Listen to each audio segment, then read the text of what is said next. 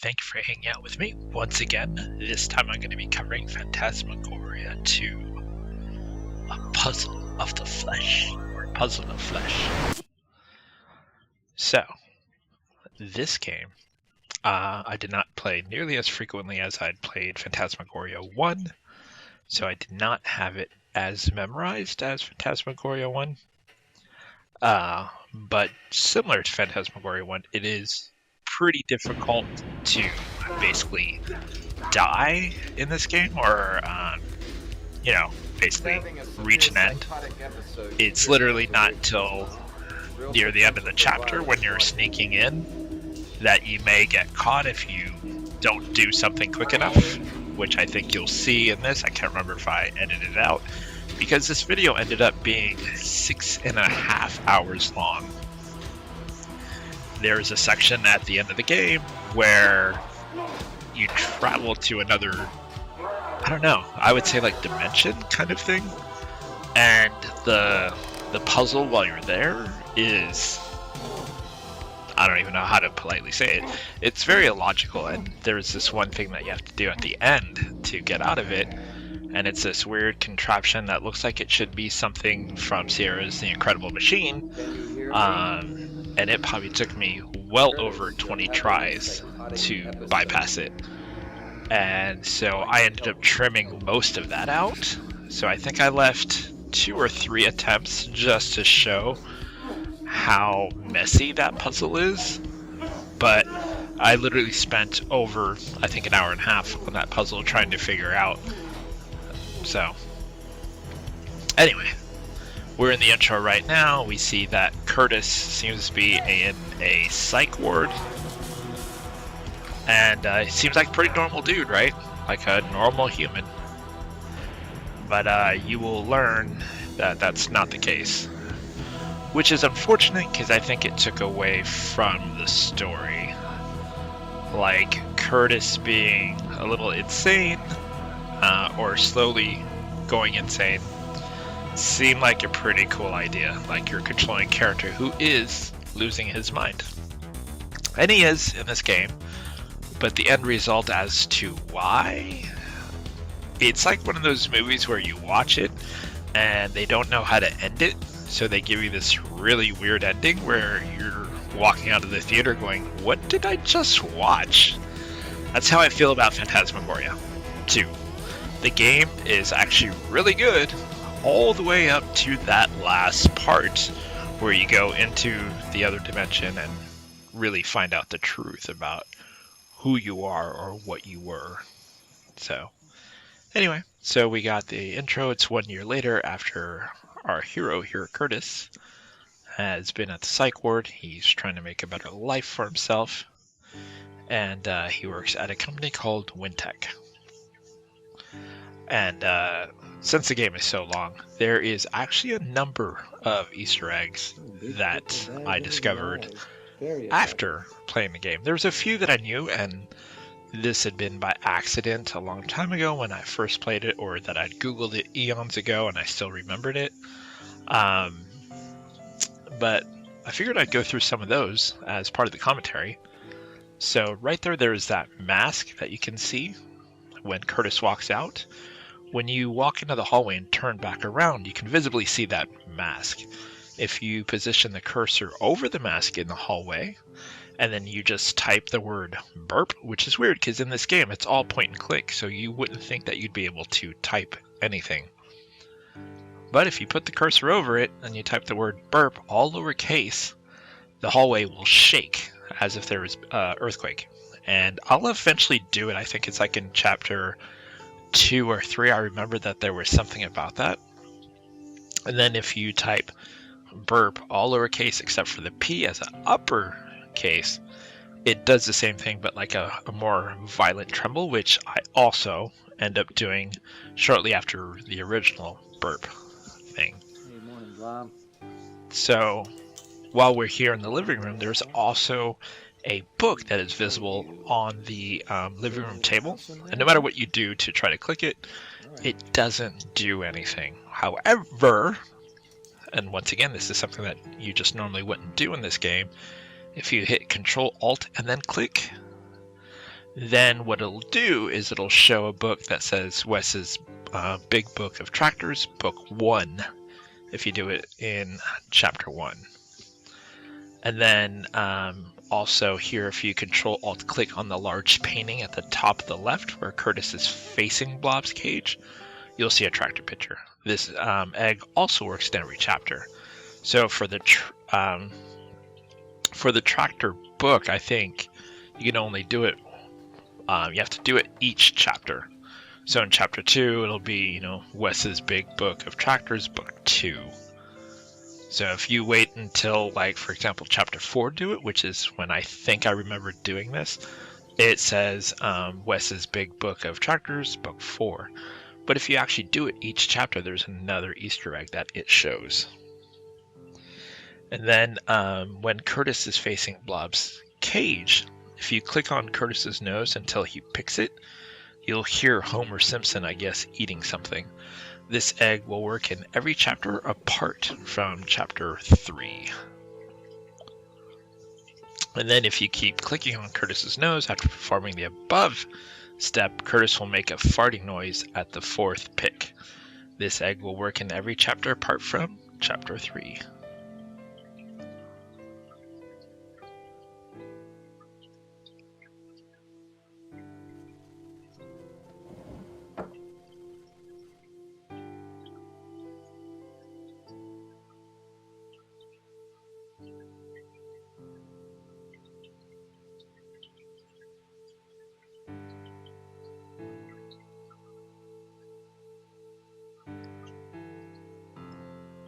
So I remembered that similar to Phantasmagoria, the first one, there is the eye icon where you can examine things. Unlike Phantasmagoria 1, there's nothing that's 3D, so that you need to flip or open or do anything fancy with.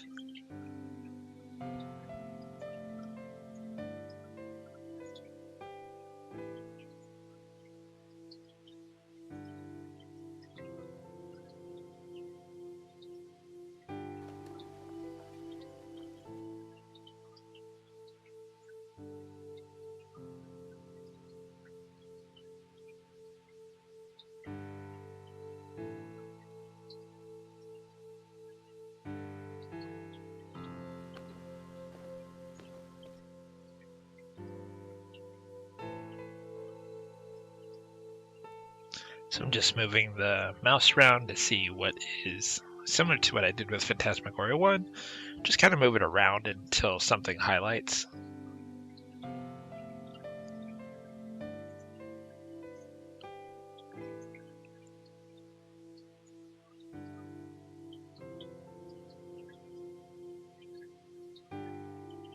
So if you see that radio down in the lower right, if you click at least 10 times on that radio, a jukebox of Phantasmagoria 2's game music will show up. You can try this Easter egg in chapters 2 and 4, but remember that the points it awards, which is 5, is only on the first activation. If you try this in chapter 5, it'll actually crash the game, apparently.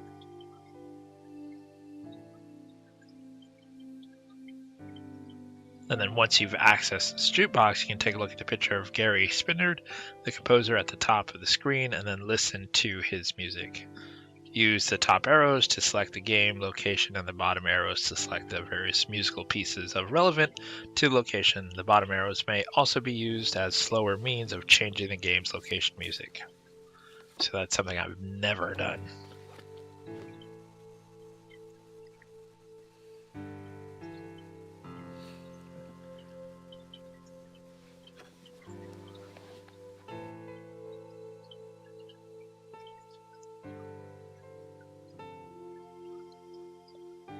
So on this one, what you can do is if you take the inventory item, click on the eye, there's like that little letter with the magnifying glass. You can actually read what's being said. It's curious that it actually shows a real address by the looks of it.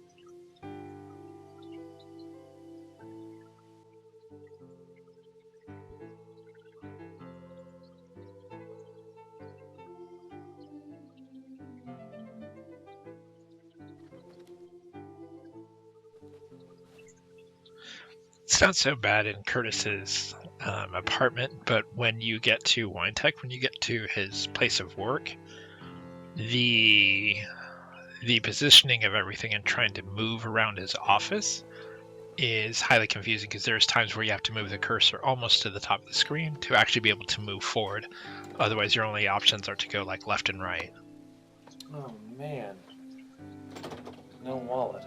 So he did try to leave to go to work, but no wallet. So now we need to find his wallet.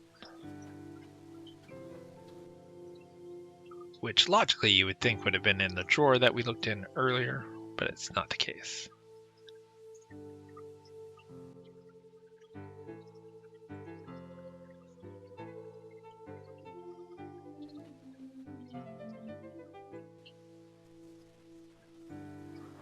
And oddly, if you click on the couch, there's the wallet.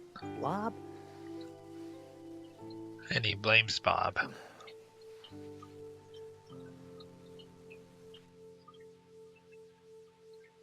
Or I should, sorry, not Bob, Blob.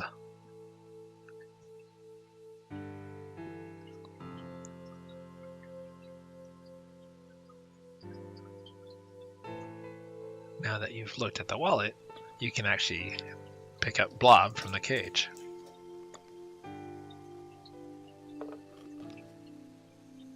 Wicked rat. You stole my wallet. Admit it. So now you kind of know what to do. You've taken the rat, he's now in your inventory.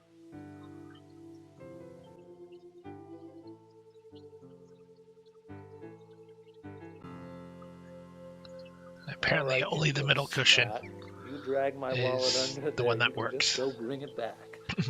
Even though he puts him on the far left. Blob. Blob, come out of there. So now Blob isn't coming out from under the couch.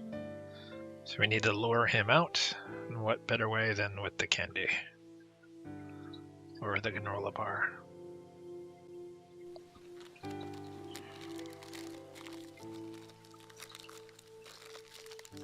Hey, Blob. Hey, check it out. Oh, there you are. Gotcha. Oh, very good. All right.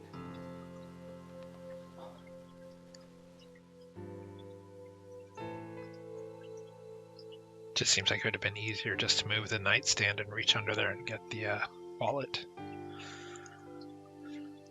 But hey.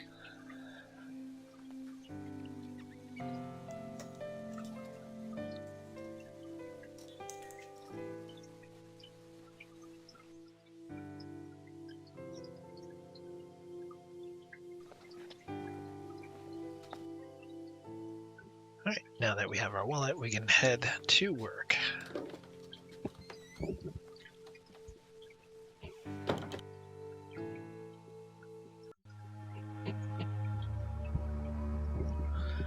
So you see there's a couple places we can go home, which we were already at. Winetech, which is work, and then Dreaming Tree, which is a cafe place.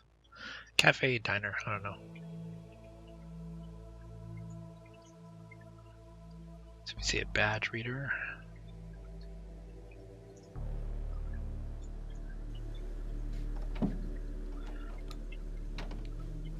I like that Curtis actually looks down at the badge reader, giving the player a clue, like, I can't go in this door unless you use the badge reader. Can't go in the other door, you'll find out that's like the boss. And this one you can actually go in because there is no badge reader, and it's the network room.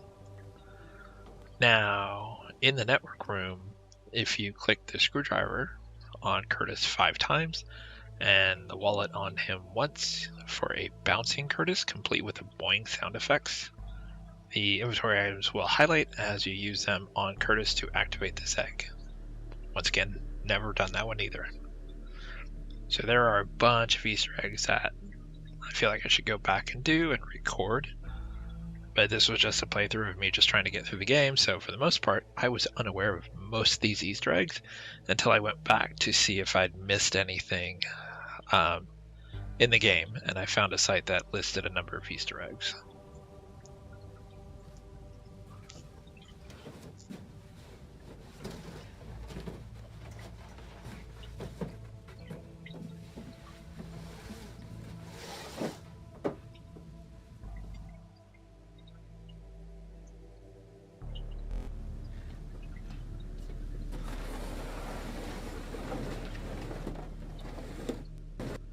So you move those boxes and it reveals a little door. Which you've got to wonder why there's such a small door in a network closet. Like, even if someone was hiding something, you think they would also hide the door. Like, just bury it all. Why even have a tiny door there?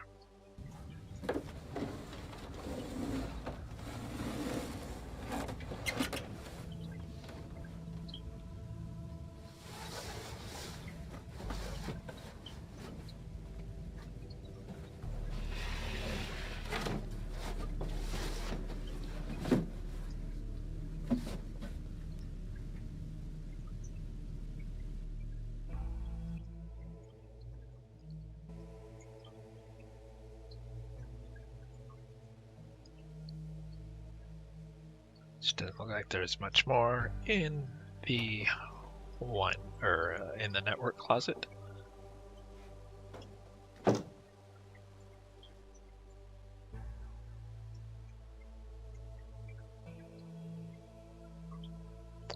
So you notice if you look at put your wallet over the eye, you can actually click over it, and your badge is in there. So now you can swipe your badge, and we can get to work.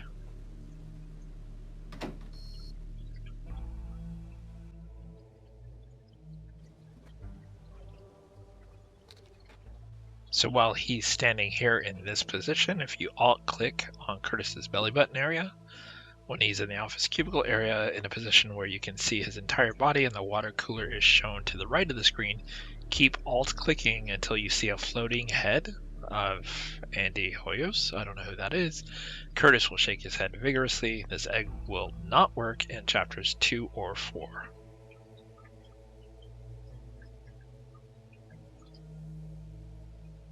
So these are the cubicles of various employees. You'll find out because pretty soon everyone will be in their cubicle and you'll be able to talk to them all.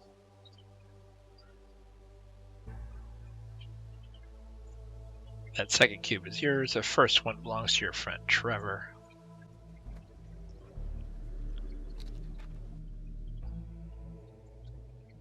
If you notice, behind Curtis, if we can get him to turn around again eventually, your boss's door was left ajar inside. Oh, someone's in their cube.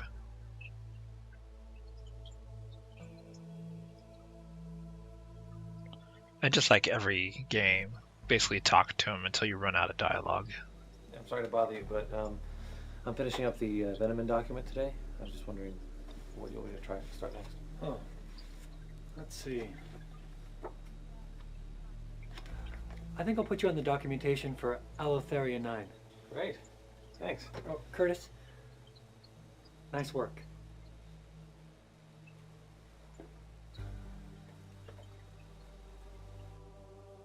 Things seem good.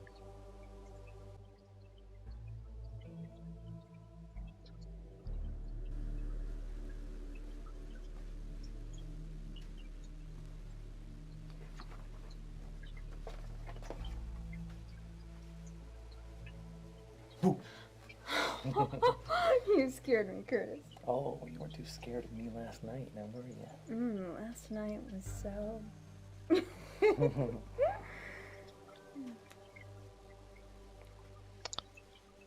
That's some romance there.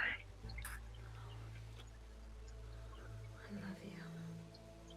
It's a lot of PDA at work for the 90s.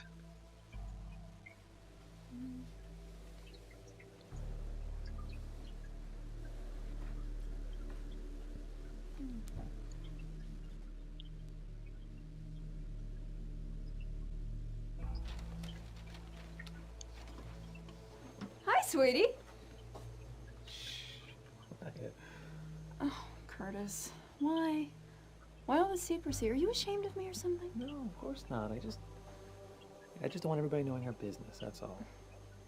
I want you all to myself. Well, by making people know that you're dating would be a great way of keeping her to yourself, Curtis. Okay.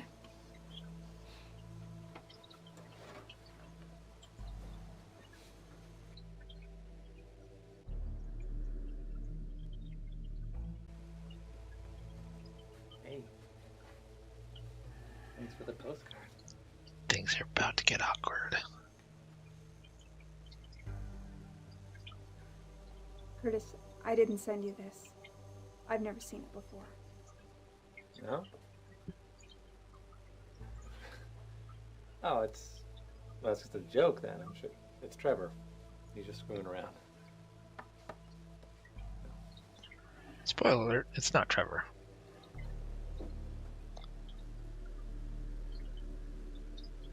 However, speaking about Trevor, let's talk about the next Easter egg. If you log into the WineTech network, which we'll do later when we sit down at our cubicle, log in as Trevor Barnes and use the password of bellybutton, all one word. Click on the games directory and play one or all of Ping Pong, Winevade, or WineTech. WineTrack. Be warned, these games are very primitive. Sexy. This egg works in every chapter. You know, you look a lot like your mother. So he just showed her a picture of his mom and dad, and she says, "You look a lot like your mom." You'll find out that his relationship with his mother was not a good one.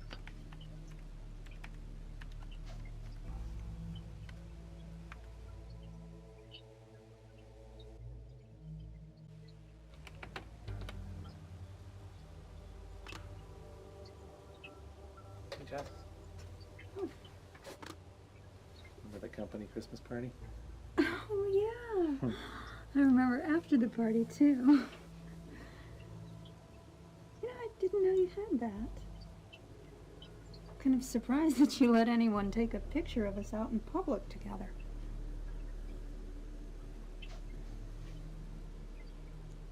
There's some hostility there, I feel like.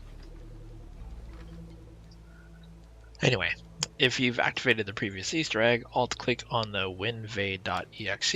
If you win the game, the spacecraft will change to human heads of director Andy Hoyos. That explains who Andy Hoyos is. Producer Matthew Thornton and project manager Tammy Dargan. You'll hear a deep laugh and a voice will say, "Stay a while, stay forever." And then just for fun, play this new game, Boss Faders, for a few moments. This egg works in every chapter. The next Easter egg you'll see me do, but I'll talk about it now since not a lot is going on. You log into the WineTech network as either Joycelyn or Teresa with the password of XXX. A small black and white box will appear on the screen and ask you to enter the Nudity code. This egg works in every chapter. The Nudity code is ADRIENNE. I'll look into it for you, Curtis. Right, thanks. If you do it right, it says Nudity code activated. So you can follow the steps and do the same password and it'll deactivate it. Tom, hey, I'm really sorry I'm late. It's gonna sound really stupid, but my rat stole my wallet. Well, at least that's original. You look tired, Curtis. Are you okay? Yeah, I'm fine. I've just been having some trouble sleeping lately, that's all. If you ever have any kind of a problem, Curtis, I hope you know that you can come to me. You're a fine employee, and I'll always help you if I can. Oh, thanks.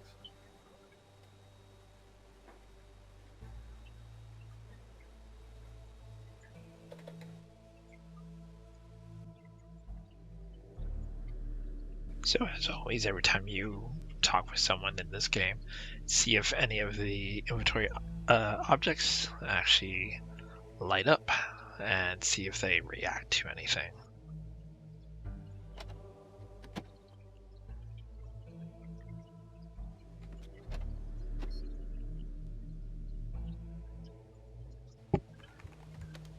Hey, Teresa. You're about to find out who sent that Please put the other Sagawau postcard. file back onto the main directory. I'm gonna need it soon. What will you give me for it? And she is not at all passive. Don't sweat it, Curtis. I'm checking it in right now. Thanks.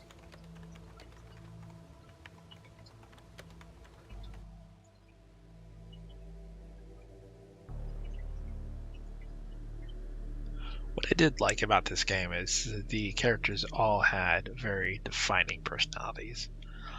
Although, I will say, and I even forgot when I played it this time around, that Curtis's best friend Trevor is actually gay, and he talks about going out on dates for guys. And I'd totally forgotten, because to me, Trevor did not come across as being gay. There's no I know you like old movie stars. Oh, no this is- hint of it. Like, Trace. he doesn't really allude to anything about it until he suddenly just says he's going out on a date with a guy. Looks like someone's got a And crush on you. Curtis will later say, Would you like and to this secret? is when he's talking to the shrink much later, but I'll talk about it now. Curtis will actually mention that he thinks he has feelings for his best friend. Now, for me, that came out of the blue because he's definitely flirting a lot with two women, which is not to say he couldn't be bisexual or bi-curious, but there's no indication, like he doesn't flirt with Trevor. There's no dialogue, some, like funny, potentially underlining theme of dialogue between him and Trevor that may indicate that, there's a playful attraction that may be more. There's nothing like that. It just kind of just happens when he's talking to the shrink, where he goes, you know what? I think I'm attracted to my best friend. This dude here, Bob, Hey, Bob. is Listen, a we jerk. got the Venom files. You mind if I borrow them for an hour or so? Forget it, rat boy. They wouldn't help you anyway. We both know that I'm the one that's gonna get that big promotion, so, piss off. So Thanks, Bob. As always, it's don't my worry, pleasure. Bob will get what's coming to him. Unfortunately, some other people will also, but Bob gets something coming his way. But keep in mind, he called you rat boy. You'll need that later. I love that he just goes as if he's got to talk to him and just flips him off.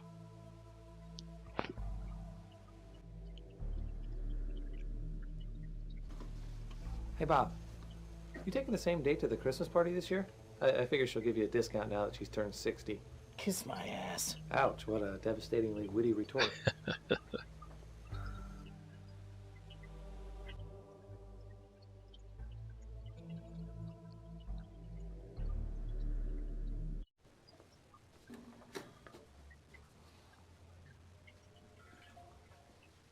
Why, look. There's a lion at the watering hole. Hardly. More like a wildebeest.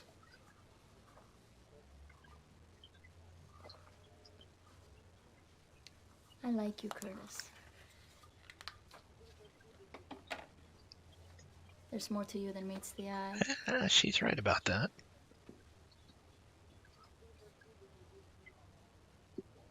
She's super assertive, and you'll find out why later.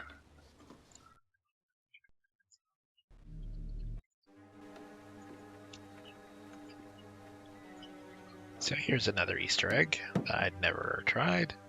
While you are in Warner's office, click 3 or more times on the weasel, the stuffed weasel, and you'll get a zooming in and out of a weasel cam. This egg will not work in Chapter 3.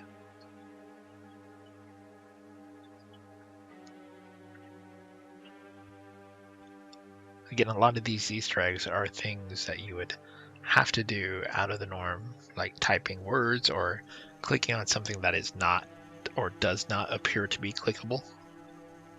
You've got to stop it or I will. I'll kill you, you son of a bitch.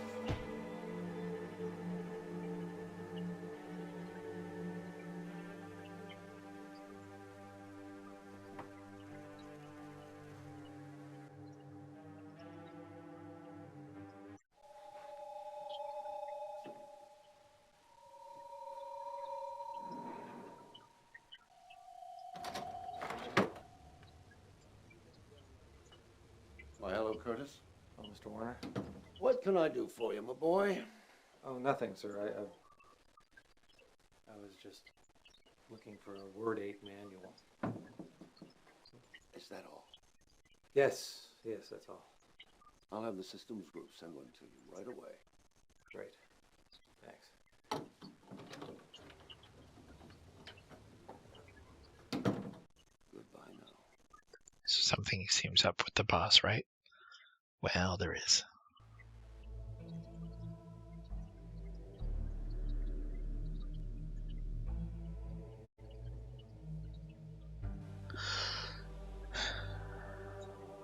A lot of spinning around.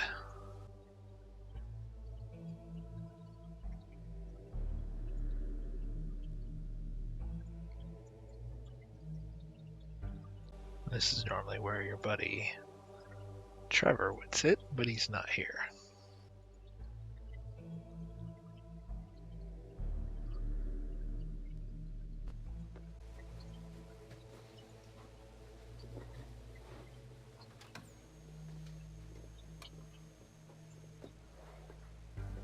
Well, Now Trevor good shows up. morning, Sleeping Beauty.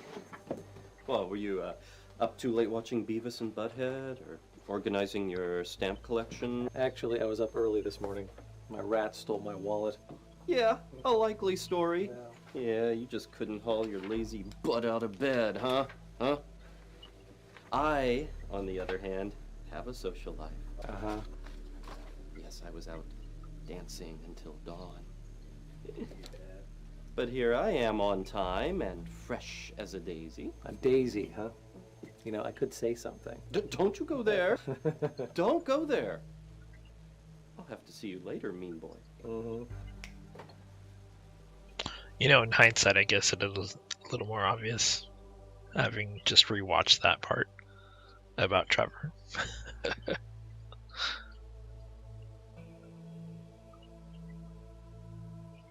You're such a pretty girl, Blob. So Blob, who we know is the rat. Or mouse.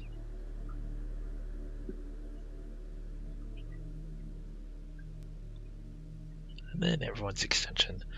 It does pause on this screen here for a minute because I actually physically wrote down all the extensions because I figured I'd be calling them all in order to see if anyone had anything different to say as I called them.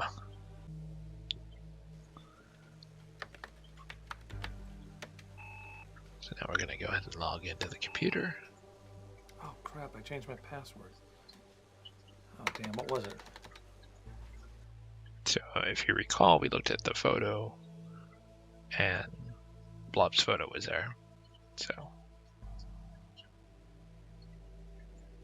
it's a good guess that Blob is probably the password.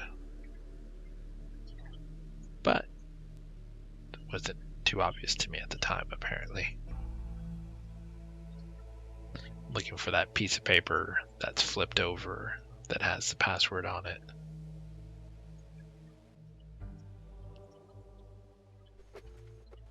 And now we go down the line of people to call.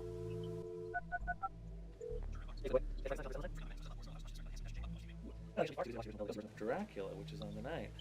Oh, well, perhaps Jay and I will watch it together. Nothing like a horror movie to get you a free feeler. It's hard to tell if he's saying Jane, which could be a female or a male, or Jay, like J-A-Y. Bite me, weasel dick.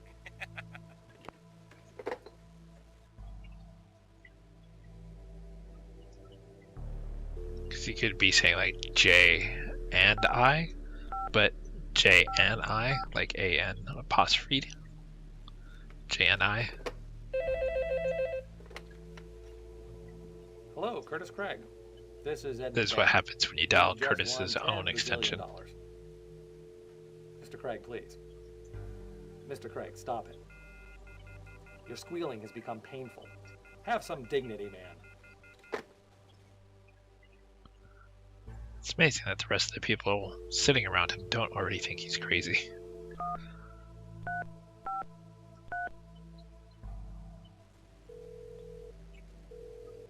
This is Jocelyn. Thank you for last night. Oh, thank you, Mr. Warner. You were great. Hey. Oh, it's you, Curtis. Well, you were pretty good, too.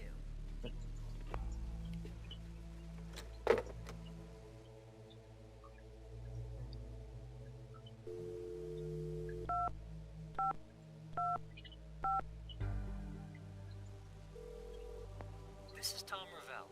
I'm not at my desk right now, so please leave a message.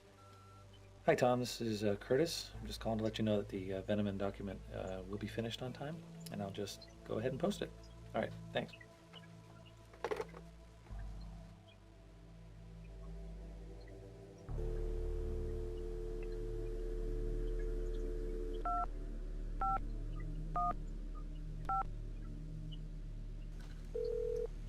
Therese speaking.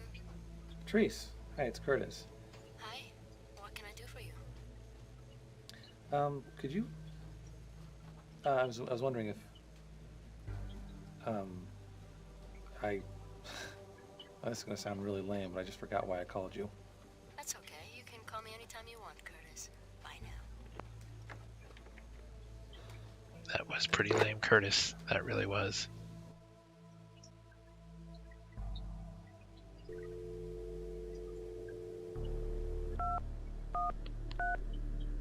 Yeah, right. Like I want to talk to the king of the. That's what happens if he tries to call Bob back.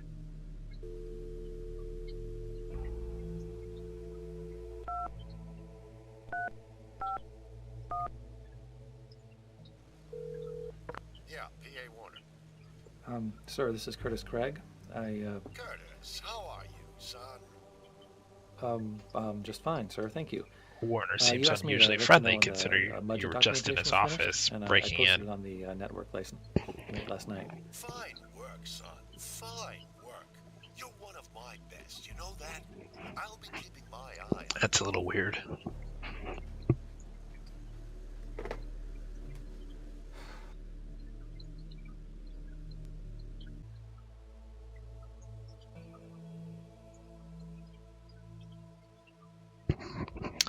I also think it's really weird that you can just sign in as anyone if you know their password. This is where I was trying to type in the Nudity code. Couldn't remember her name, or how to spell her name.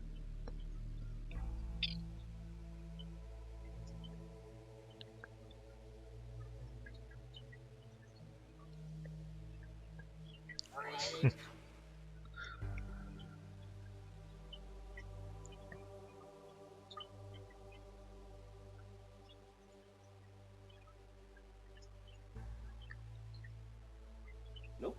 Nope.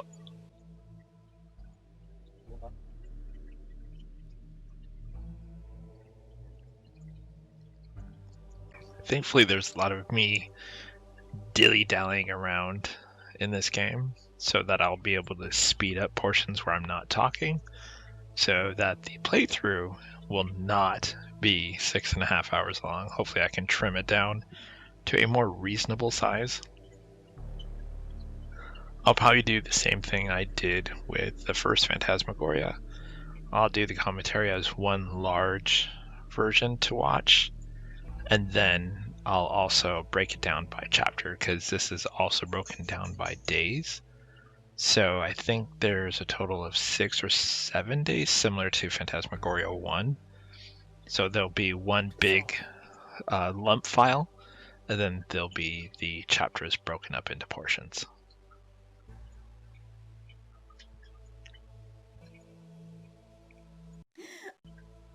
There you go. So now it's active. The password here is blob to log in as Curtis.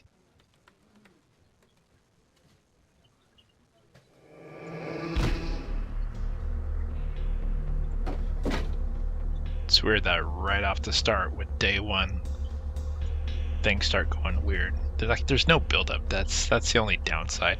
Like, I love all the characters. I love this game all the way up to, like I said before, that last chapter. That last chapter is horrible.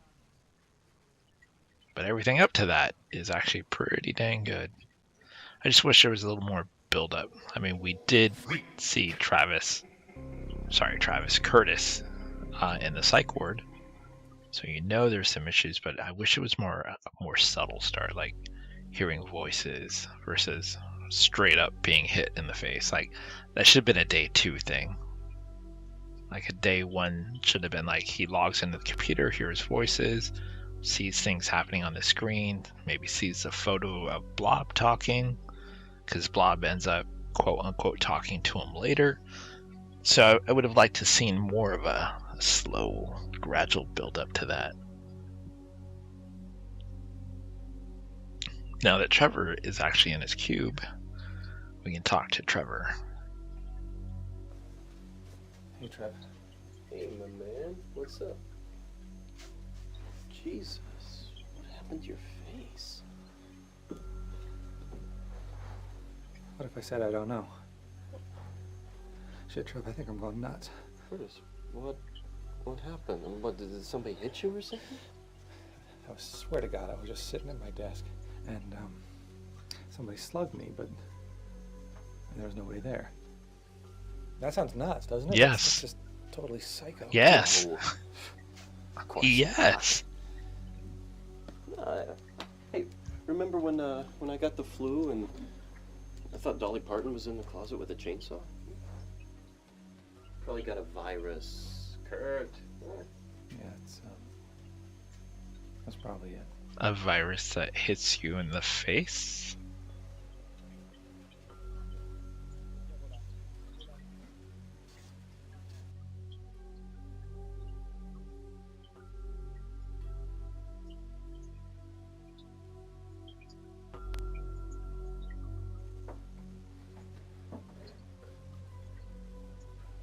Hey, Trev. I know your clearance is higher than mine. Have you ever been to any of the restricted areas? No way. So there's something. And I don't want to.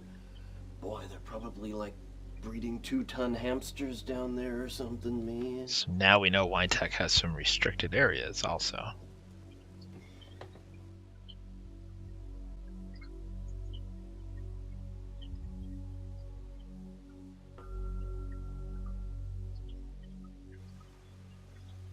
Hey, Trev.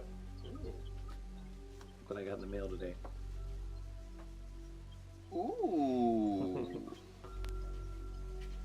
Well, somebody's hot for your little ass, you stud.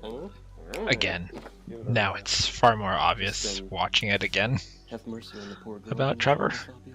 But it's kind of difficult too because some people jokingly talk like that.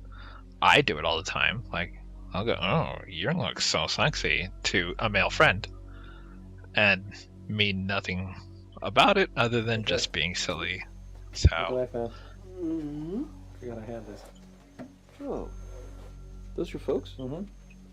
Nice looking couple. and listen what he says. No, you look a lot like your mom. Your eyes. It's two people that says he looks a lot like his mom.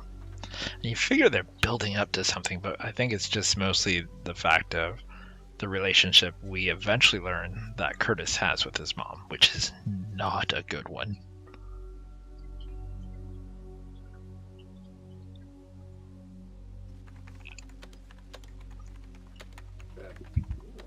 Check it out. Do you remember that party at all? Ah, no, it's all a blur of white rum, hot music, and really bad food. Damn good thing you're a perpetual designated driver. Yeah, that's me. Sobriety poster child. You know, I do seem to remember Bob blowing cheese on the dance floor though.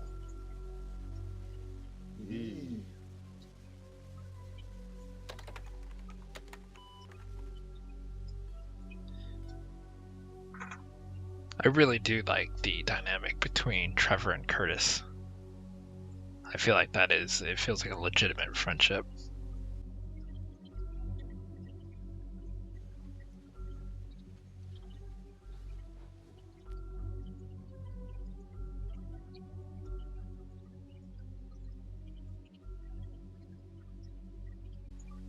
Just go down the list here, find out each person's title and their extension, which we already have written down from that notepad.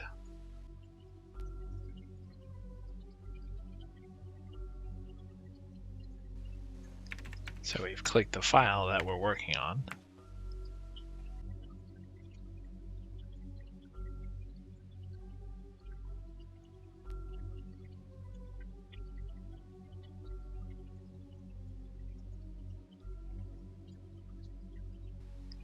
I scroll through the letter. I was reading it, but in the event, do you want to read it as well? I'll try to remember not to fast forward through this section. Because all these little letters you'll see, and we'll eventually get to email and stuff like that, will lead to what Wine Tech is hiding or what they're up to. For the archive password, we've not seen how to get that yet.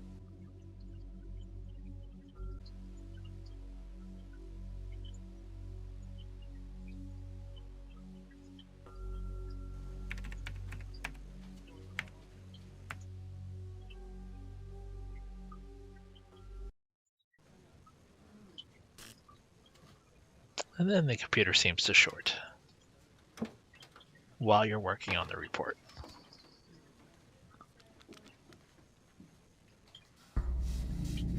It's okay. It'll be okay. It's real. Have a good family's okay.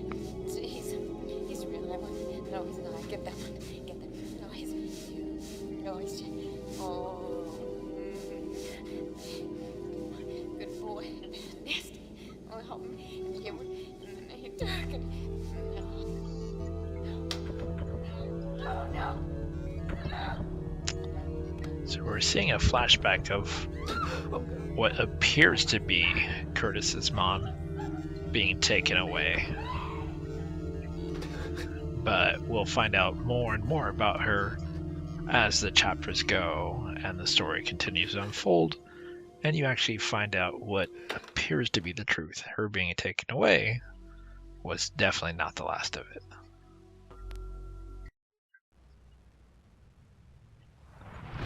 And now, more freaky stuff. Just a hand coming out of the monitor. And now he's in a straitjacket. Hello, Curtis. You miserable, insane wretch. I'm not insane. Are you not? But you know your mother was. Not always. You're right. She wasn't always the violent, gibbering, drooling lunatic she became, was she? You drove her to it. I did not. I was only 6 years old. Yes, a 6-year-old little monster who drove his poor mother to madness and finally to suicide. So there you go. You find out she apparently also committed suicide. But before that, Freak. she did some pretty horrible stuff.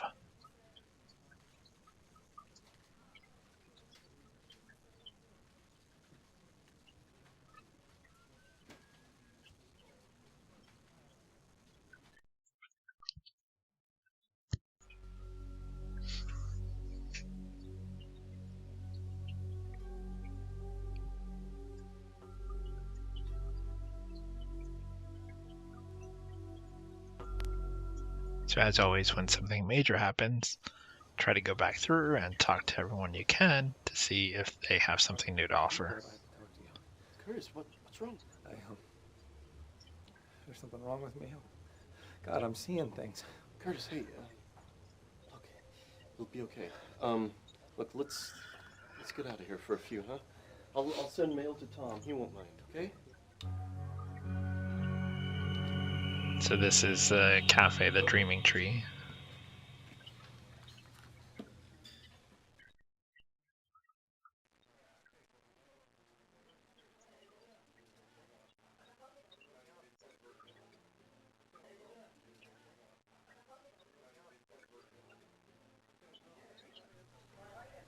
Well, the boys are playing hooky. Shame on you. Shame isn't part of my vocabulary. Well, it must be. You just said it. See what happens when you waste a good line on a straight boy?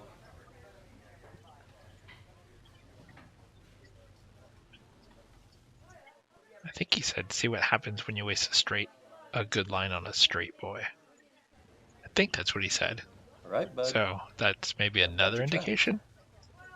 Talk to me. What happened today? I saw something, that's all. Something I don't think was really there. And it said,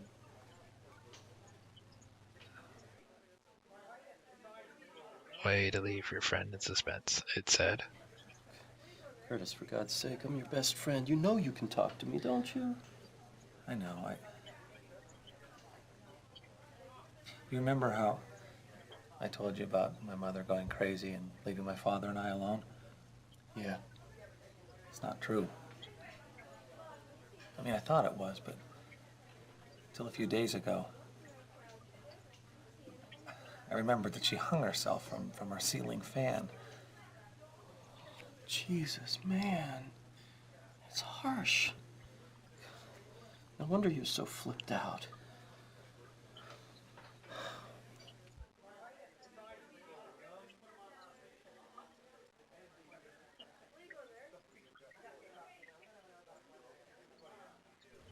Curtis, don't take this personally, okay? But have you thought about talking to someone? I mean, all that stuff about your mother, that's an awful lot for you to deal with alone. Yeah, I've thought about it, Trev, but look, I'd rather be dead. I'd rather be dead than have to go back there. Hey, nobody's talking about sending you back. Just talking about counseling. Okay? See, he's such a nice friend. Yeah, okay, I'll think about it. Look, you're the only one I've told about this so far. You're not going to tell anyone, are you? Of course not, fool. Are you kidding? My own therapist has made me so close to perfect. I never tell secrets. I never tell lies. Hell, I don't even crap anymore. I just excrete rose petals from my belly button. Very weird best friend, by the way. If I have enough energy, I'm going to go slog through it right now. Well, me too, come to think about it. So, what do you think? Let's get the hell out of Dodge. Let's go, Miss Kitty. Yep.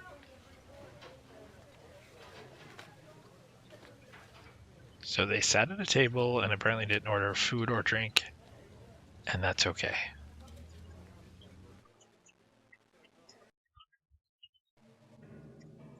And now that you've extracted your ID from the wallet, you no longer have to click it every time. You just click that door and it'll automatically open for you, as if you swipe the badge.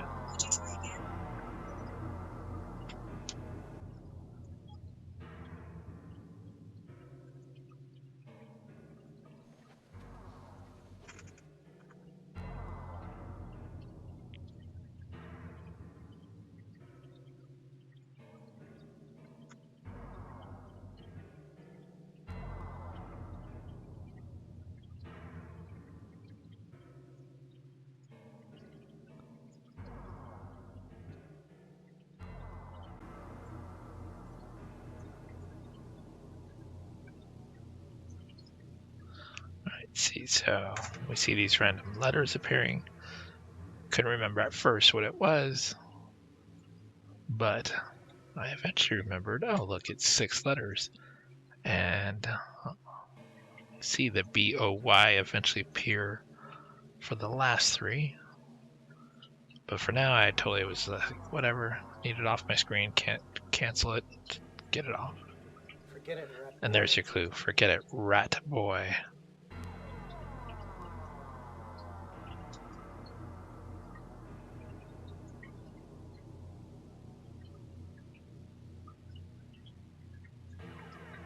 So now we're in email. And it's cool that they actually have, I mean, it's pre-generated, but you can actually respond to some of the emails that ask, do you want to reply sarcastically, serious, or whatever. I thought that was kind of actually cool.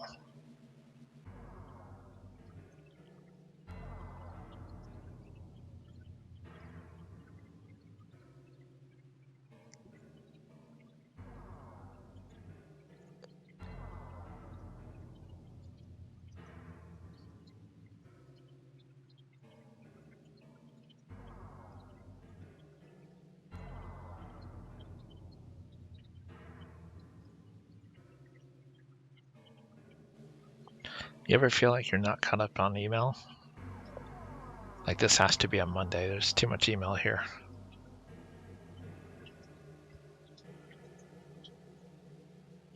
Control A, mark all as read.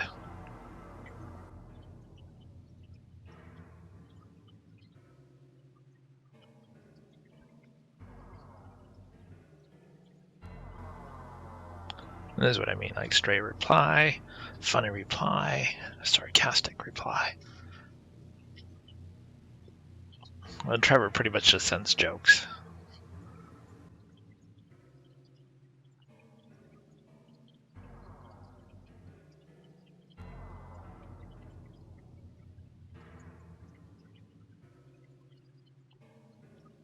There's a lot of email. Just hit send, Curtis. Just hit send.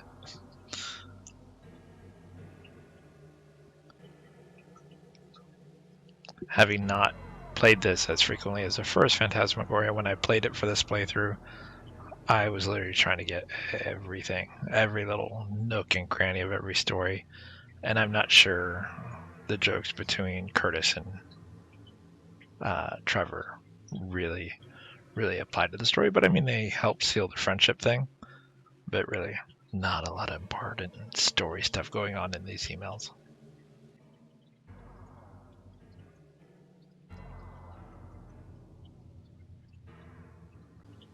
We're halfway through.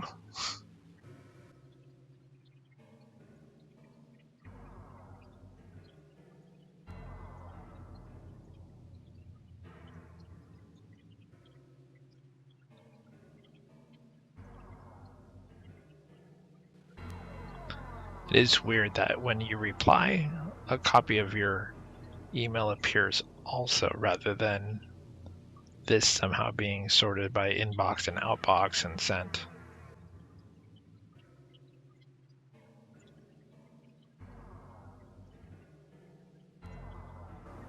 For the love of Phantasmagoria, just hit send.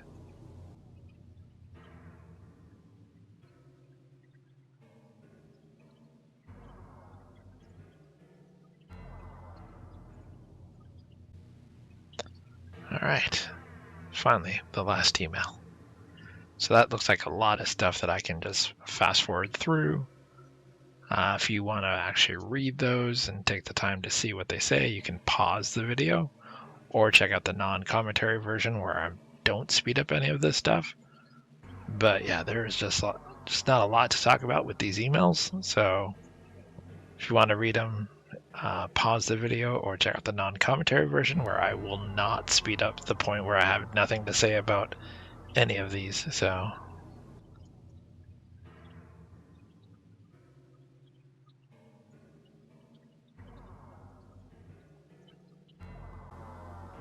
I'm not sure if there is any difference for which emails you send. I don't think it affects anything game-wise.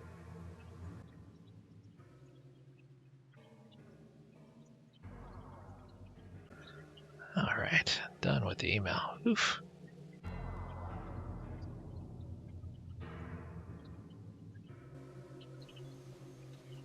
Yeah, the less I see of Paul, Alan, and Warner, the happier I'll be. I do like that they do small things like that rather than just not letting you go there, that he will actually comment on stuff like that.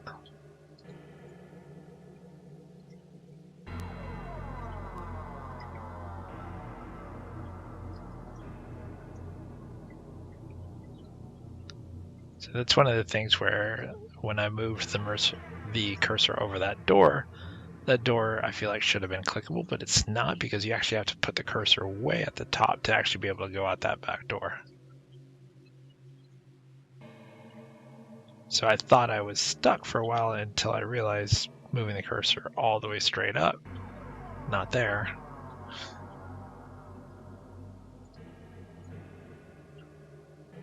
Welcome to being trapped.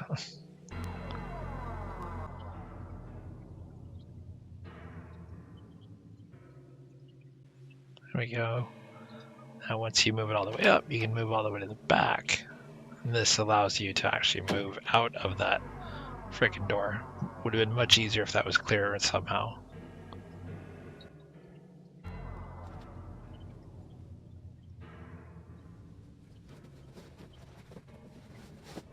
Once again, moving all that stuff out of the way.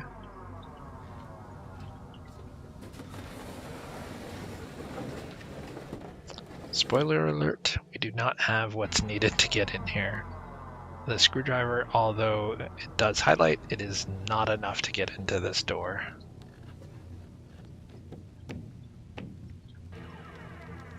It's kind of a clue the way he hammers his hand in there.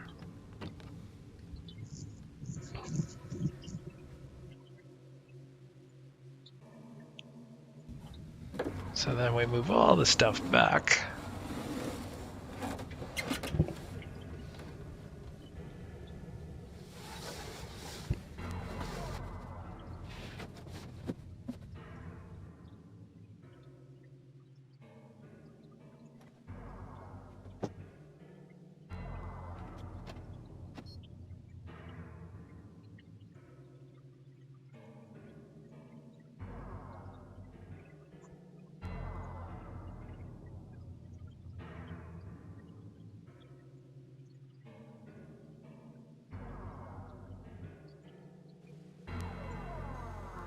So Bob is clickable again?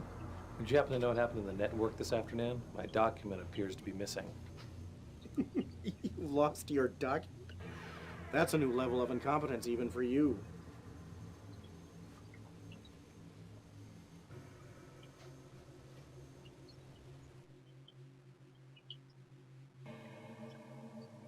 Again, Bob's fate is about to come to a painful end very soon.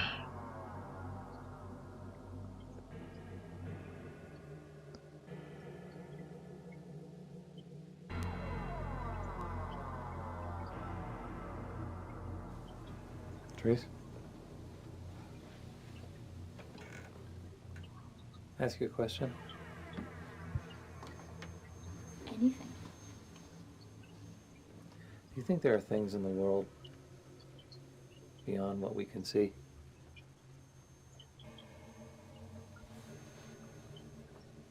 Yeah. I think we're surrounded by things we cannot see. Things we cannot see until we start looking for them. Curtis, I think she means you and her.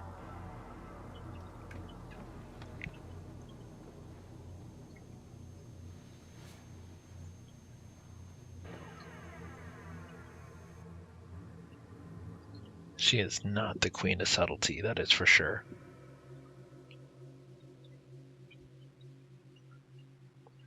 But you'll find out more about her personality and why she is such a strong, female, confident woman.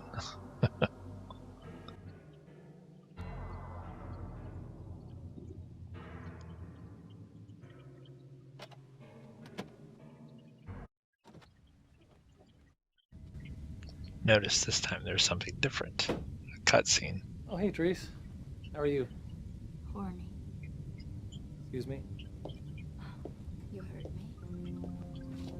Let's cut the crap, Curtis. I find you very attractive. Listen, Therese, I have a girl. I don't care about that. I want to be a prom date. I want you. I want your flesh. And your sweat.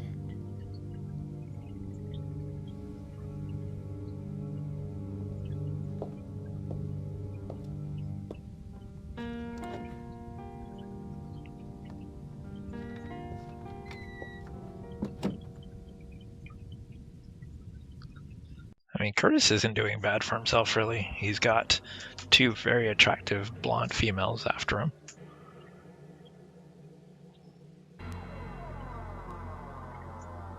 One whom he is dating, the other who just wants a piece of him.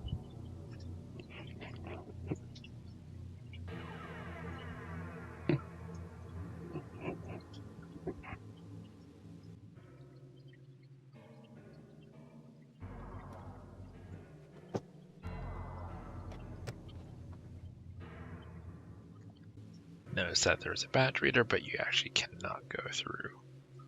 And it's funny because there's a glass door there, but it's not painfully obvious that there's a glass door there.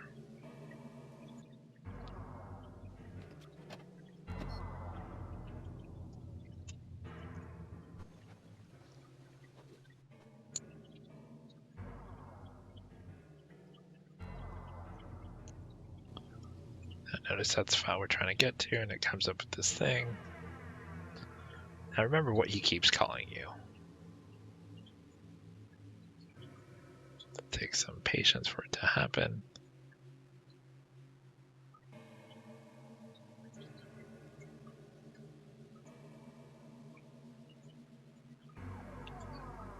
And I literally just missed it the first time. There's the R. Do you already know what we're going to spell? If you do, type it in the comments. Oh, look at that. Look at that. Boom. That's right. It is Rat Boy, because that's what he keeps calling you. Frickin' Bob.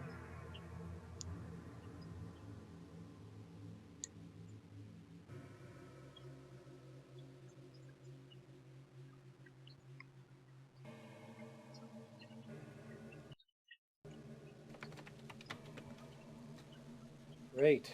Time to get out of here. Alright, it's time to leave. That means we're almost done with day 1.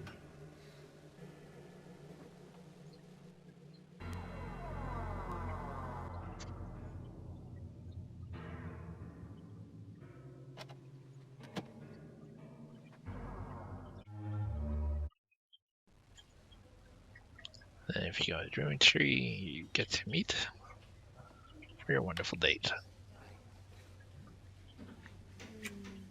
Hi, yourself. So, will it be the usual today, sir and madame? A jalapeno and honey grilled cheese sandwich for him and a veggie burger for her. You know, I'm not all that hungry. No, me neither. Yeah, how about a couple of those double chocolate world famous Maltesers? You got it, boss.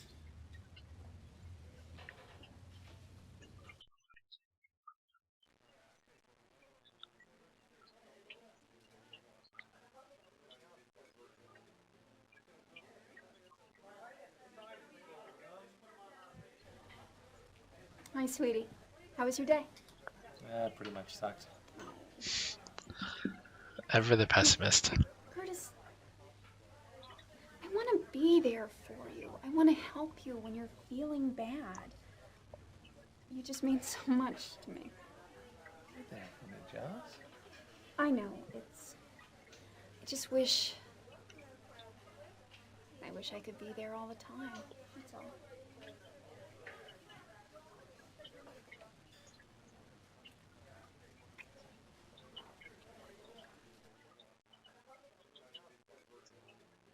She has a very codependent type of a personality with how much she wants to be there for Bob. But she is for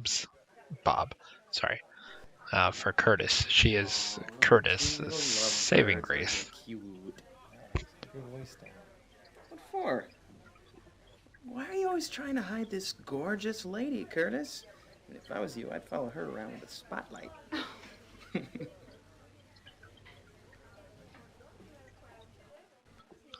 Thanks, waiter guy, for making it awkward. What's the matter, Joss?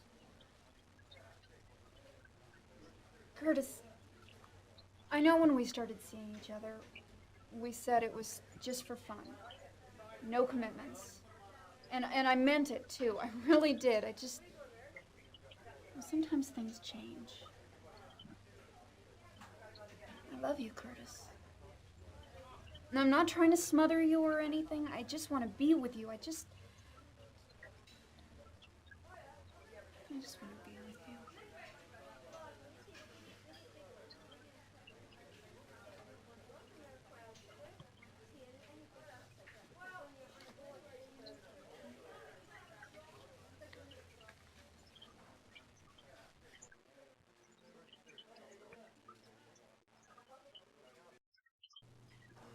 Joss, do you remember that night we went to the park? Oh, God, it was so hot. We brought a loaf of stale bread to give to the ducks. And they all came. I never knew there could be so many ducks in one pond. And you ran from them. Oh, they were going to eat me.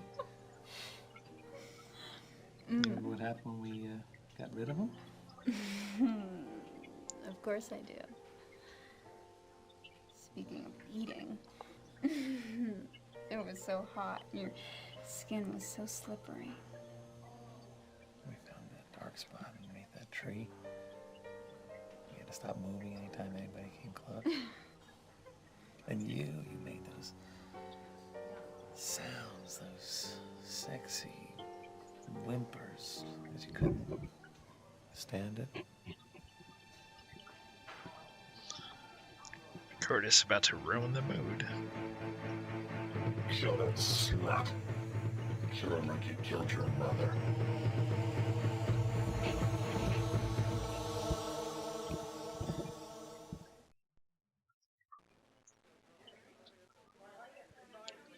Curtis, are you all right?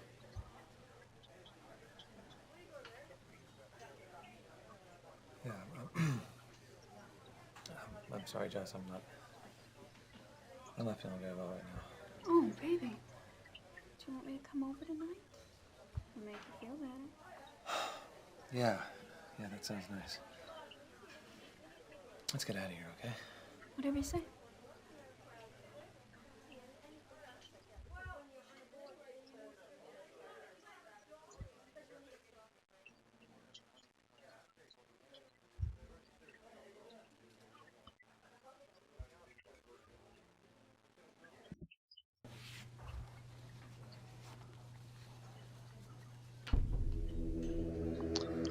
And a card falls out of your wallet. Good luck, Curtis. If you ever have any more troubles, call this lady. She's one of the best. Spoiler alert, you end up calling her.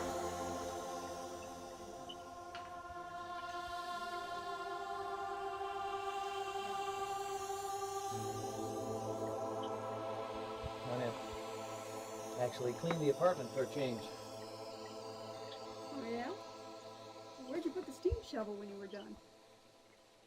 Oh, that is cute, Joss. Oh, don't I know it?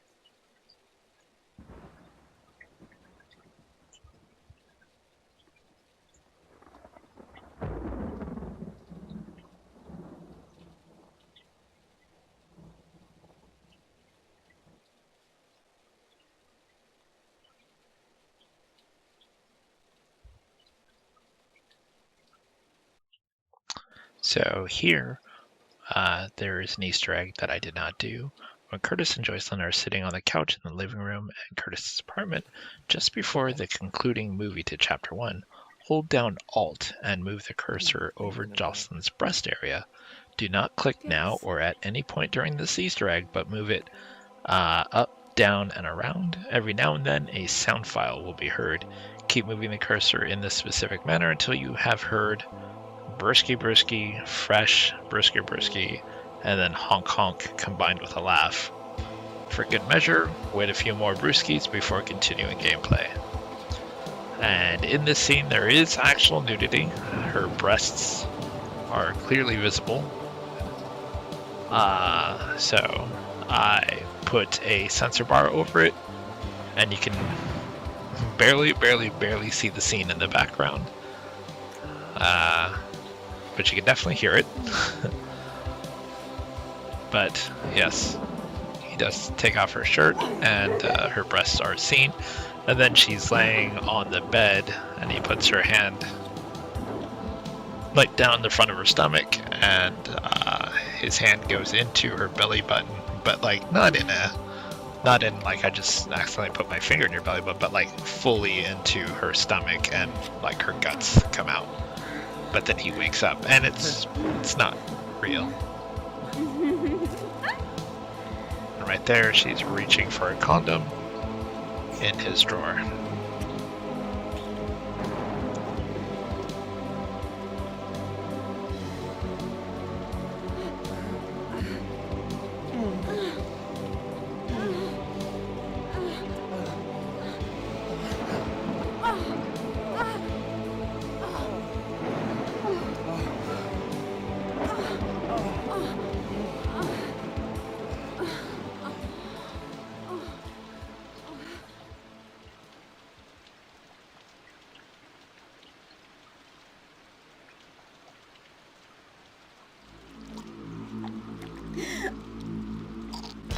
That's where it shows her breasts when she sits up. Alright,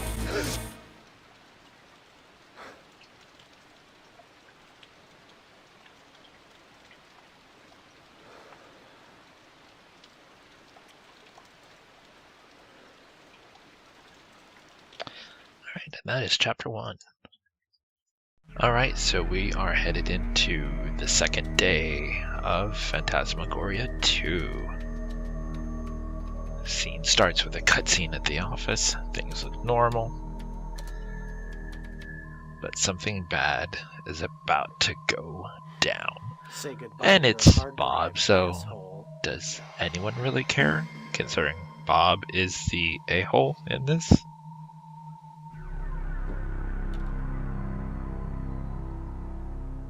And if you look closely, there was blood on the towel that apparently Curtis did not notice.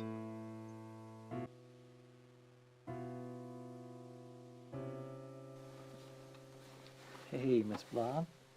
Hey, pretty girl. Yeah, you're the prettiest rat in the world, It's aren't you? interesting that he names the rat Just Blob. Don't get cocky, huh? The word blob will come up frequently in later chapters, and not just for the rat's name. It's a picture of all the designers from the game.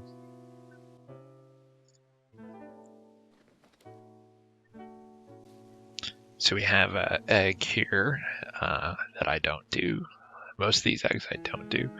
It says if you look at the bed in Curtis's room, control click on the bathroom door 6 times, and then alt click on the same door 6 times, the cursor will highlight. Click again without holding down any key, and Curtis will disappear, the door will become slightly ajar, and you'll hear a Homer Simpson's voice say, "I'm whizzing with the door open and I love it." Curtis will then reappear and the door will be closed. And then again, in Chapter 2, if you Control-Alt-Click on the coffee table in the living room, you'll see Wes's Big Book of Tractors, Book 2.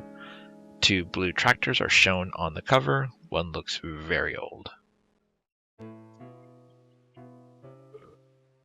See, that was the egg of the burp. And then there'll be one more that I'll do with a capital P, which will be more pronounced. That was it.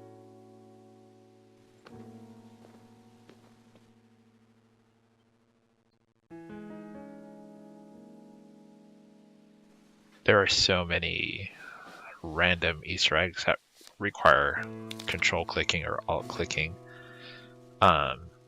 which, like I said, normally you wouldn't do. You just point and click in this game. So finding these is very difficult, and that's why I don't know about most of them. I figured I'd read through them as they apply to the chapters.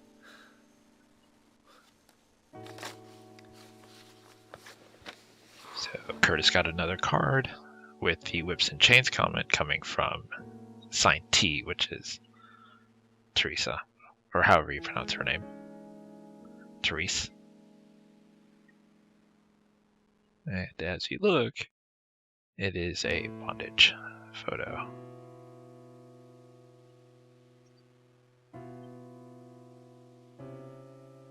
So, remember the previous chapter said if you start feeling like you have an issue, give this person a call, and this ID came out of the wallet.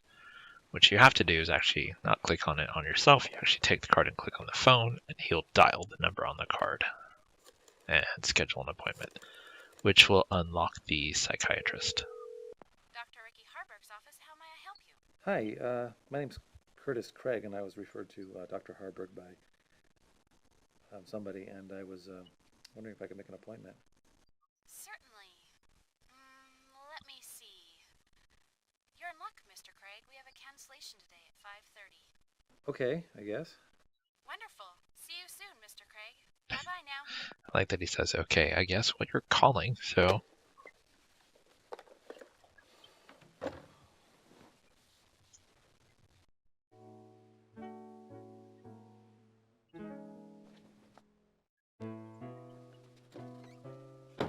At least this time Blob didn't take the wallet and you're just able to leave.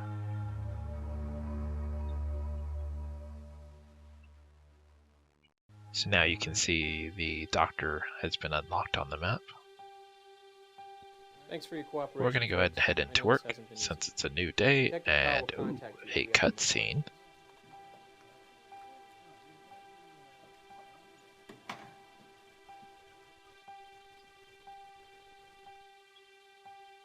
It's funny how tied Curtis is to all three.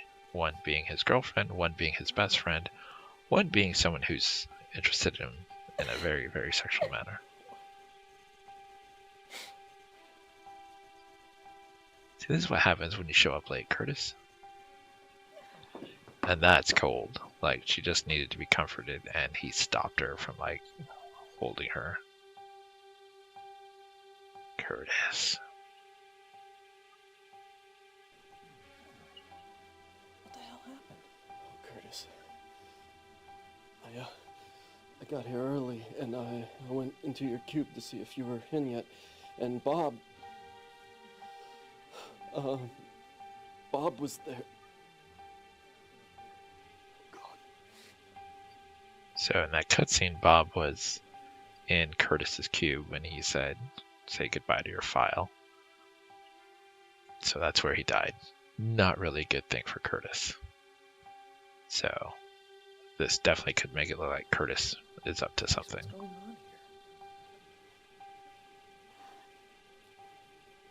It looks like someone got pretty sick of Bob. Looks like someone got sick of Bob. Well, who dislikes Bob? Curtis.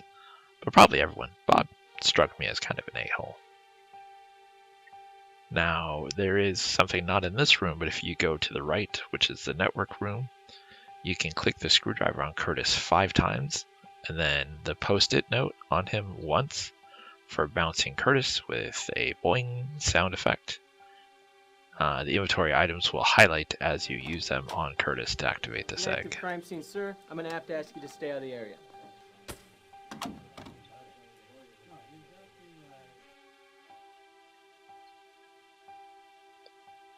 So you can't go in the normal door. Yes, we did. Uh-huh. Yeah. But if you go into Warner's office, you'll hear the officer speaking on the phone. Yes. Officer has the worst Got it, sir. sense of awareness ever. So technically, like any criminal could technically sneak up on him. If you notice there's a note on the floor, we're going to go ahead and grab that. That's been taken care of. These will be used later as a password to get access to stuff. I doubt it, sir.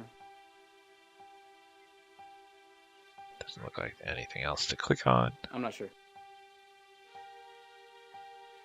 This is one of those things that's disorienting because it looks like the door. And he sneaks out.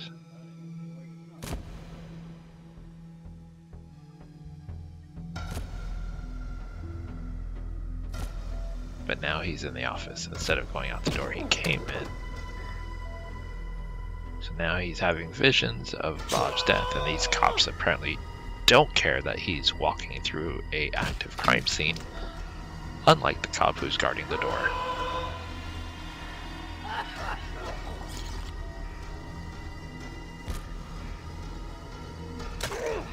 Someone stapled his mouth shut, which, I mean, if anyone deserved it, it's probably Bob. And then cut open, just for good measure.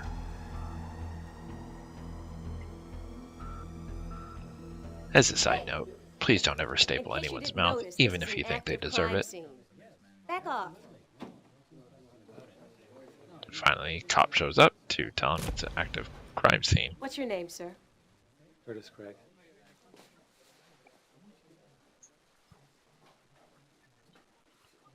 That your cubicle? Yeah. Detective Allie Powell. I'd like to ask you a few questions.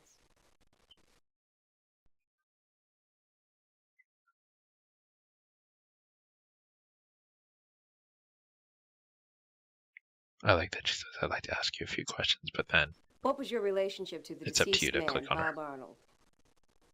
He was just my coworker. Did you like Bob Arnold?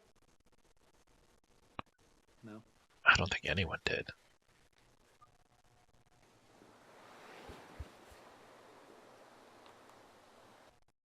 So it looks like someone is dragging it further into his cube. And now his cube is clickable. Detective, exactly what weapon was used to do that to Bob? Weapons, Mr. Craig. Several X-Acto knives, a box cutter, and a heavy-duty stapler.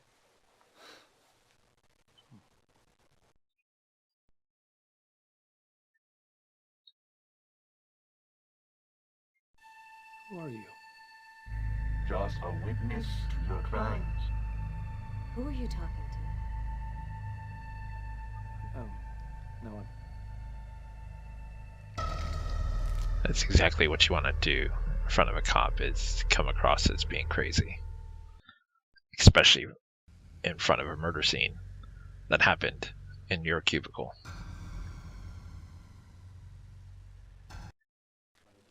Why didn't you like Mr. Arnold, Mr. Craig? He was an ass. He was a creep detective. He was a backstabbing sleaze. I see.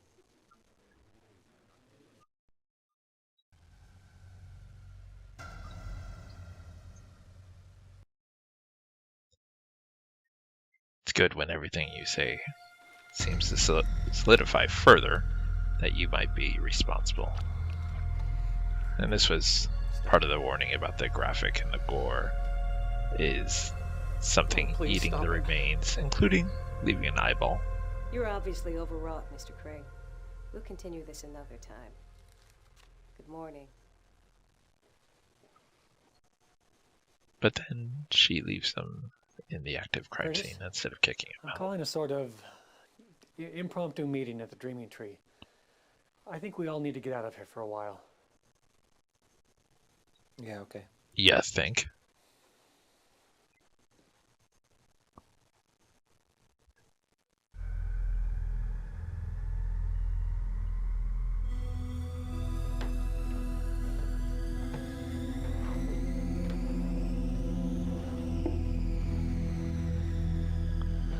The scene is kind of funny when he leaves and comes back. Thanks for coming, everybody. A really tragic thing happened today. Tragic and horrible. If anybody should want to talk to a grief counselor, the company will make one available to you. I don't know what else to say, guys. I'll go get some drinks. It's just so awful. I can't believe it. Yeah. Guys, I don't feel real well. Tell Tom I had to go, okay? Sure, Trev.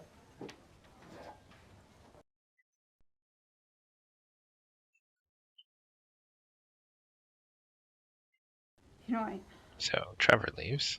never much liked Bob. No one deserved that. No one. Oh, I don't know. What about Charles Manson? I mean, if it was good enough for Bob, it's Curtis good with enough for the Charlie. Curtis with the weird replies, especially to his quote-unquote girlfriend, seems very unusual. Curtis? You're acting really No, weird. clearly Oh, not. geez, I'm sorry, Joss. I guess finding disemboweled dead guys in my cubicle just throws me right the fuck off. Fine. Why don't you call me when you're done being an asshole? Don't hold your breath for that call.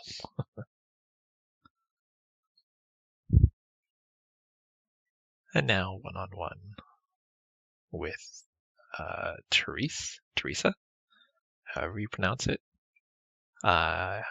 She's got a very strong personality, and you're going to find out why. You really held it together when you saw Bob splattered all over your cubicle. Cool as a cucumber. Yeah, my head was in a really weird place. I felt removed, like it wasn't really real.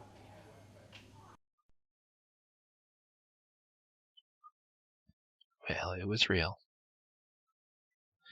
But the question to ask yourself is, how does he know how Bob died? Like, he had a vision of exactly how Bob died. So it seems like there's something there, and that's all going to tie into, at the end, how it all comes apart or together. To me, it feels like it came apart at the end, because, like I said earlier, it seems like a really, really good game until the last chapter, and you really find out the truth about Curtis. Felt like a great game that they I didn't don't know really feel how bad to for end. Bob. I think the bad karma fairy got him. Bad karma fairy. I mean, that's an sounds like one extreme dangerous bad bitch. karma fairy. Yep. She stomped on his head with her wicked 6-inch heels.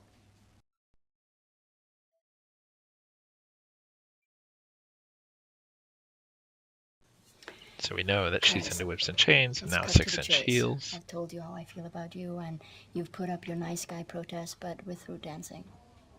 Meet me at the Borderline tonight. Borderline, what, the club? Never been there. Here's the address. So despite having I'll be there at seen a 7. guy, Don't disappoint me. a coworker killed, she's still interested in pursuing sex today. Like of all the Where'd days, everybody like go? so weird. And that's part I like. That I said it was funny when he comes back and he's like, "Where did everyone go?" Like,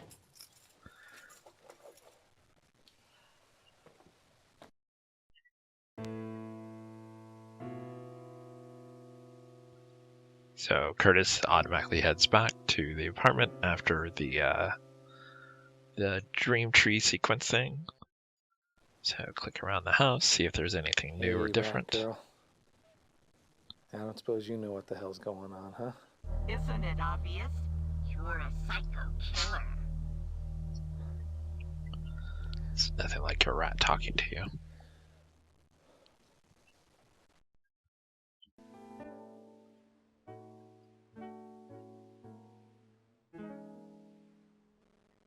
I guess I'll talk about another Easter egg since there's not a lot going on. Just after Curtis enters WineTech main office in Chapter 2 via the door from the corridor, and the left side of his head covers the right of the screen, click on his ear 5 times. You'll hear a mouse squeaking around, and Curtis will shake his head vigorously. Lobotomy is the answer. What the hell?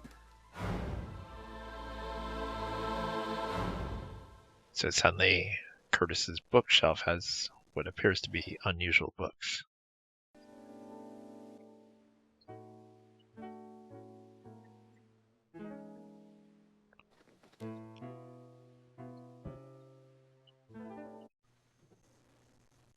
Similar to Phantasmagoria 1, the mirrors play a part, at least in Curtis's room. Pretty much every time something changes, or there's an event, you can rely on going to Curtis's mirror and something happening. Or him, at least, doing some kind of dialogue in the mirror.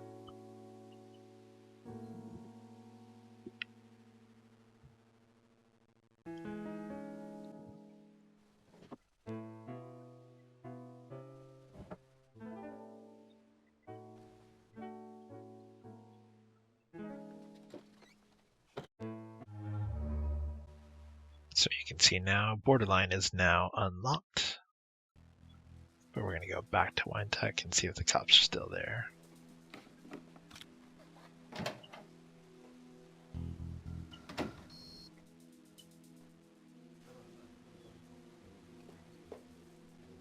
What do you think you're There's a doing here? cutscene, so... I just came to pick up some work to take home. Are you out of your mind? You can't take anything from a crime scene. Get out of here!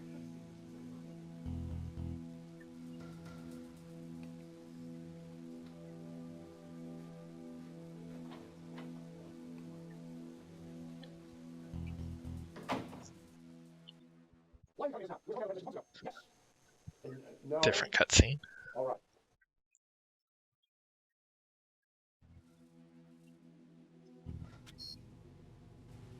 Now you know for sure your badge does not give you the clearance to proceed into the next area.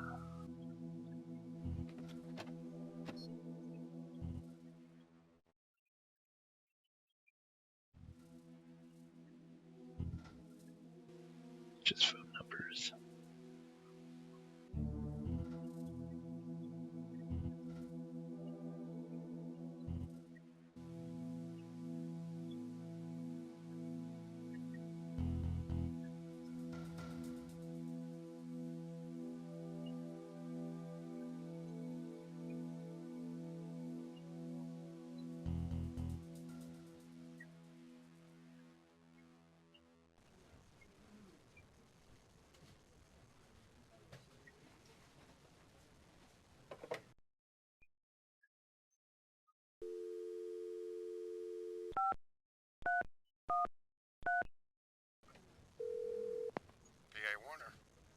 Hi, Mr. Warner. This is Tom. We need you in the 4th floor conference room right away. Uh-huh. So you go into his cube, pretend to be him, to get Warner out of the office.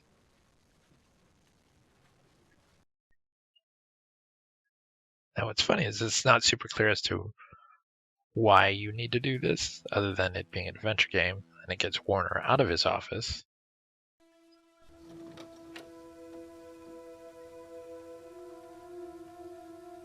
Now, there is something in here that says, while Curtis is in Warner's office after impersonating Tom on the telephone, click on the nostril of the goat next to the Carpe Diem plaque about 20 times, and the stuffed animal will bleat. So it's that goat there, which I don't do. As I said, most of these I was unaware of. It wasn't until after I finished this playthrough that I looked up to see what I could have missed, and I found a long list of random Easter eggs. Look at the photo, looks like it's bleeding. To the point that blood is coming out from under the photo.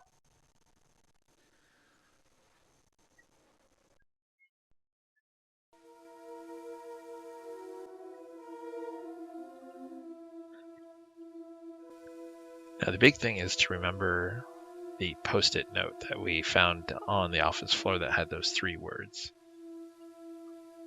which I constantly forget because I have the worst memory, so I had to keep exiting the computer to go back to the notepad to look at the notepad to get the next. I should have just wrote them down, but I'm sometimes not that smart.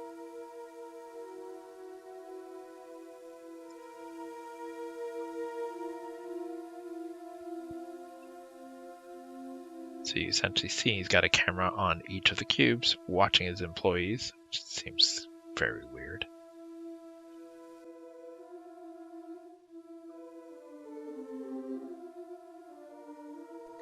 Seize the day. We'll need that. Yeah, well. We'll need that later for password.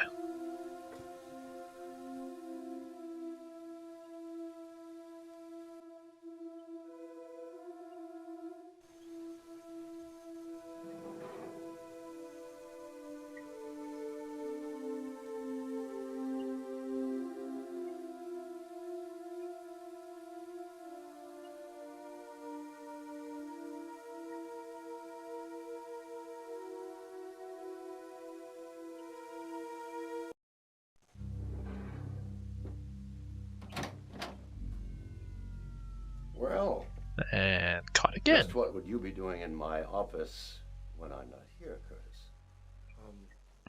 I was just, Let's say we cut the crap. You've been poking around in places you don't belong.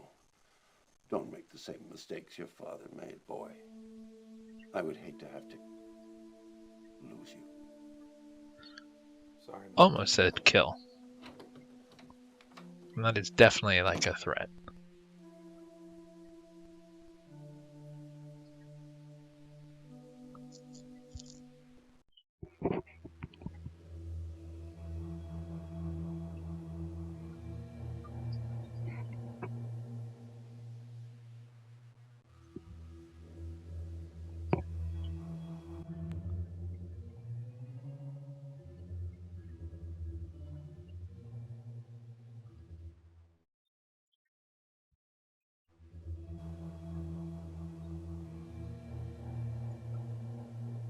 And there's a button on the floor.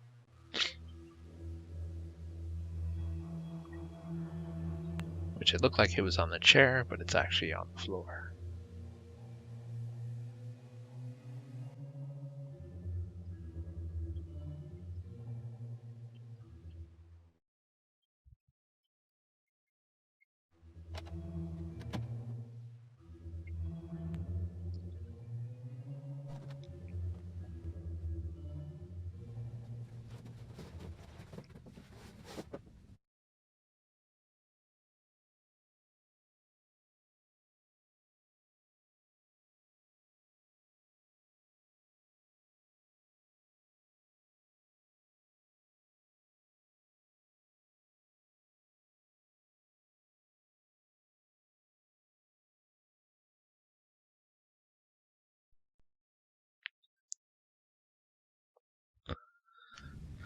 I like that every time when he moves these boxes, there's always that one box and monitor left that you've got to click on. Like, why not move them all out of the way? Try the key.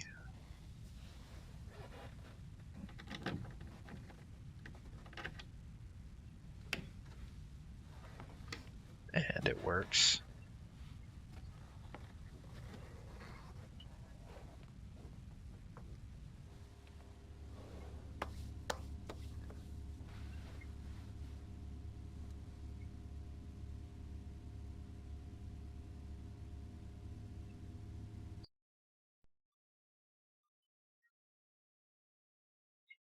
So remember the sledgehammer that was used?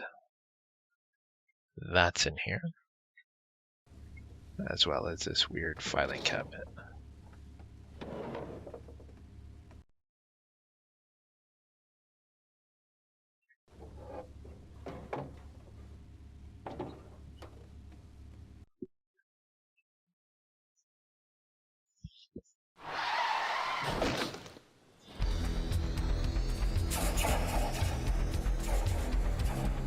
And flashback.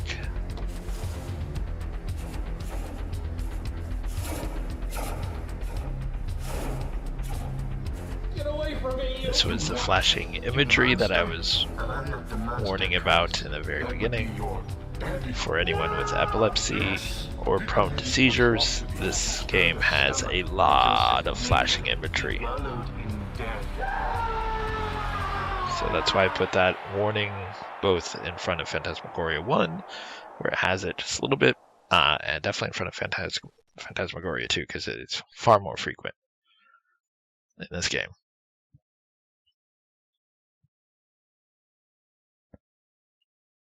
So now we have that in our inventory.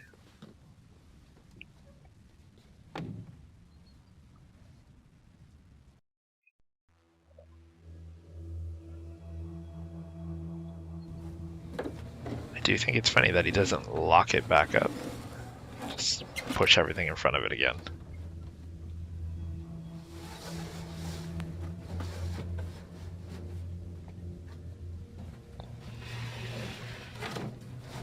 And who thought putting a box with a monitor on top where the door is visible was the better idea, instead of pushing one of the bigger boxes in front of the door that would actually cover the door, making it more invisible.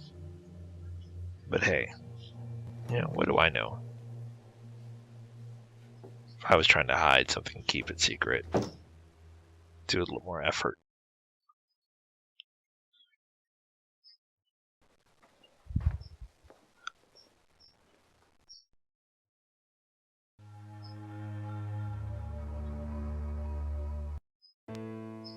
Let's see if we can go home and crack this thing open.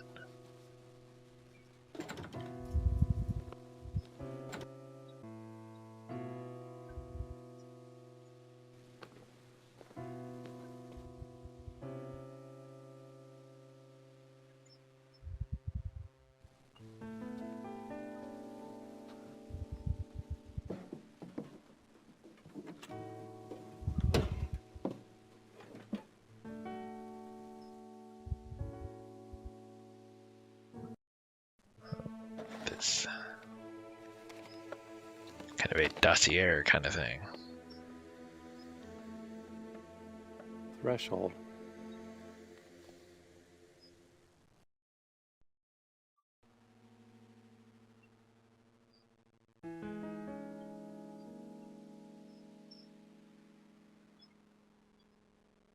Now, I'm not sure. So I get the threshold thing. I get why that's there. The lace. It's like a small lace dress that'll come into play real quick because of a flashback. Doesn't make a lot of sense right now why Curtis is upset, but in a moment, flashback will make sense.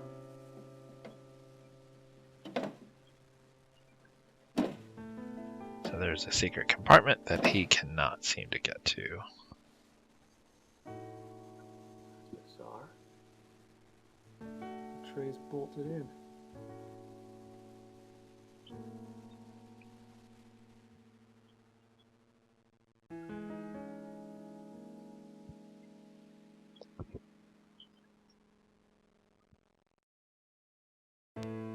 So we have a couple tools at our disposal.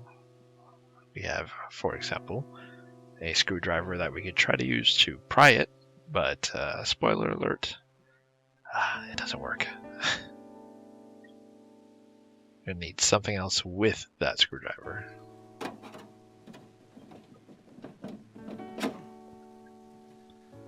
I mean, to me, he's just not putting enough effort into it. That thing looks old and rickety. It would if you actually tried, Curtis, but that's alright. Not enough determination there.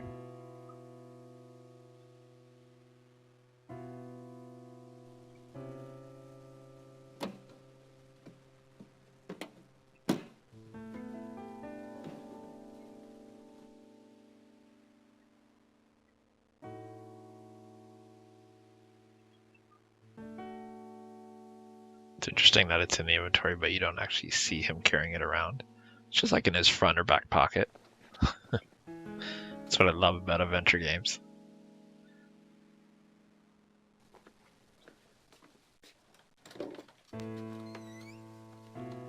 So since that didn't work, let's head out and do something else. Where shall we go? Well, how about the dock? So there is an Easter egg here that, again, I don't do. When Curtis visits Dr. Harburg for the first time, click the lace from your inventory on the window. It will highlight, do the same with the sexy postcard and the greeting card.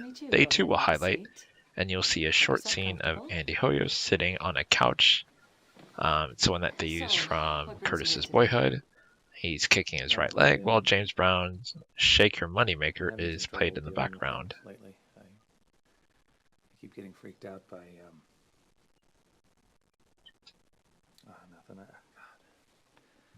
I don't know where to start. It's okay. Take your time. Talk about anything that comes into your mind.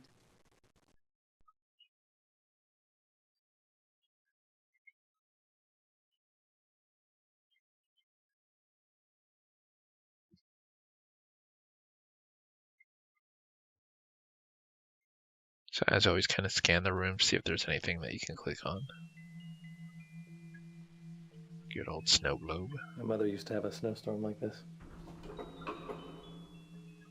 I used to think that must be what her mind looks like. All broken up. All those tiny pieces swirling around inside.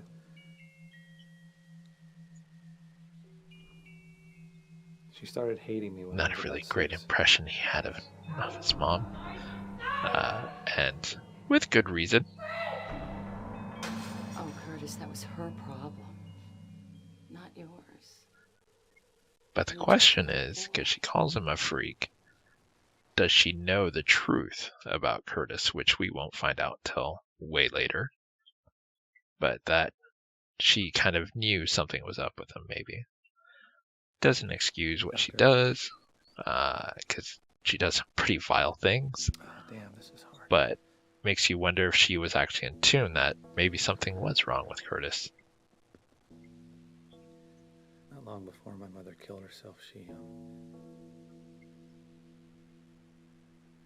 started dressing me up as a little girl.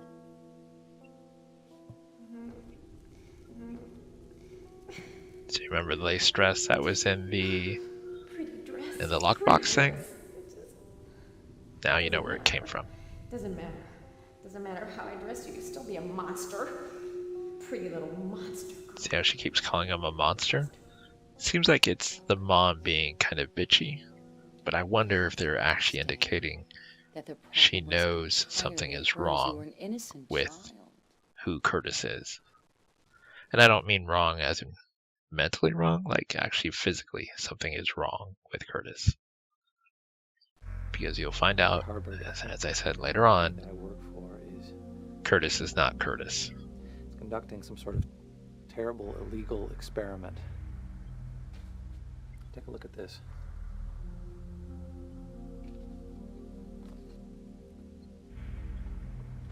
My father was deeply involved. I have to find out what the Threshold Project is about.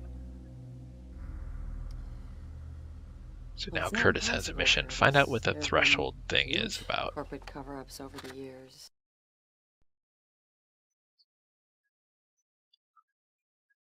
seems pretty lax that she was just given what I assume to be a highly classified document. He was murdered today. I don't mean just shot in the head either. He was spread all over my cubicle. My God, Curtis, how are you feeling about this? How do you think? I don't feel anything. Which is weird. I don't feel anything at all. Like, even if he was a hole, the fact that he was killed in your cube should give you some kind of feeling.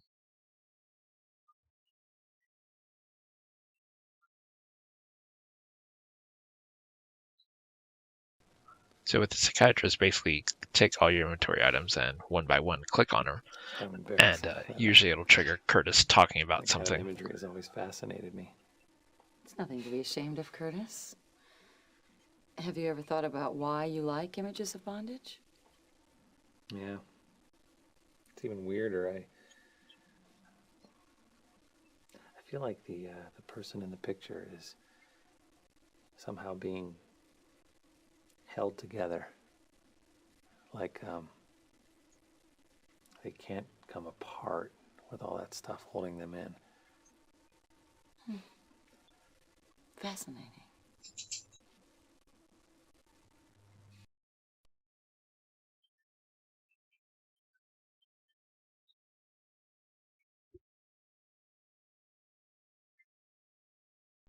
I almost didn't call you because Dr. Merrick referred me to you.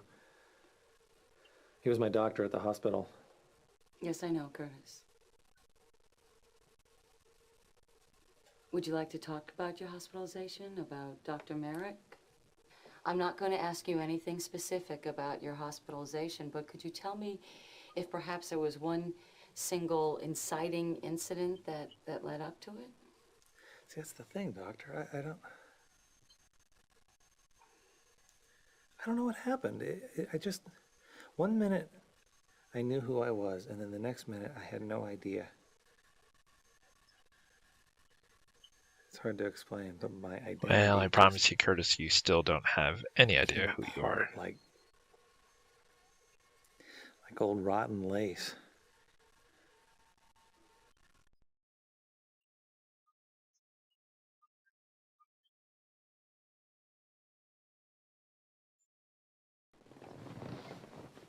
I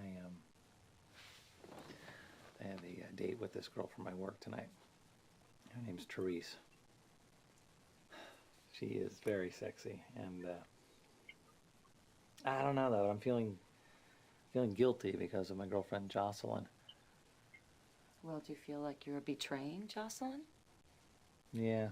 Well, I mean, no. I mean, okay, we agreed from the beginning that it wasn't exclusive, right? So I don't have any reason to be guilty at all, do I? Well, I think that's for you to decide in your own mind and in your own heart. But let me point out, however, Curtis, that guilt is a very, very destructive emotion.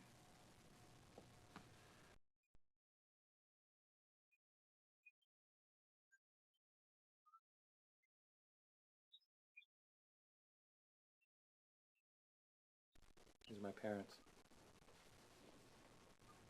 Don't they look happy? I think they were happy then, but I don't remember.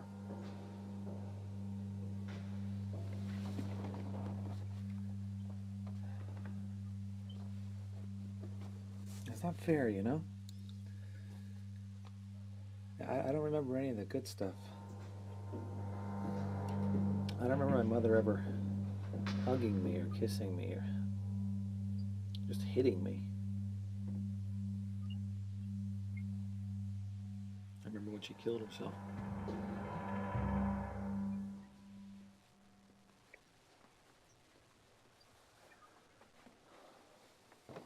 Curtis has a pretty effed up life. A couple years later, my father was run down by a drunk in an old Plymouth.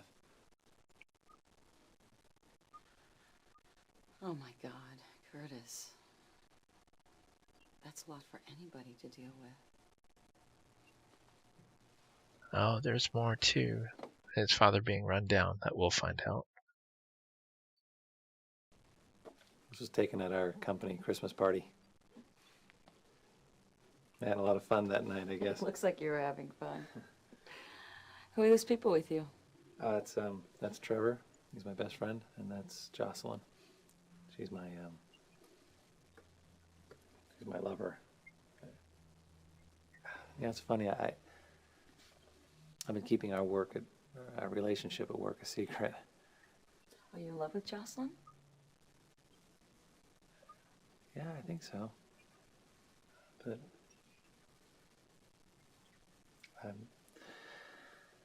I'm kind of attracted to Trevor, and that worries me because Now, see.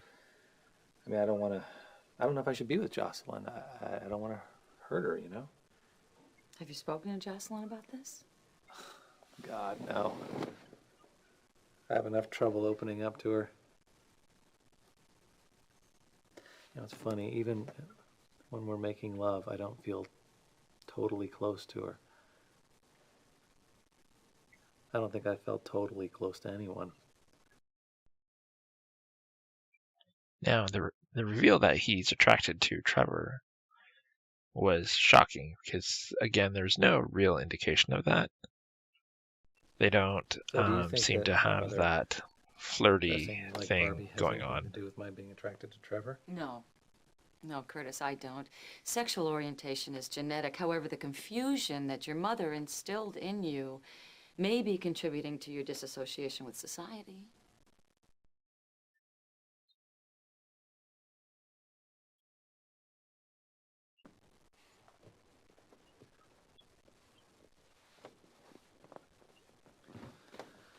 Look, no offense, but I am not very comfortable with this.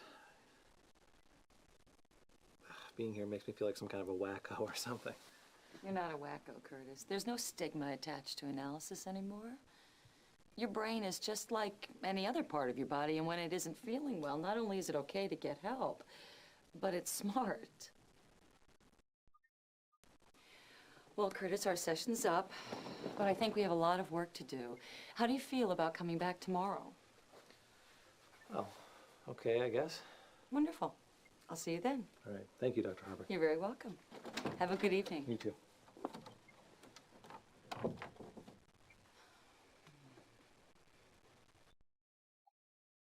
Imagine being her, just hearing everything you just heard.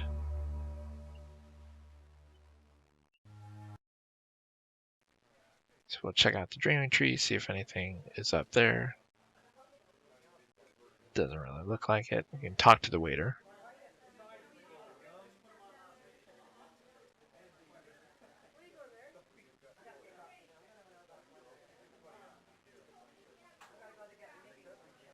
And the reason I called it Please Don't Lock Up Again is I had played this chapter all the way up to this point, Hey, and when I went to talk to the waiter, it never went to the screen, it just locked.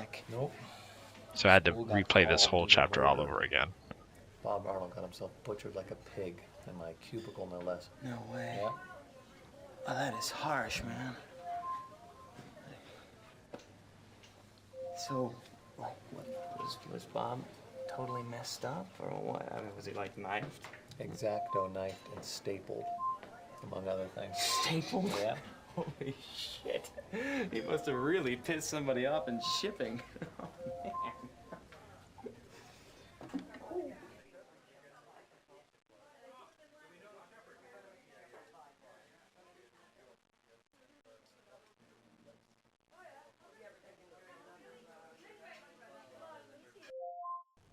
So you see there's a portion where you can click, but all it does is give you a vision.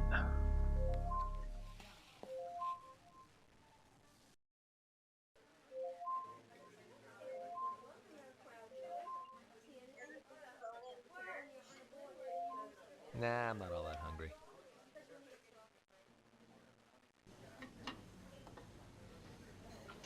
So, like, were you totally grossed out when you saw Bob all cut up? Did you puke? No.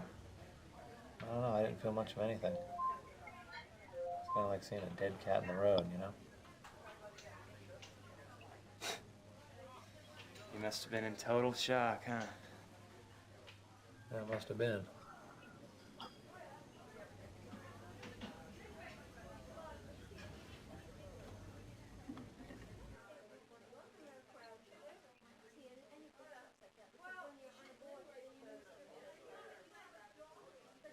There's nothing else on the menu to trigger anything.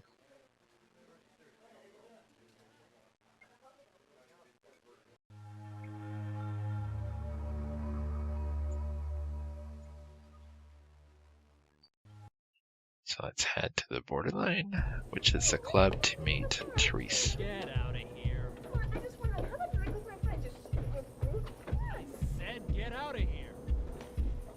Hold it. This is a private club. You have to know someone to get in.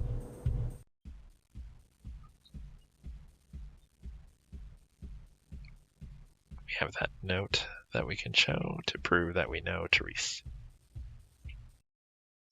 Which seems like a pretty easy invitation into a club. Yeah, okay. Come on in. Don't get yourself hurt now.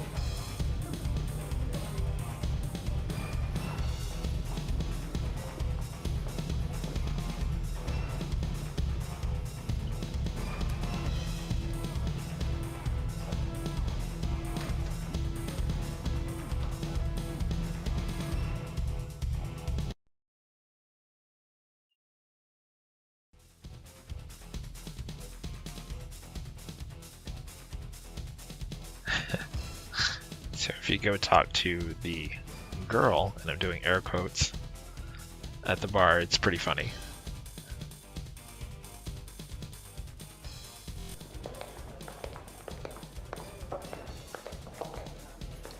Excuse me. Could you tell me if...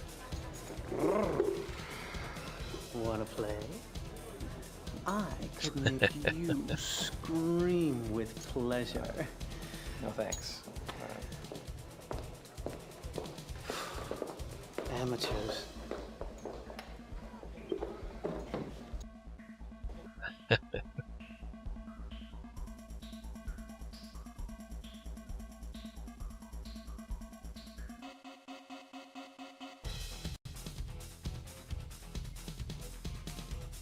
Got some bumping tunes in here. Sounds like a fighting game music. Like sounds like something for Street Fighter or something like that.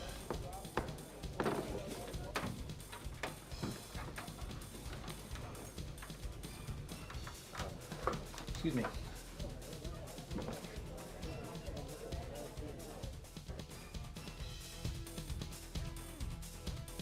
Just want to say that those three tore that place up because when you come back the following day, it's actually closed for repair. So I don't know what they did in there, but they tore it up.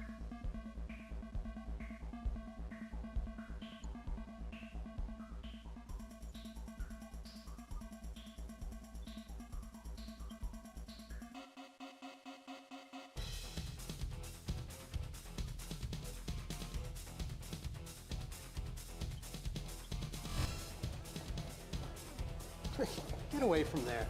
You have no business going into the pit.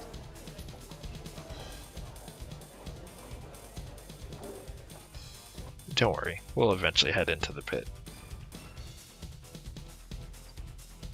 But again, with FMV games, it's sometimes very hard to tell that you can actually turn left or right.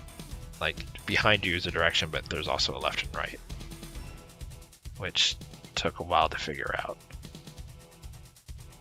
So that's the exit, so we don't want to go that way. Oh, look at that.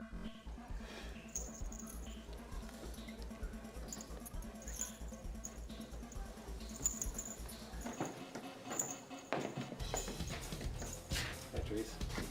Hi, Curtis. I'm glad you came.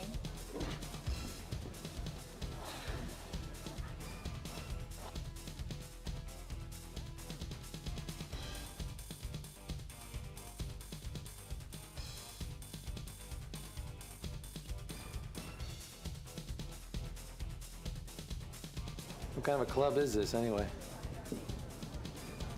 It's an S&M club. Seems like a very weird question. Do you need a drink to cope with the ugly truth? No thanks. I find this pretty intriguing. Oh, it gets better, baby.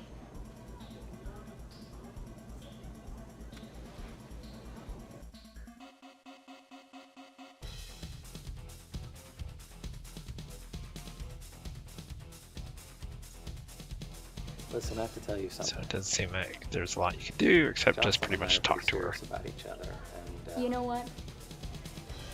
I don't really care. Do you think you're the only one I'm seeing? You know, I used to bring her along sometimes. She's pretty cute.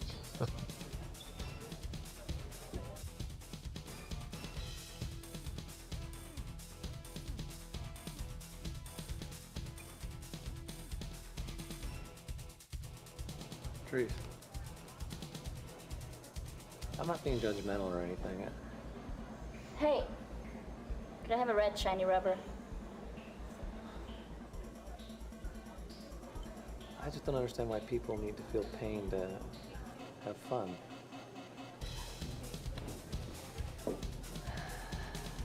Have you ever been whipped, Curtis?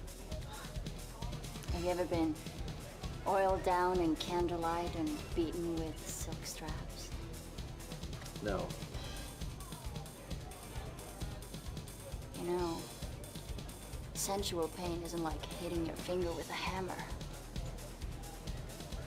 It's intensely erotic. Well, that's good to know.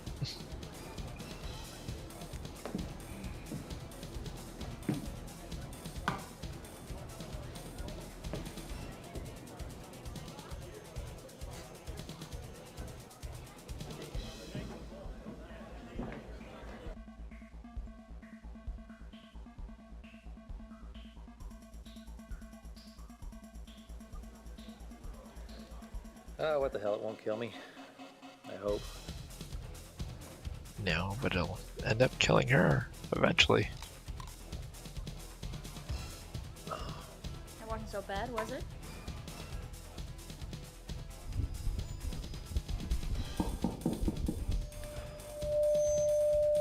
Good evening. I'm in the booth here. That's so weird. Who wants it? I've never been to an S&M club, but I am now insanely curious if they actually pierce navels as a part of a show, which I guess they might be Right able here. to do, I want it. just for the pleasure and pain aspect of it. I'm gonna enjoy watching this.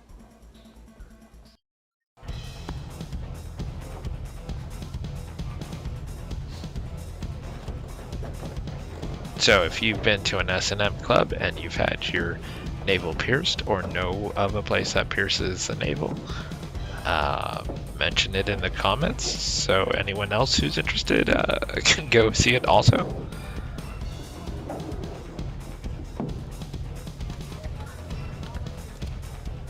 Especially if it has this music playing in the club.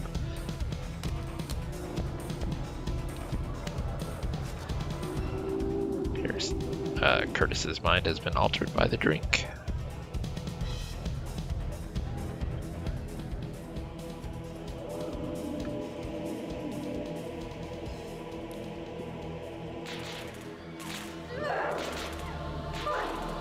And as he gets his navel pierced, we see that his mom gave him electrotherapy.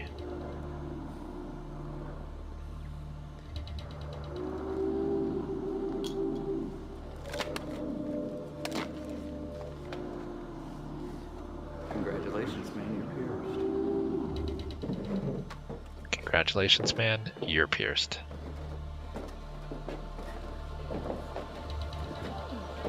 You okay?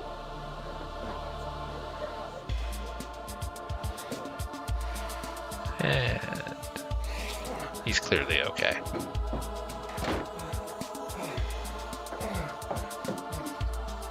So it's their turn in the bathroom. So maybe it's them who tear up the bathroom. And surprisingly, with the S&M scene, unlike the bedroom scene that we see in Chapter 1, there's actually no nudity here, which is shocking.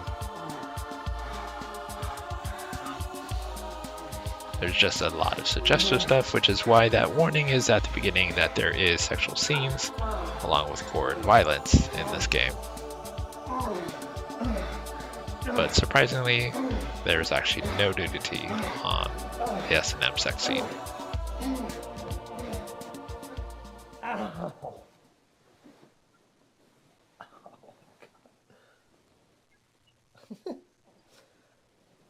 Oh my god. We're about to wrap up day 2, which has a really weird ending. The way to end day 2 is you look at your navel. There's literally nothing else to do but look at your navel.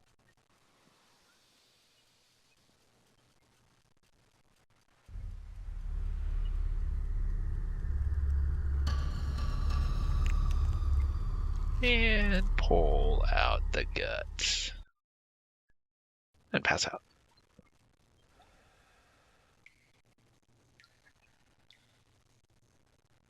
As we pass out, we go to another vision.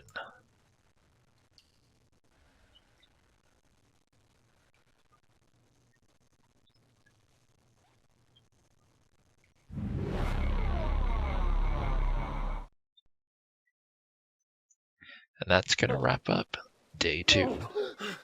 As Curtis wakes up from the nightmare of what appears to be his youth wrapped up in a body, pied from the electrotherapy that his dear mother gave him. And then the alarm goes off, which means it's time for work. Alright, so we start chapter 3, or day 3 if you will, with a ring on the phone. And despite the phone's ringing, let's take a look at the mirror though, because he always has something to say about the mirror. Yeah, maybe he won't say something today though.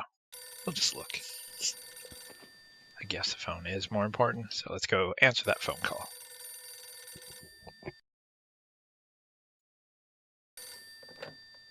Hello? Curtis, my boy, why aren't you at work? Mr. Warner, right? Well, I thought that after Bob and all that we wouldn't... Well, you thought wrong, Curtis. Get those lazy bones on in here.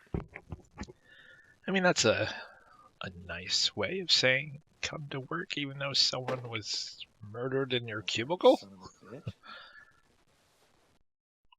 bitch. So that is really weird that your boss would want you to come in not only to work, but to work in the very cubicle that someone was killed.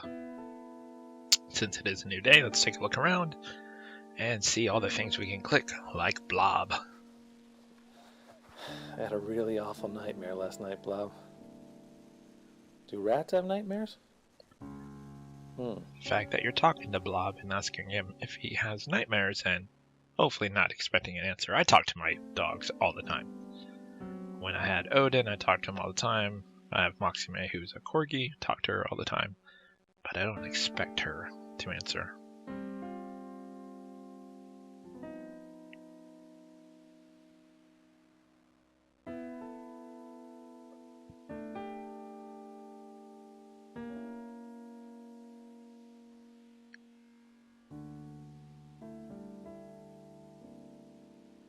Trying to click on the book because I know there is something to triggering it. And there it is. So we're on book 3 because we are on chapter 3.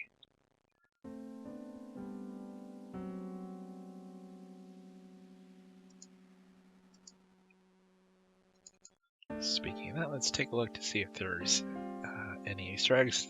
There's the one I just did, which is a Control-Alt-Click on the coffee table, and you'll get Wes's Big Book of Chapters, book 3. And then there's one where it says, when Curtis is facing Blob's cage, click on Curtis's nose until he picks it. You'll hear Homer Simpson eating something. Keep clicking on Curtis's nose and he will expel Andy Hoyo's head from his rear end after 4 picks.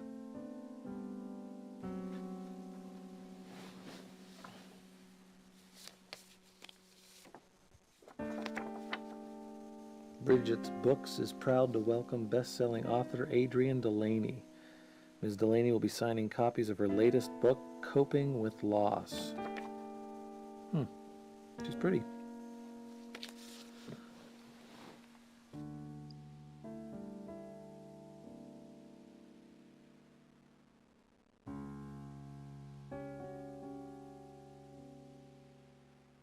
That was, in the event you hopefully you recognize it, that was a nod to Phantasmagoria, the first one.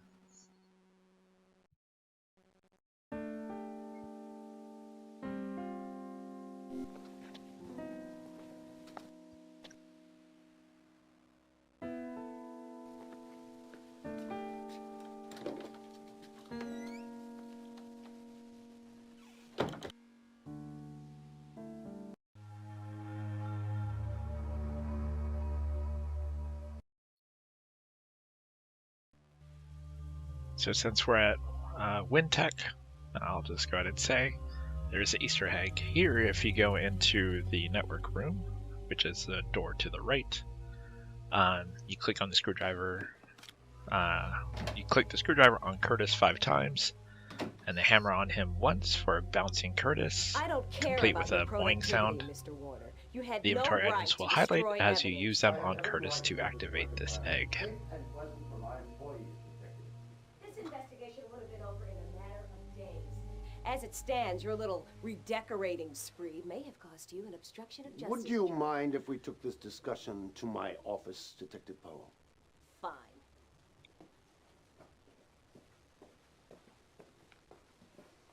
I don't know why Curtis is hiding since he was actually told to come to work.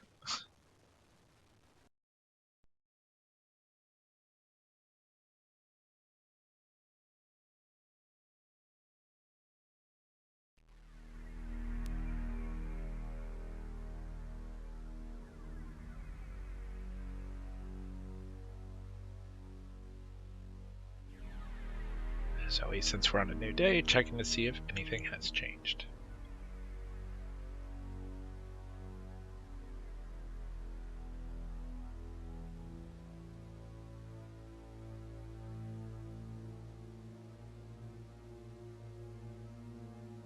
Now if you look closely, look at the folders and even the file names from time to time.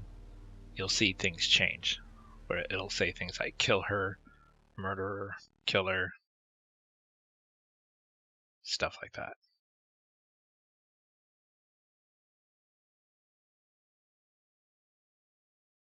Like right there, it's coming soon.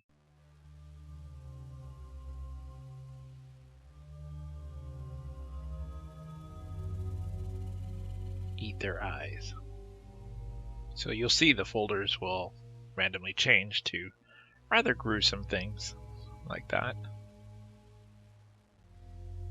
Indication that either Curtis is going crazy or someone has hacked the network. Let's go with Curtis is probably going crazy.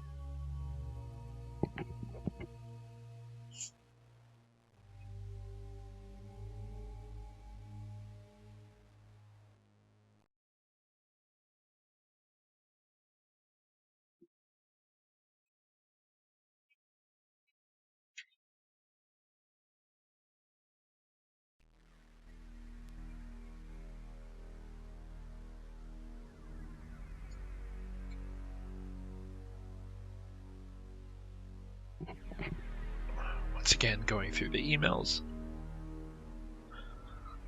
I do like that when you choose what type of reply you're going to give, you can actually read what he's going to say. And then if you don't like it, you can cancel it and go with a different reply.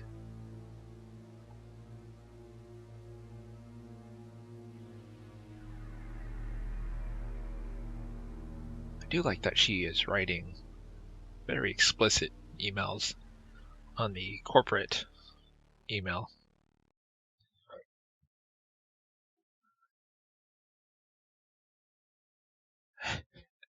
And I like that he points that out. I had a really good time too, but maybe we shouldn't talk about that through email.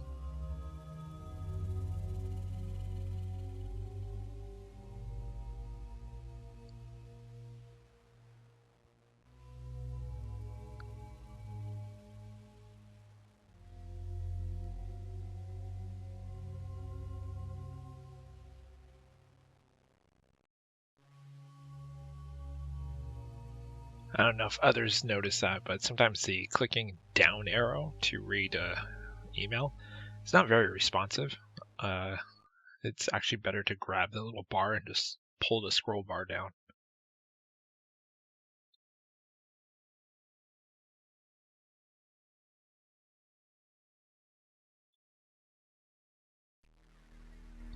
Also, if anyone knows that if choosing different responses will actually generate something different or have any kind of consequence, let me know in the comments for the few viewers that I do have.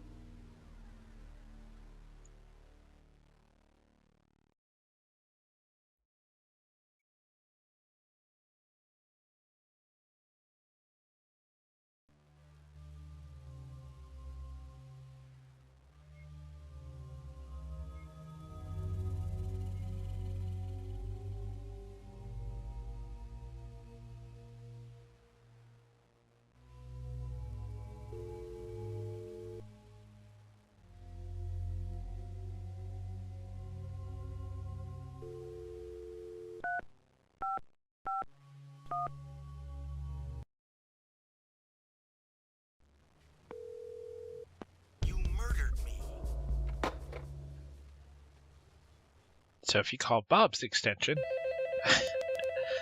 you hear his voice say, "You murdered me." And then he calls back. This is Curtis. Don't hang up on me, you murdering psycho son of a bitch. Nothing like having a voice call you back from the beyond.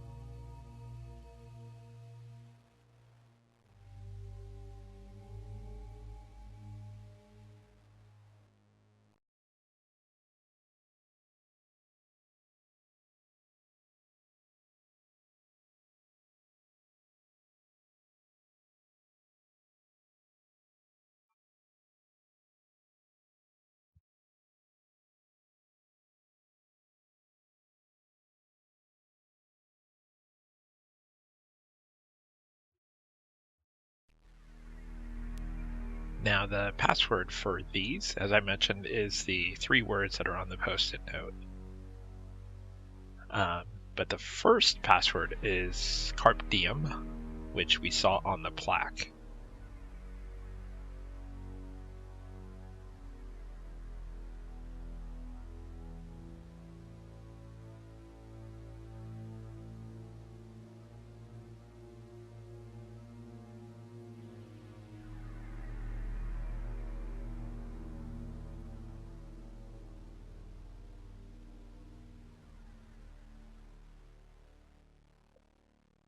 So there's the threshold stuff.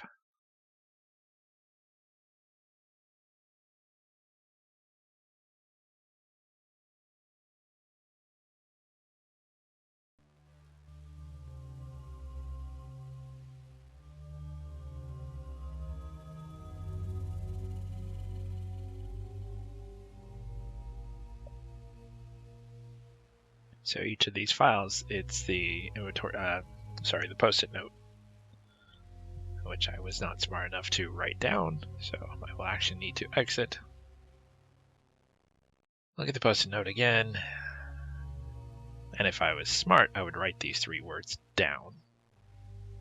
But I wasn't smart during my game, and I just kept trying to remember what it is, and clearly I have the worst short-term memory ever. Like, literally, I just saw it, and I only know that the first one is infection, and I already forgot what the other 2 were.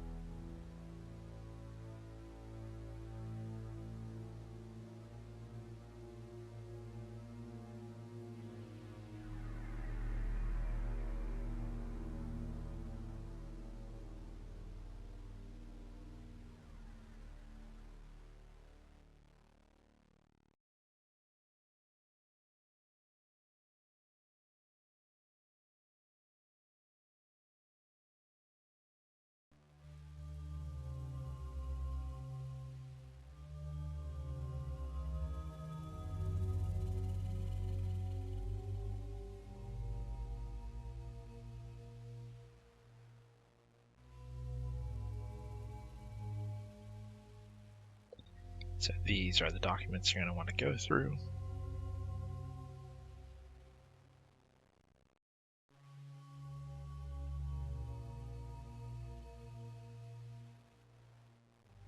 Get some more information as to what is going on with the Thresher project.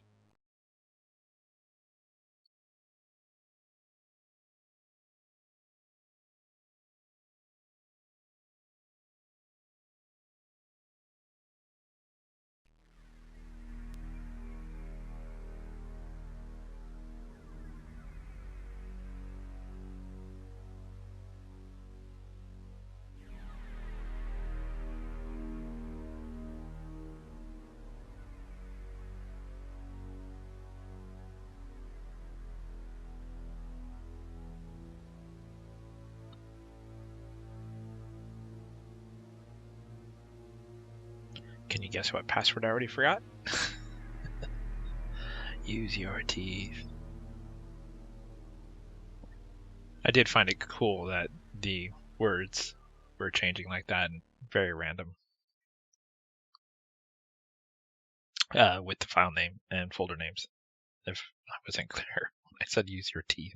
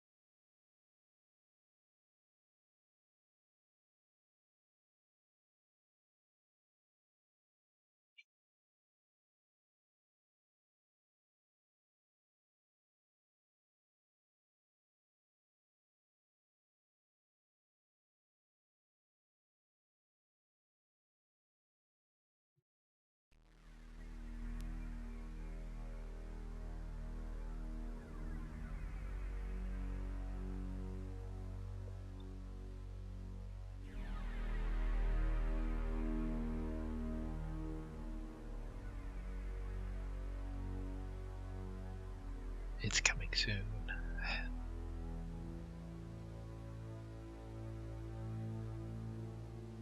Eviscerator.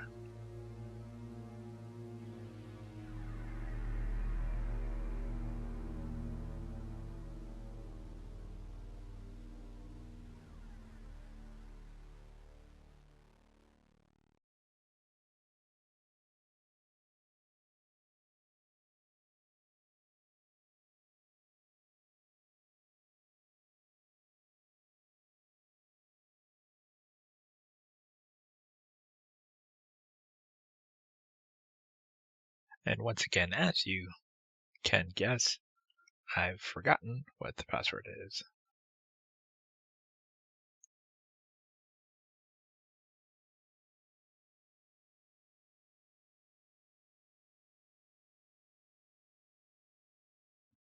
But that time, I'd written it down, so we were good. And as you can see, this is one that is a file on you as Curtis. And Curtis is a special employee. I don't want him harassed in any way if he goes down to the basement. So definitely something up with how your boss is keeping an eye on you. It says you're his favorite, and he has a special document to say that he does not want you harassed.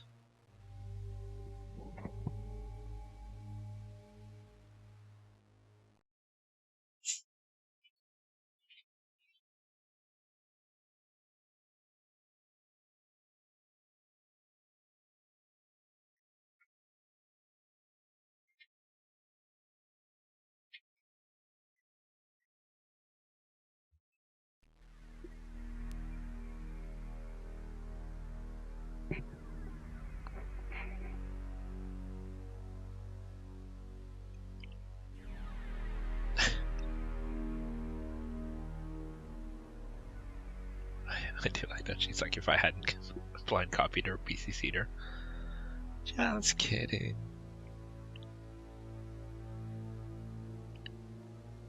Like, his life isn't complicated enough that he is trying to balance between a lover, who is a girlfriend but not exclusive, and an S&M female at his work. Like, maybe Curtis, you should just focus on a few things. Narrow it. Trevor Barnes. Hey, bud. What's up, Weasel Boy? Oh, nothing much.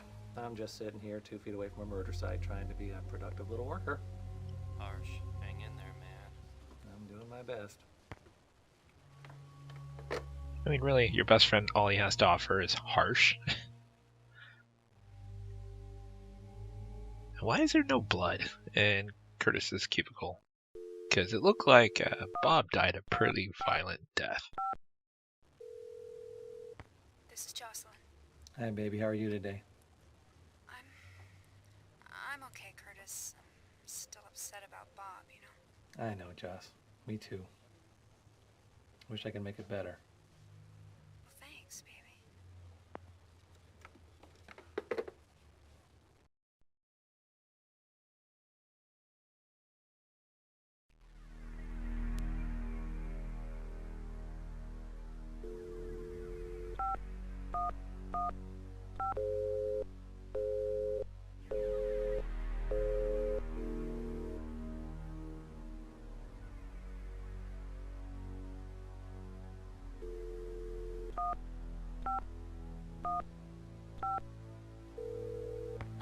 Therese speaking. Hi, Therese. Well, if it isn't my slave. You were really good last night, baby. You're quite an actor, you know that? Thanks. Curtis, if you let me, I'll take you on erotic adventures you've never even imagined. I don't know. Most males, they can imagine a lot.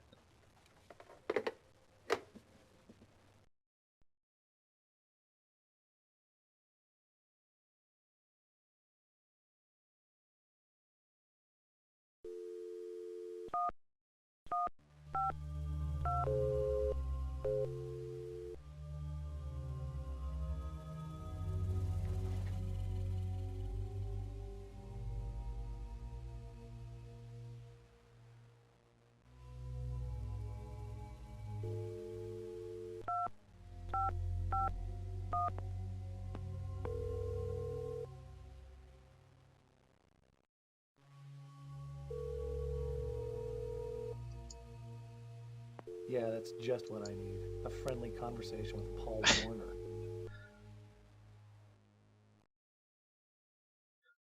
I mean, you figure he'd want to talk to Paul Warner, especially after finding that threshold document and the document on himself about how he shouldn't be harassed. He's a special employee.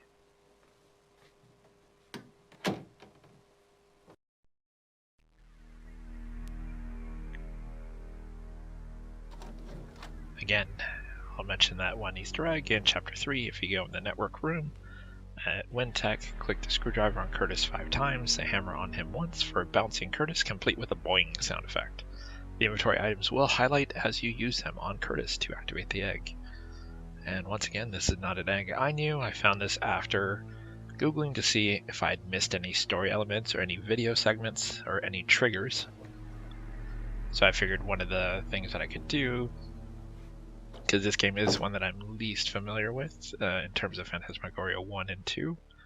I play 1 fairly regularly. I don't play 2 as often.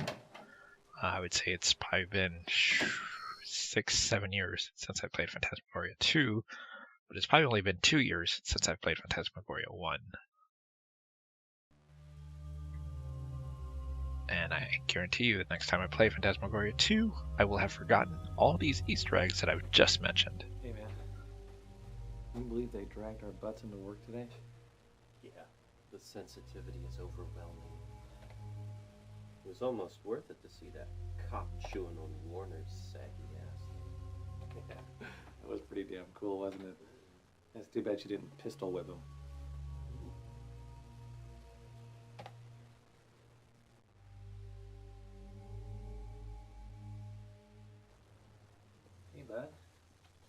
How's your second date with a mysterious J, huh? A dud. Big time. I mean, once I got past the sexy eyes, the gorgeous cheekbones, I saw the squid beneath the skin. Oh, what a drag. Yeah, you telling me? He spent half the evening picking apart Bela Lugosi's acting and the other half staring at his own bad self in the bathroom mirror. He doesn't like Bella? Oh, well, piss on him then. Yeah.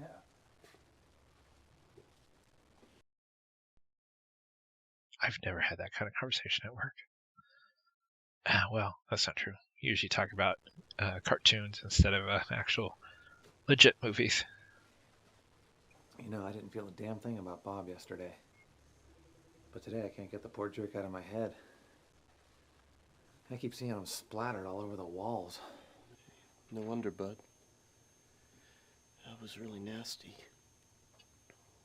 So, you talked to anybody about it? Yeah, I went to this shrink yesterday. Dr. Harburg. I'm going to see her again today. Cool.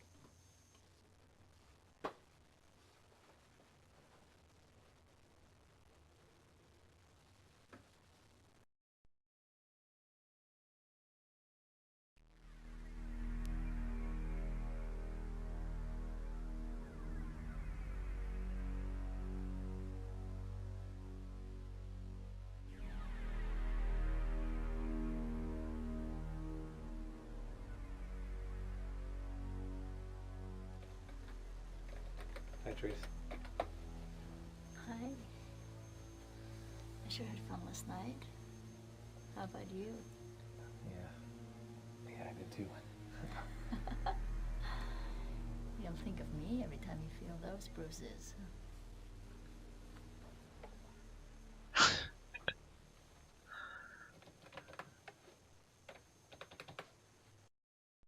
Those bites and bruises and stuff will come back to haunt him.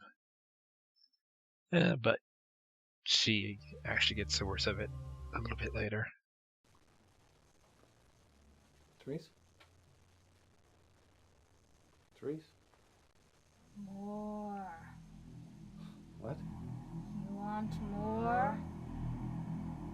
I want more. Curtis, are you okay? She's one snapping out of something. Think decaf, babe. Unless she was just trying to get by him. Now, there's an Easter egg here where it says after you've seen the I Want More vision, click 3 times on the silver statue on Teresa's desk after she leaves, and you'll hear a barking seal. So there's that, which clearly I don't do. And if you notice, that box highlights. This used to be Bob's cube. So let's see what his box has to offer. Oh, you know, just blood and guts.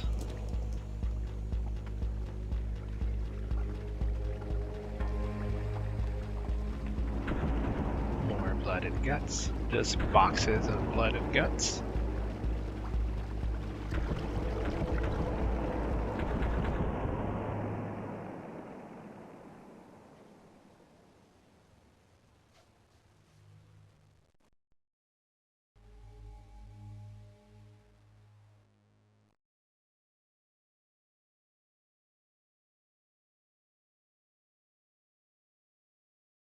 So even though we just saw that, nothing new there to talk to Trevor about.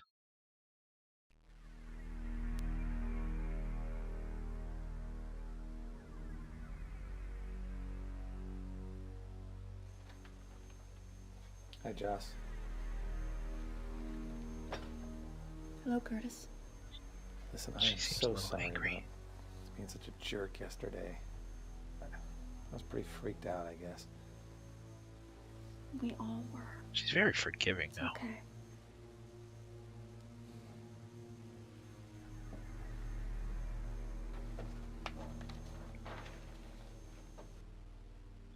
Anyway, there's no more eggs. or sorry, no more Easter eggs for chapter 3.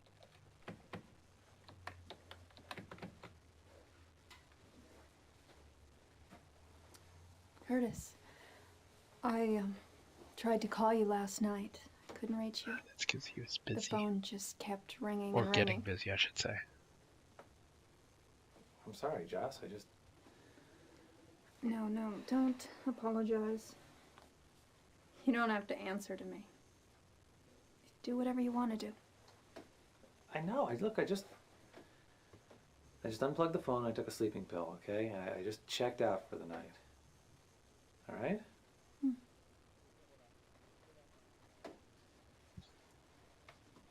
As we know, that is not true.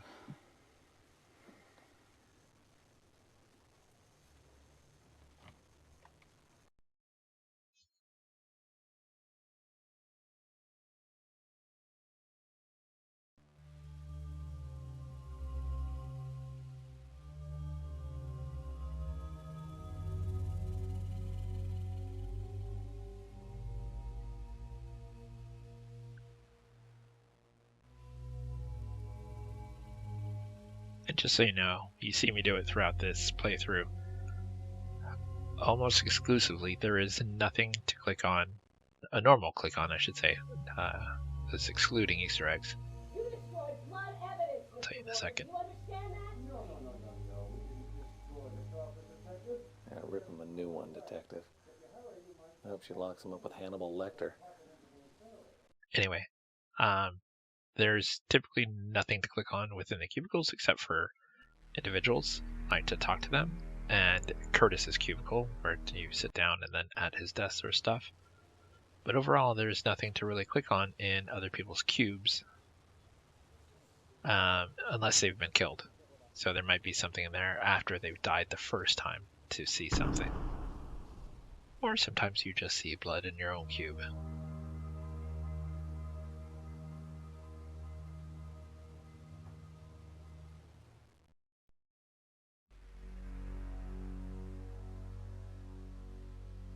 They did a great cleanup job though, because there's absolutely no blood anywhere.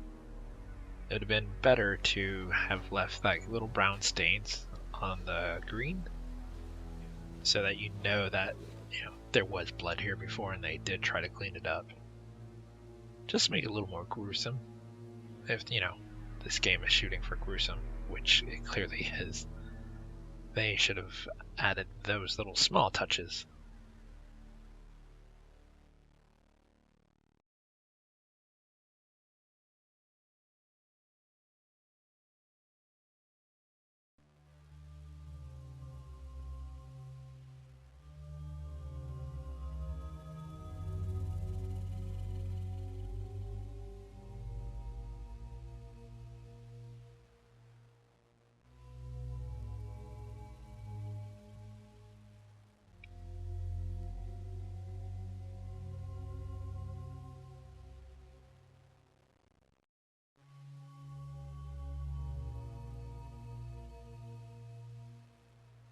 Now we can see the door is ajar.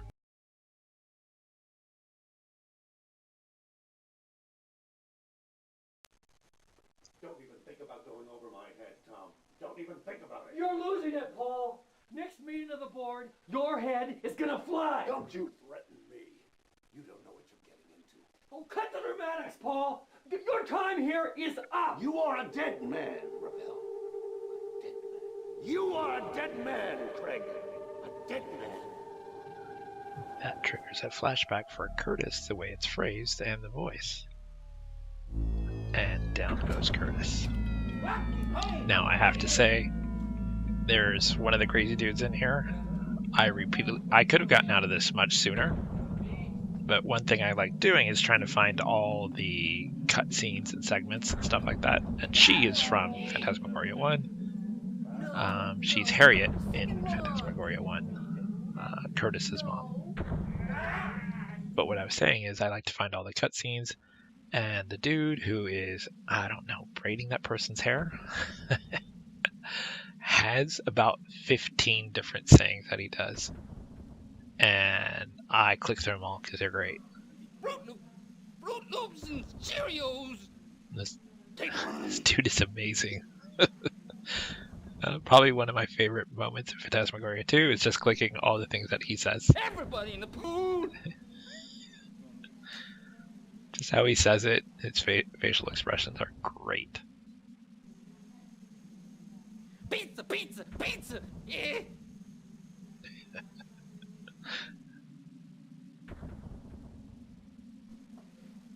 There's my taco salad! There's it! I need to use that saying. There's my taco salad, and say it just like that.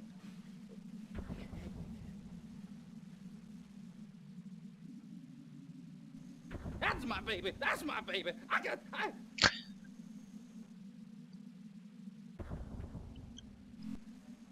Quiet in the back of the room! Quiet in the back of the room! This dude deserves an award for his insanity portrayal. I love you, baby. Need to get that as a WAV file and send it. Happy birthday, baby.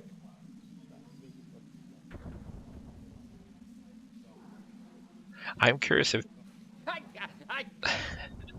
I'm curious if these are all different like takes. Like they probably told him, "Hey, just say something crazy," and they liked it so much, like I did, that they just decided to keep them all. Tasty bits of oats and chewy.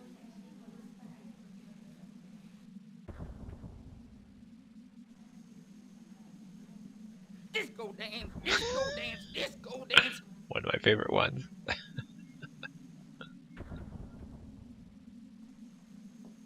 Arabella Fonte went to.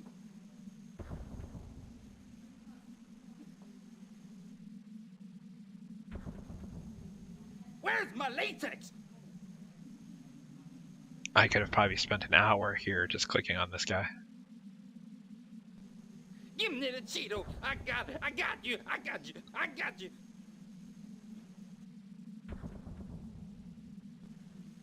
That's my Barbie doll.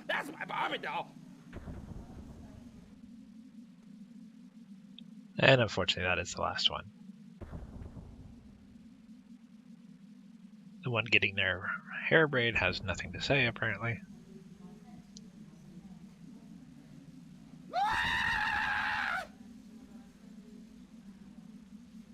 Oh, it's pretty lame. Seems pretty typical. Guy screaming. Whatever. No, sick and wrong.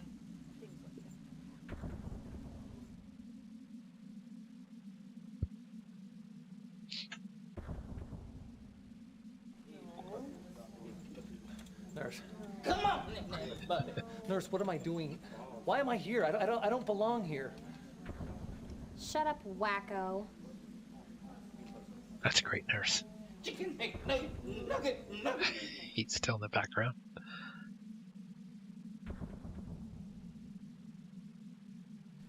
Freak. Monster. I saw you when they brought you in. I saw your guts.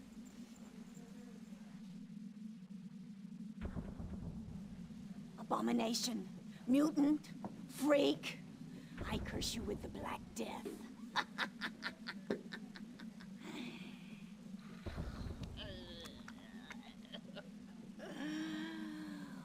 For you, oh vile rat. Oh. My vile and filthy blood for you. Drink me. Drink me. I mean, it was better before she nibbled on her hand, and not because it's gross, but the fact that she identified him as being something different, which we will discover he actually is.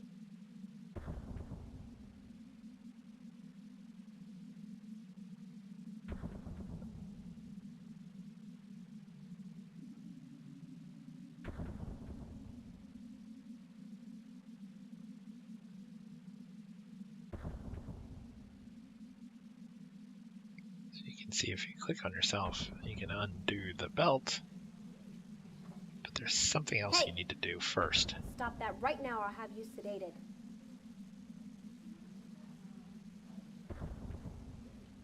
So if you can't do it, we need to cause some chaos, a little confusion. How about we kick that ball? No.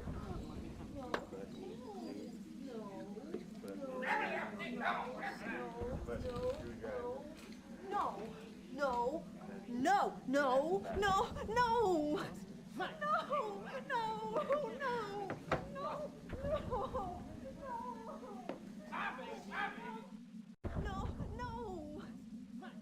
So you can see the doctor. There's one person restrained over there, but you appear to be restrained, so no one is really watching you. So now that there's some chaos, undo the belt.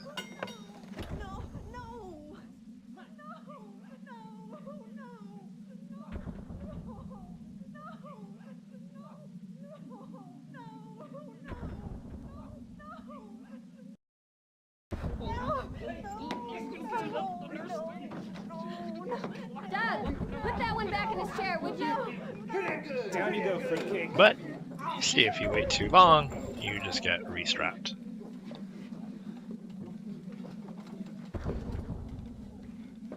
Run, freak boy.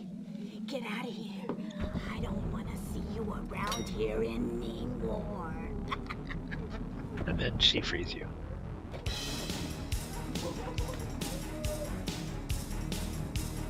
Curtis, you've been a bad boy. You have to be punished. Claire!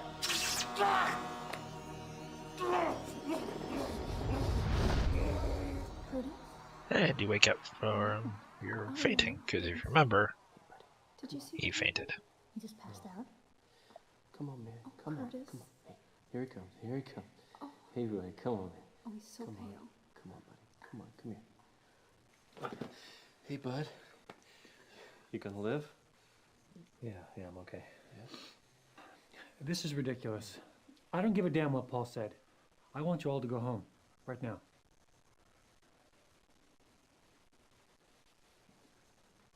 I'm okay.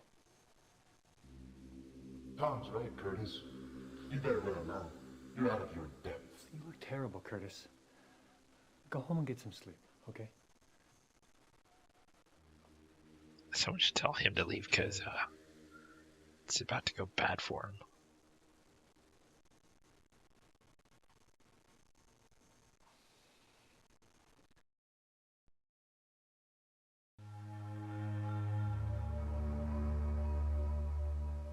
So, I mean, we're told to go home, but we have still clearly other options. But we'll head home first.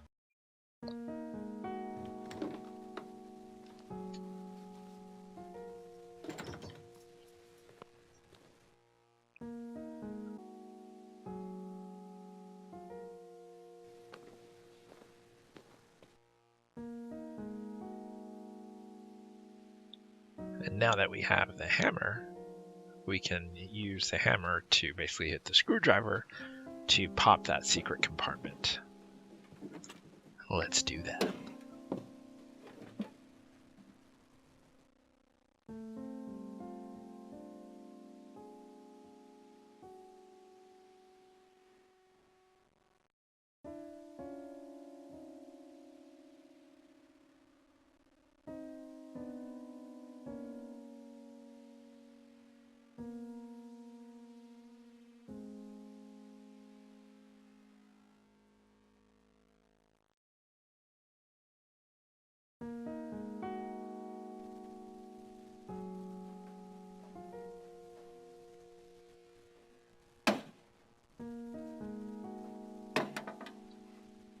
That seems to work nicely. Which, again, considering how old that thing looks, I'm pretty sure we could have done that with the screwdriver by itself. But, you know, adventure games. Ooh, a mysterious note. And if you look, the front of it does look like it says Bob on the box. I'm not sure if that's intentional or not.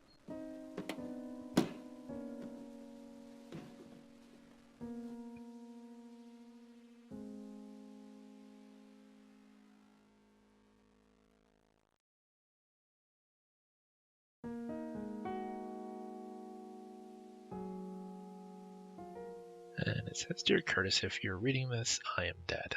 I've been dead for a very long time. My employees at Winetech Industries will arranged and carried out my murder. I know this is going to happen. I cannot avoid it.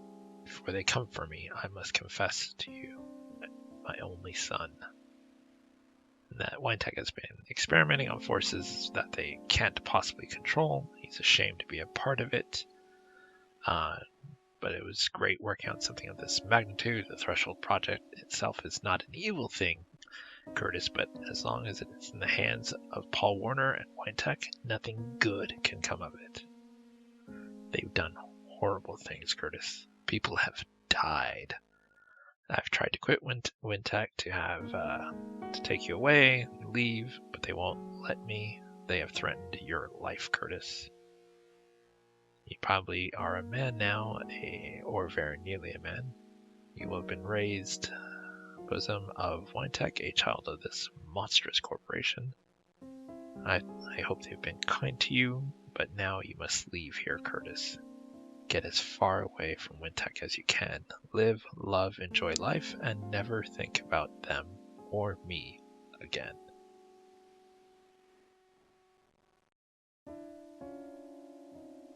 I love you, Curtis. I love you with all my heart. Be happy. If we scroll again, pretty much say, Dad.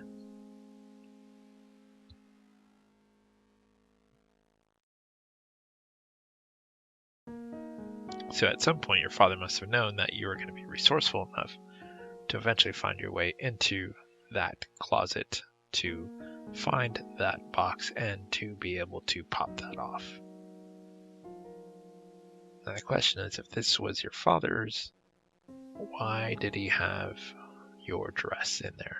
Or, well, the dress your mother put on you when you were like 5 years old. Seems like an odd thing for a dad who's so proud of his son to have kept. Maybe that's just me.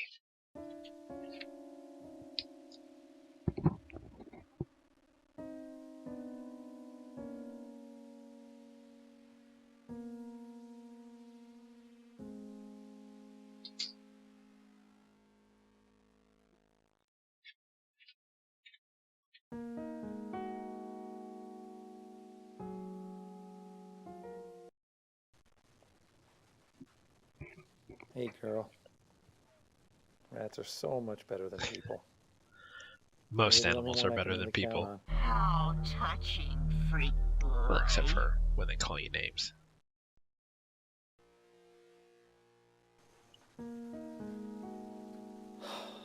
Relax, Craig. It's only Blob. The only thing that loves you. Technically not true, because pretty sure Joyce loves you too, but you're just too blind to see it, Curtis.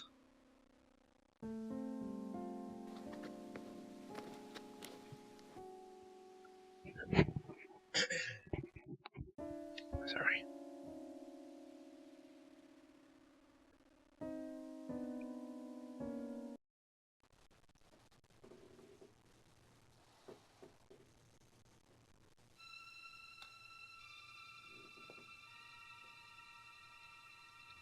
I will say Pi because it was much easier to do this that Phantasmagoria 2 does have the benefit of using far less like blue or green screen. Like they're actually filmed on scene. Like he's actually really in front of a mirror and stuff like that. It's not like all green or blue screen, which Phantasmagoria 1 was. But Phantasmagoria 1 is this massive estate, right? So they probably had to blue screen / green screen that because Sierra didn't have access to a massive estate that they could have used to replicate this kind of game for Phantasmagoria 1. Like this is probably easily filmed in, they could have rented a hotel for a day that could have been quote unquote Curtis's house. Or it could have been just someone's apartment that worked at Sierra that was willing to let their apartment be used.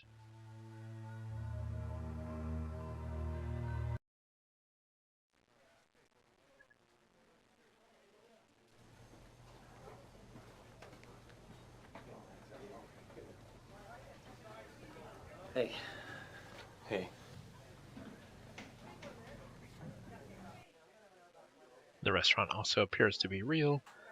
Probably someplace this was filmed before it opened or Trev, after what's it with the shake? closed, just to Not too have worried like about your one tiny room waistline there? area that they could Pounding use and myself, probably pay bud. them to be able to use it. Yeah, I admit it. I'm feeling some delayed nerves about poor old Bob. Yeah. I got kind of freaked out this afternoon myself. God, it was just so weird sitting there, you know, right where he got splattered. The way he phrases things, and I'm sure this is on purpose, but makes it really awkward. Like right where he was splattered, not killed or murdered, but splattered. Like it's a far more visual term than murdered. What? You remember my Aunt Emily? The one that lives in Arizona out in the desert? You're the one that likes the animals. Yeah, that's the one. She always tosses her dinner leftovers outside for the poor little woodland creatures, you know? Woodland? Yeah, I thought you lived in the desert. Shut up, my story. So anyway, one time when I was there, she hauls back and she tosses this old, mangy, big, yucky baked potato outside. And it was beautiful, man. I mean, that woman has an arm like a pro ball player, and that spud just arced through the air until this sweet little bunny rabbit came hopping out of the bushes right into the path of destruction. No way. Way, afraid so. And that tater hit Mr. Bunny right between the ears. You know, for a moment it looked like a little brown German helper. I've never seen a bunny rabbit jump that high in my life. You think that's funny? That poor rabbit is probably in therapy right now. God.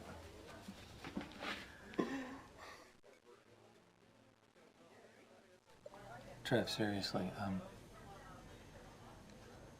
have you ever had really horrible thoughts? Well, like what? Could you define horrible? Wanting to kill someone? Trev, I wanted to kill Bob. Every time he laughed at me, I just wanted to fucking kill him. Everybody feels that way once in a while, man. Don't worry about it. It's true, because next person who ends up murdered is someone that was actually Listen, nice I gotta to go. Curtis. I've got a date for dinner. Someone new?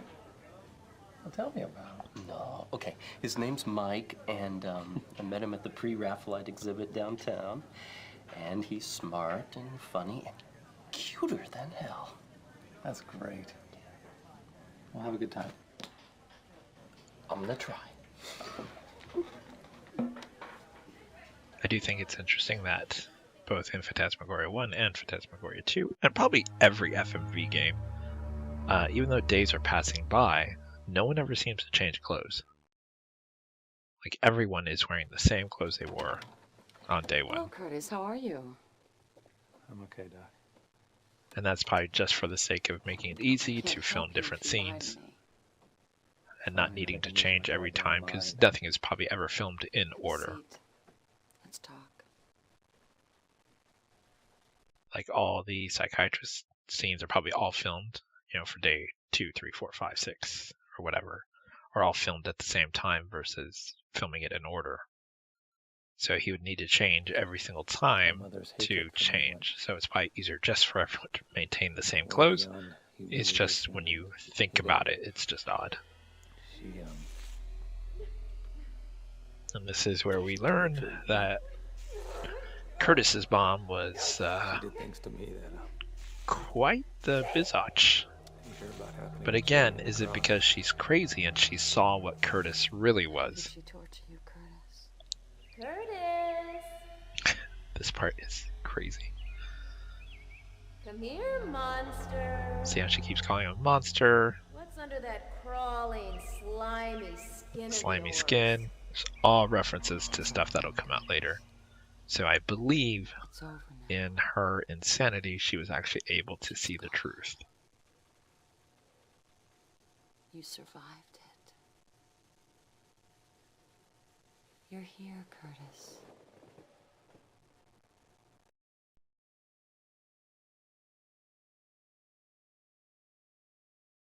And even though we've shown her these items before, Doctor, you'll I think notice this that threshold project, whatever it was, if you show it to her, shut down it a still long time triggers ago, but stuff. I think it's been reopened now. In fact, I think it's back in full swing. What makes you think that? A whole lot of little things. Files I've seen, conversations I've overheard.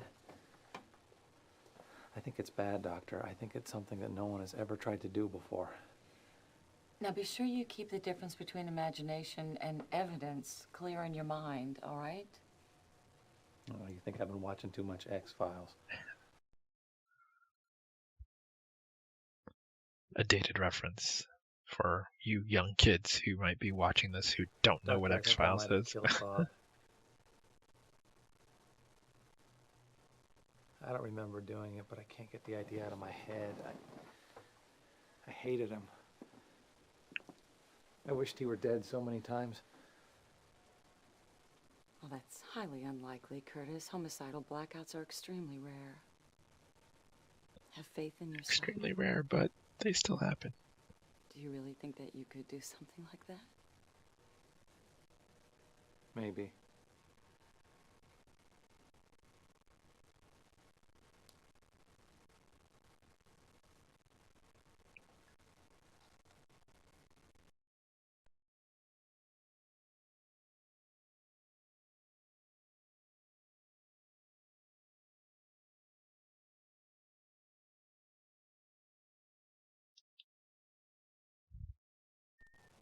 On this date with Therese last night, I got my navel pierced. This S&M club on stage in front of a room full of people. Is that something that you wanted to do? I don't think so. I don't know. I just wanted to be controlled at the moment, you know? I wanted Therese to do things to me. But when it was over, my feelings totally reversed. I wanted to control her. How exactly did you want to control her? It was weird. When I got off the stage, she was right there, and I just pounced on her, and I picked her up, and I took her into a bathroom, and we just did it. We just did it like a couple of animals. And how did she react to that? She absolutely loved it. I thought she was going to break me in half. Curtis, did you ever consider that maybe she was the one in control of everything? She got exactly what she wanted. Wow. But you're probably right.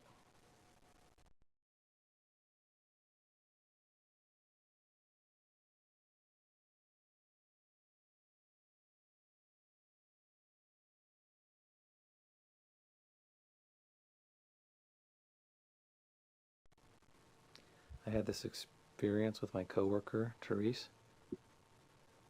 The sex was savage. Consensual? All the way around? Oh, yeah. Yeah. But, Doctor, she brought out feelings in me that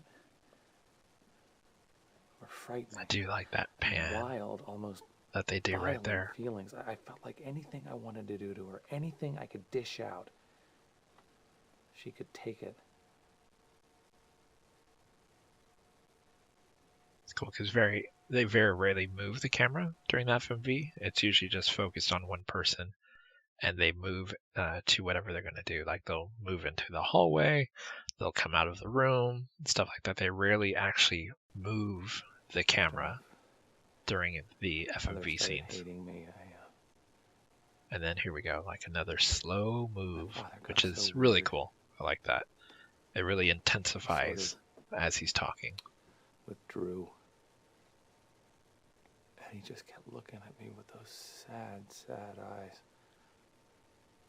Did he protect you from your mother's irrational rages? He tried. Not hard enough. Oh, she hurt me. Oh, she hurt me so bad.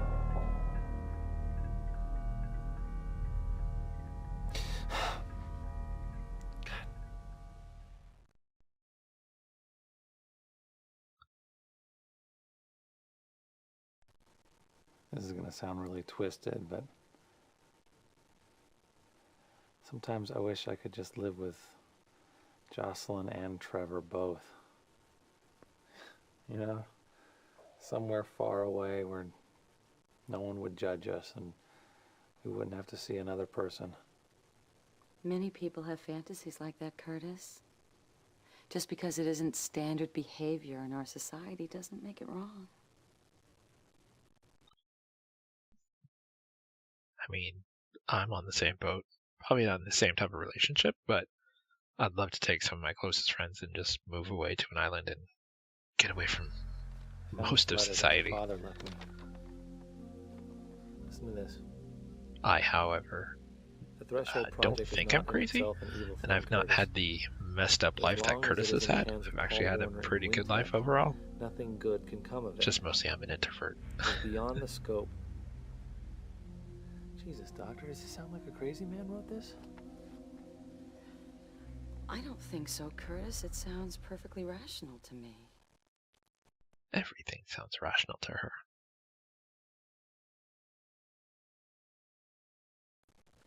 Tell me the truth, Doctor. Does insanity run in families? Yes, it can, Curtis. But that sort of mental illness is generally a chemical imbalance, and it's very, very treatable. Oh, God. How does she even know what kind of chemical imbalance? Oh, God, maybe I've always been crazy. I mean, I can't Because remember at no big point chunks does of she my actually childhood. diagnose as to Just what relax and take a deep breath. he probably may have to him. You've got to stop it or I will. I'll kill you, you son of a bitch. Doctor, my father was murdered. Remember how he said earlier he was hit by a drunk? I never saw him dead before. Now he's remembering. But someone hit him with a car, and someone shot him. So oh my God, they shot him. he's remembering more and more. Curtis, a suppressed trauma like this can cause such great emotional problems. Oh, Curtis has a world of problems. Improving now.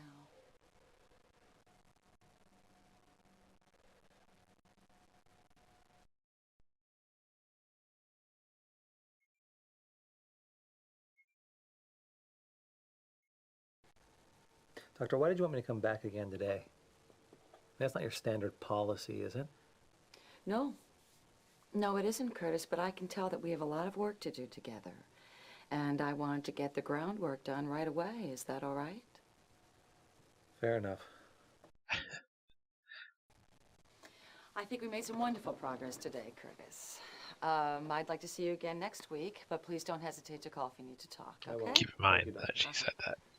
Bye-bye.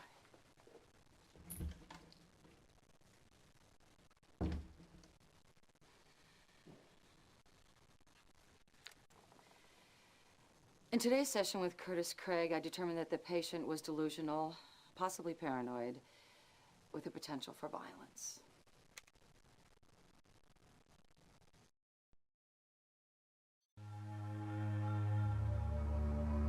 So now that we've gone to dogs, we can't go back there.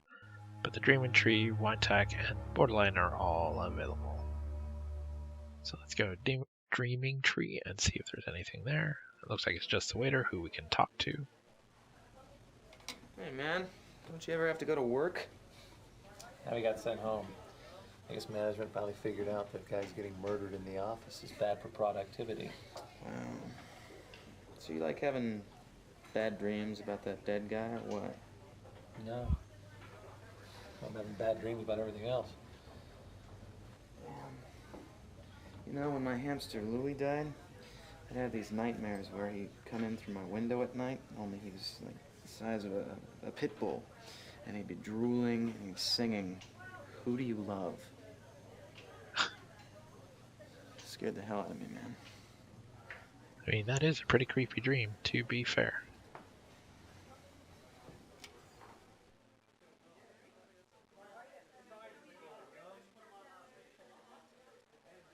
Oh, and I should say, probably in the first 2 chapters, you may have heard my aquarium in the background. It is literally less than a foot behind me. It's a 20-gallon tank. The water wasn't too low, but what I did is I filled it up to the brim. So hopefully you won't hear the trickling sound of the aquarium. You know, Curtis, I think I'd like to do your portrait sometime. You got these really weird eyes. Oh, gee, thanks a lot, Max. I appreciate Oh, that. don't get pissy. I mean like Andy Warhol weird, not, you know, Charles Manson weird. Oh, okay, I see the distinction now, yeah. So no longer can talk to the waiter, nothing else to click on, so let's go ahead and leave. As always, I try to kind of go everywhere that I can to see if there is a new cutscene or something new to find.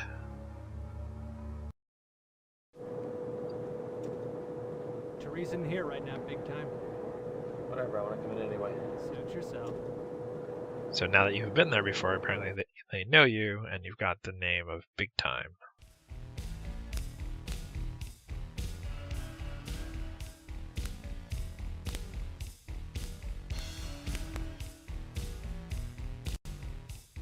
See? So apparently you and Therese wrecked the bathroom. Well, you can go talk to the guy at the bar. You know, I think you'd be more comfortable in that yuppie bar down the street. Really? Well, I think you'd be more comfortable in a sideshow. You know, I think I'm beginning to like you. It's a weird bit of dialogue.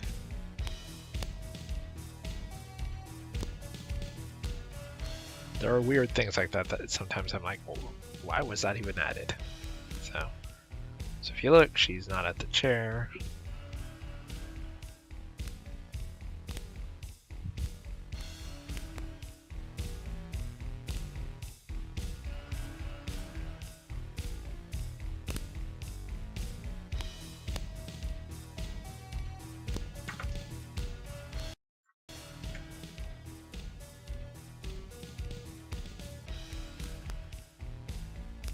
As you can guess, the guy's going to try to stop you from going into the pit. Get the hell away from there, asshole. I love the 90s with the long ponytails, because that was such a thing back then. As were trench coats. If you had long hair and a ponytail and a trench coat, you were a badass. Especially if you had like a beard too. The mark of a badass.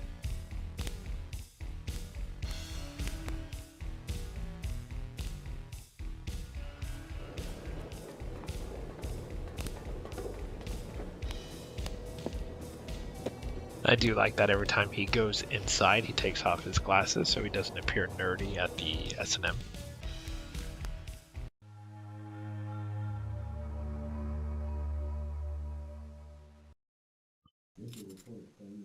And it's the first time we see the front of his door where he lives in apartment 13.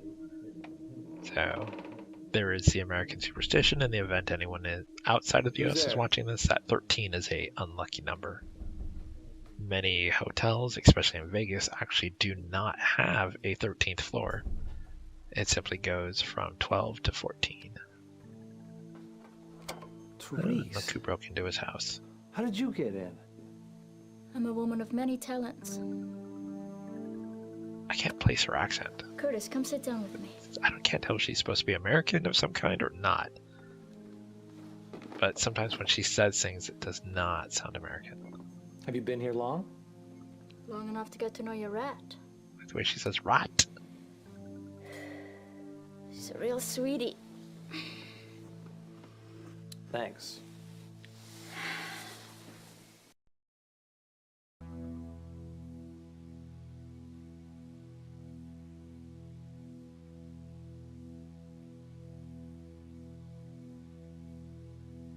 Rest assured, she cares about only one thing. There's only one reason to break into someone's apartment like this and be really creepy about it.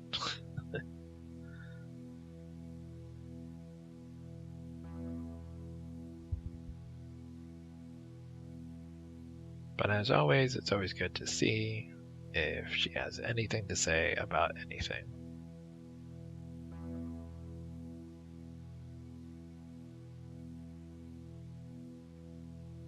And it would appear she doesn't. So it's just conversation. You know, you really startled me when I first came in.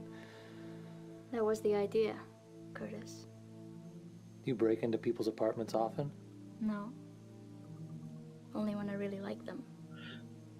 I'm not sure that makes it okay. But what are you doing here? Well. Curtis, what do you think she's doing there? Well, what did you come here to do? I mean, I'm oblivious, but Curtis is exceptionally oblivious right now.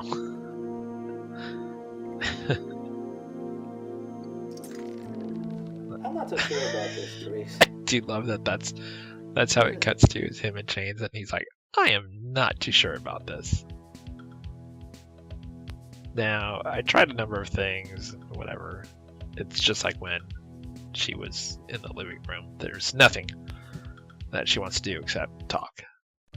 This is getting kind of intense, Therese. Oh no, we're not even close to intense yet. Be quiet.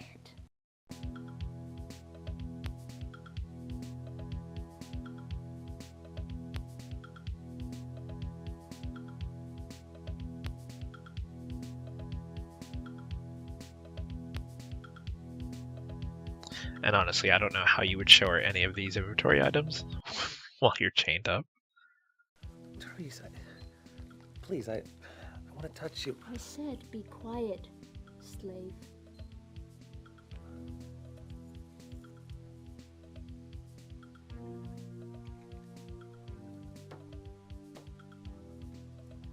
Well, we'll just have to zip up that sweet mouth of yours.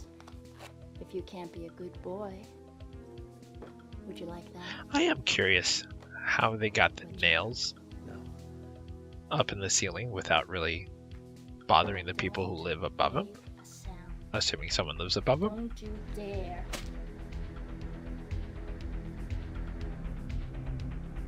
I think you're a good boy, Curtis. A very good boy indeed. So, you know, just seeing what appears to be his dad trying to kiss him. Most seriously, Mr. Warner's... And as you can guess, we're nearing the end of a chapter, and something bad is about to happen. The mental and physical well-being of all employees under his management. There. That ought to be enough to fry your ass, Warner.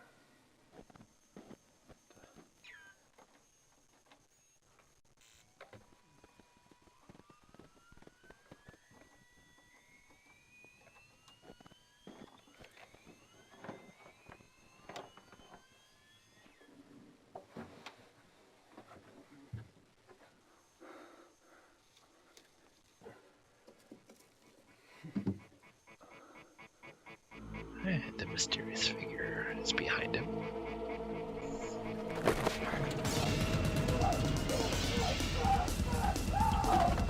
And sledgehammer.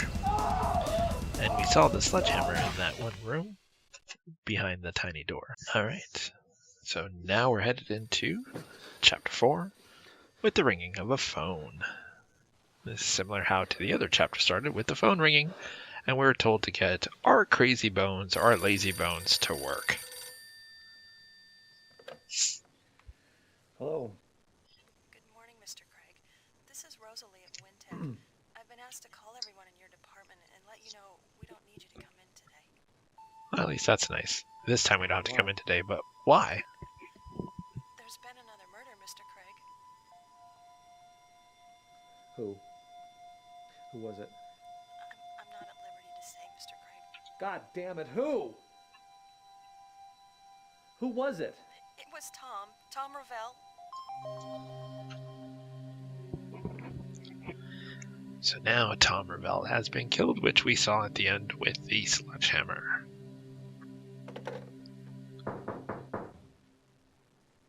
A knock at the door. Who could that be? Spoiler alert, it's the officer. Where were you last night, Craig? Just firing off the question right off from the start. I like his response. It's good to see you too. And honestly, if she thinks that he might be the killer and that he has killed 2 people, would she really just go in front of him? Just walk in with her back turned to what is potentially a serial What were you killer? doing last night between the hours of 8 p.m. and midnight? I was here with Therese Banning. Really? How late did she stay? I don't know. Late. I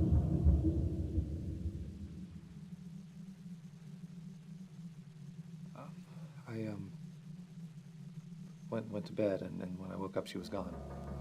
Where is she now? I don't know. Craig, I said, where is she now? I don't know. She probably went home. I don't know where she lives.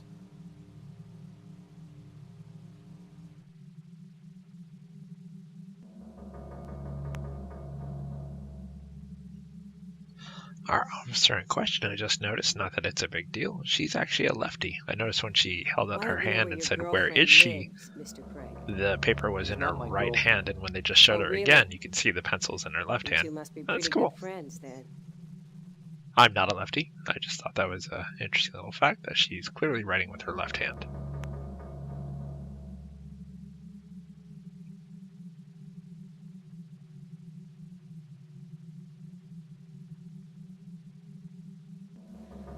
Mr. Craig, do you know of anyone who hated Tom Ravel?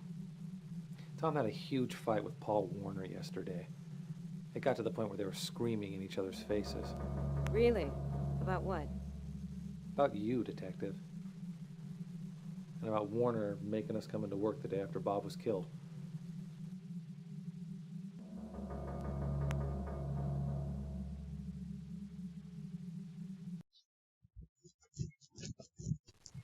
You know what, Craig?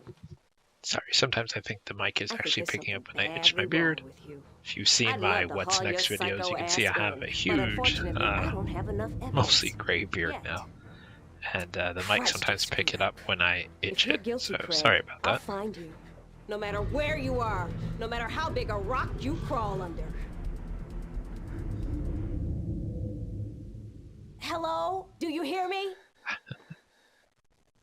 Damn.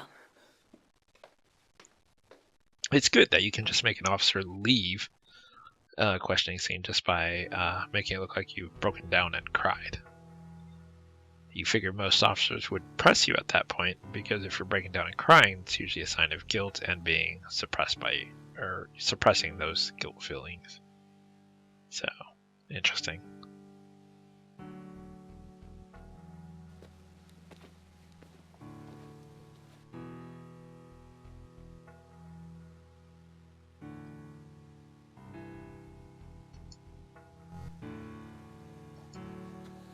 Let's see if we have any Easter eggs for this chapter. I'm sure we do. Oh, you're a pretty rat, aren't you?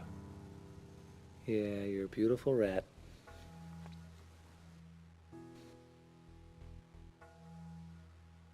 Ah, there was one while the officer was in here.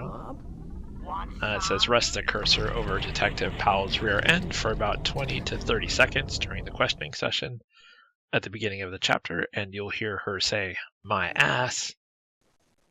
And then again, if you Control Alt click on the coffee table book in the Curtis But she living never room, did anything to anyone. So it'll you say leave her Wes's alone. Big Book of Tractors, Book 4.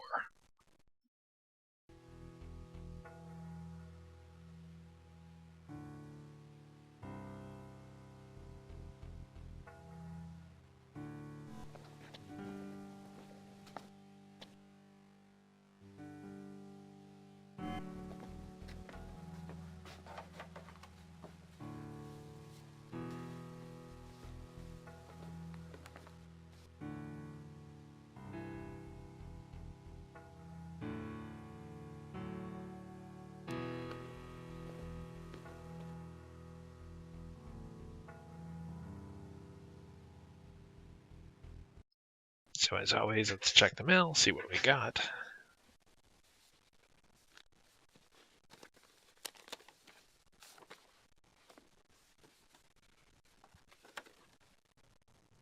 Meet me at the borderline tonight. So we know who This that's time from. We'll go full circle. Do you dare, Curtis? Therese. What am I getting myself into? Yeah. What are you getting yourself into? Dear Curtis, I hate you. You killed me. Your very existence was so unnatural and repulsive that it drove me to my grave. I should have killed you when I had the chance. I'm coming for you, and this time, I'm taking you with me.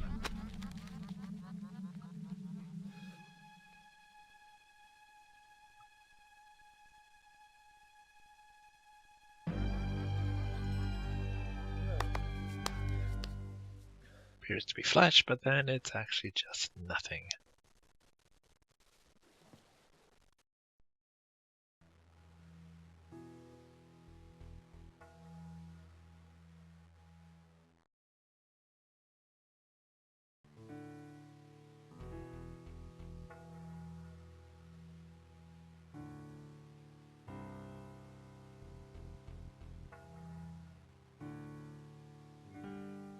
I like that she was kind enough to put the whole thing in quotes.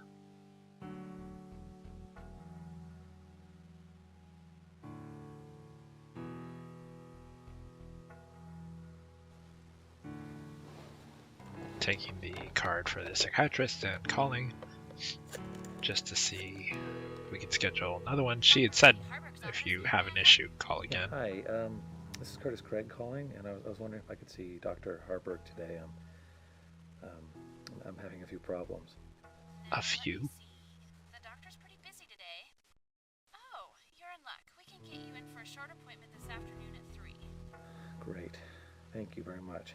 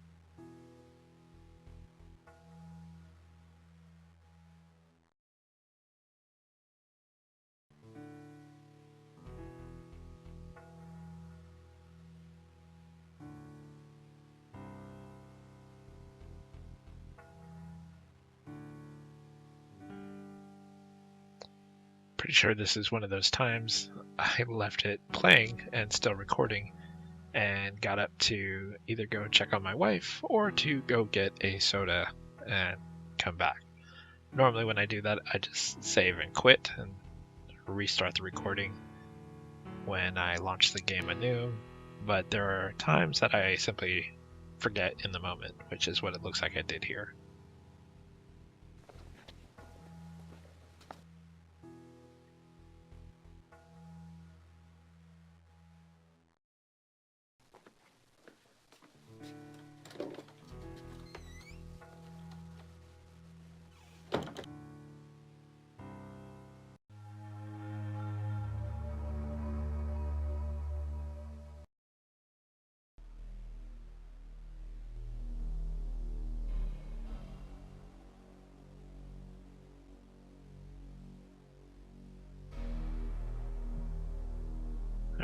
There's one here that says, just after Curtis enters the One Tech main office area via the door from the corridor, and the left side of his head covers the right screen. This is similar to the other one. Click on his ear 5 times, you'll hear a mouse squeaking, and Curtis will shake his head vigorously. So it would have been like right there.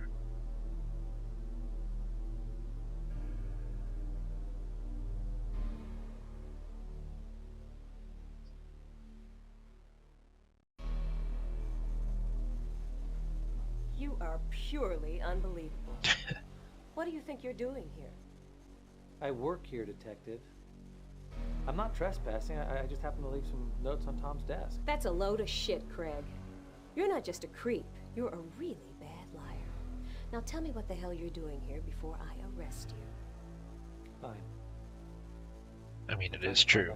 They were told My not ass. to come in. Get out of here, now. Look, Detective, there's some kind of company conspiracy behind all this.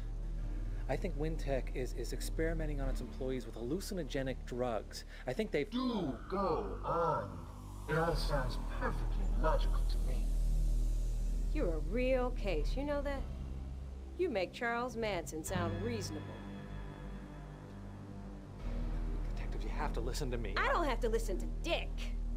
If I find one shred of evidence on Ravel, if I find one of your hairs, I do like that this was the 90s, and they were not afraid to write strong When women. the company murdered my father, they probably killed Bob and Not Tom. just the What do you wanna S&M bet on female, next? Therese, who is strong and assertive and confident, but they also have this female officer who is clearly strong and confident. Back, Curtis. You know you're longing for the sting of the needle, the burn of the electrodes on your skin.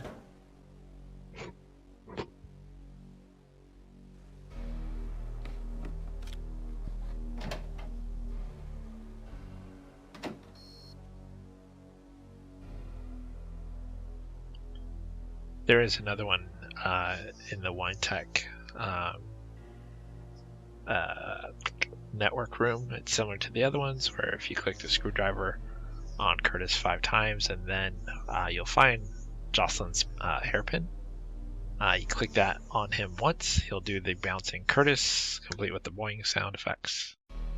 The inventory items will light up to allow this egg to be activated.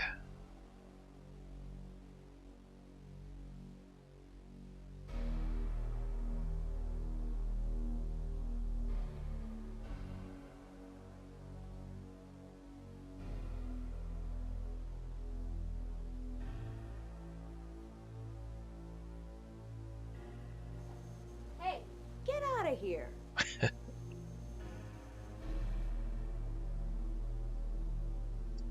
Like how he has not been arrested yet, it's beyond me.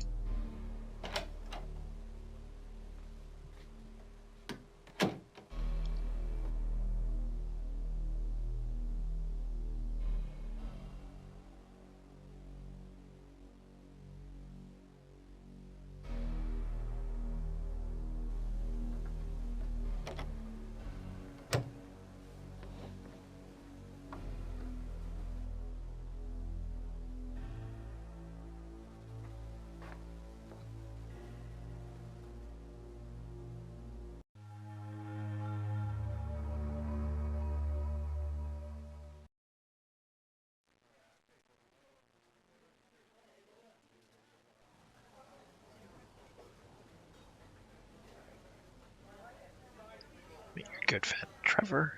Hey, Trev. Hey. Who, you know, actually he changed clothes, because normally he wears a turtleneck, and this time he has a button-up shirt. So at least your buddy Trevor changed clothes.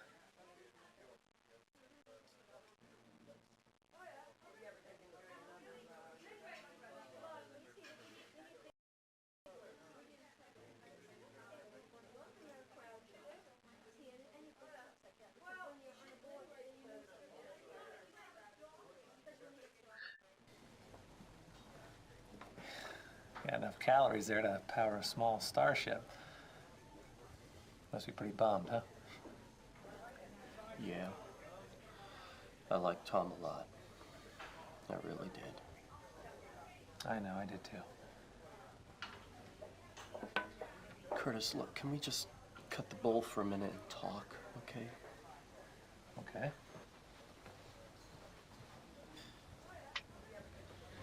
I think you need to get out of town for a while. You're obviously freaked by everything that's happened, and Curtis, I know that cop has you down as a suspect. I think you need to be gone before the next one. So running doesn't seem suspicious. Murder? What makes you think there's gonna be another one? Well, I don't know. Call it spidey sense.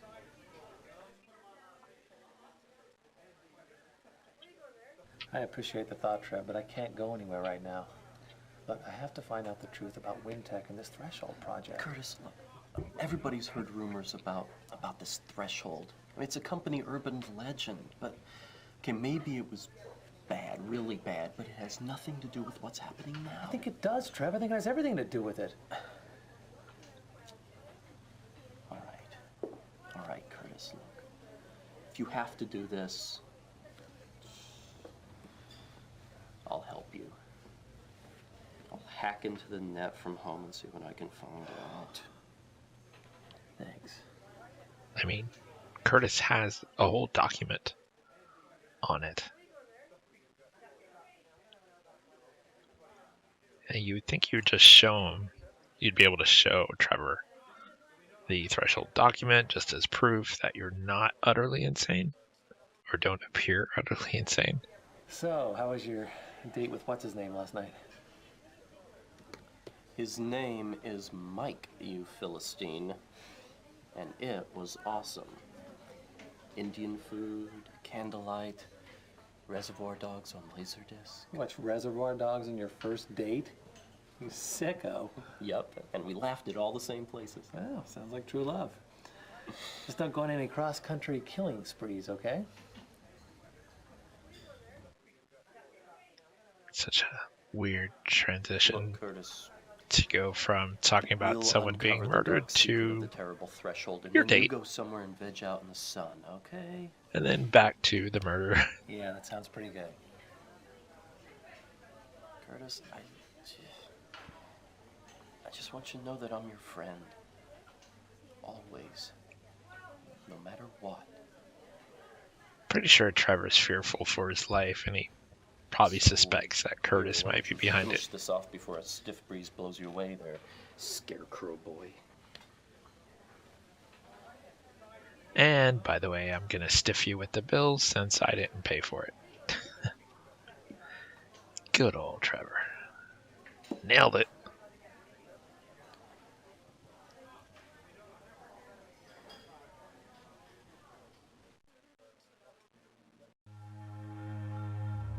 Shouldn't have stiffed him with the bill, Trevor. It's gonna come back to bite you.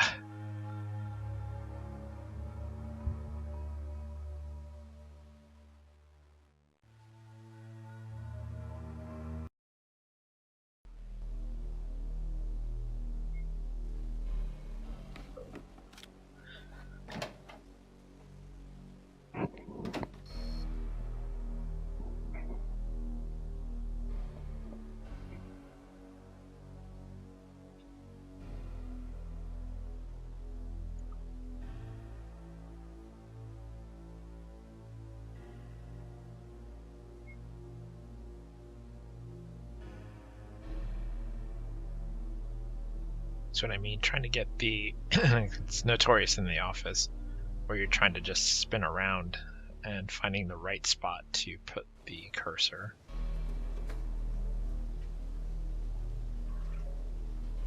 It can be jarring on the FMV. I mentioned this also in Phantasmagoria 1. There's literally like 3 chapters where I never once look at the theater door.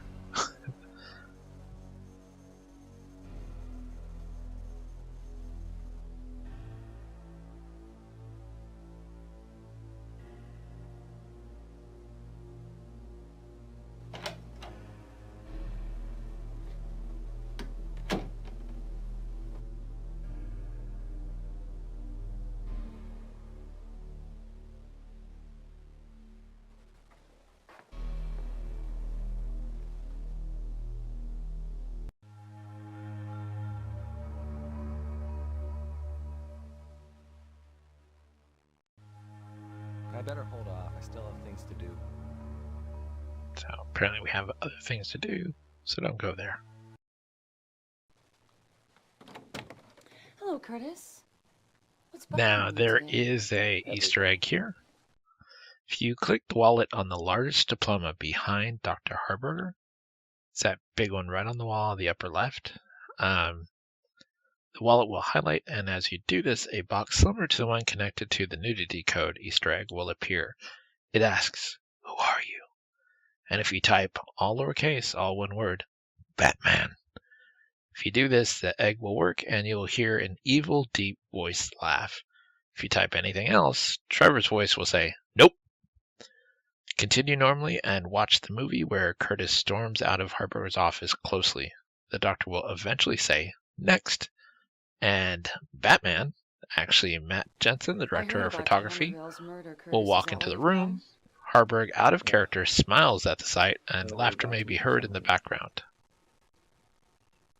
Wait a minute, how do you know about Tom? Was Wintech trying to check up on me or something? No, not at all, Curtis. Detective Powell came and spoke with me this morning. I don't know why, but that makes me feel. So I wonder if that was like a unplanned take that they just did for fun, and then they kept it in as an Easter egg. Curtis, I can't help you if you keep things from me. Have you been having more problems than you've told me about? Because if you're having, say, delusions or blackouts or hallucinations, you need to tell me right away. What is this, Doctor? Are you and Merrick trying to get me to go back to that hellhole of a nut house? Look, I got news for you. I'd rather die. Not at all. I haven't spoken to Dr. Merrick in months. I am just trying to help you get better.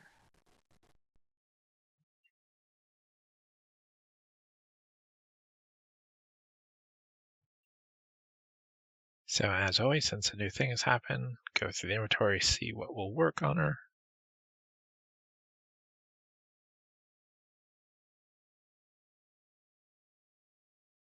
It looks to be a lot of nothing. If I were having delusions or hallucinations, what would you suggest I do? Get help. I would want to check you into a hospital for observation, Curtis. I will not go back there. I'll blow my goddamn head off first. It doesn't have to be Greenwood, Curtis. We can take you to a private facility. Shut up! Getting a little violent.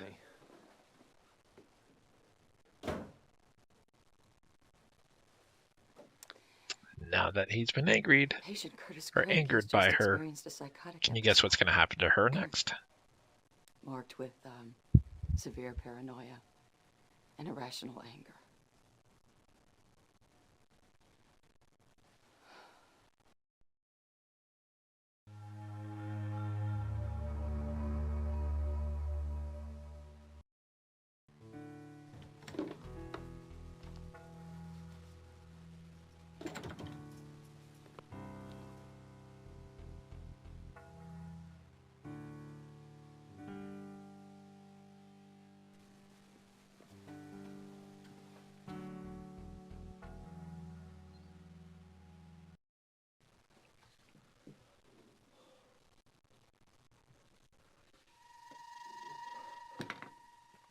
His eyes are white like a zombie, like he's seen in the visions. And now he's shooting electricity, which seems super odd, but it's foretelling of the final chapter, or right before the final chapter. And if you can tell by the enthusiasm of my voice and how often I've talked about that final chapter, not so good. Anyway, there's a knock at the door. Let's focus on the part of the game that I actually do enjoy, which is this part before the final chapter.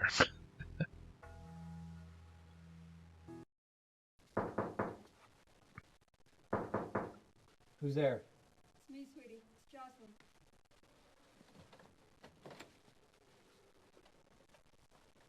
Things are about to go poorly between you and her. If you do remember, he had his shirt off when he was talking to the officer earlier, and he had bruises and scratch marks.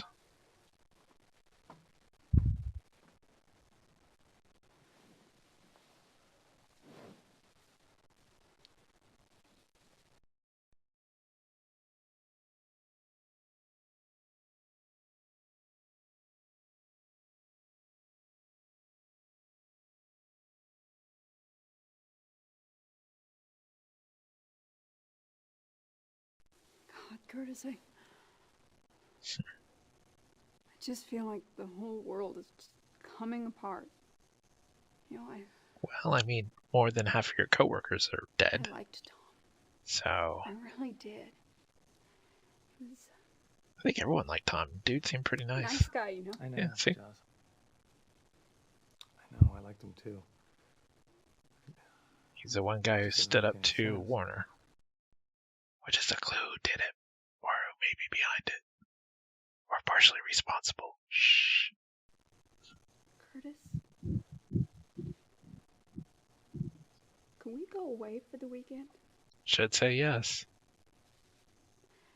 I really need to get away from all this. I'd like to, Joss. I really would. I just thought I've got some really important things to do. Damn it, Curtis. Why can't you ever talk to me about anything that really matters? Joss, No.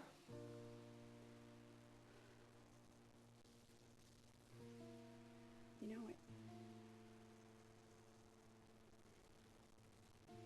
it might be wrong in the face of everything that's just happened.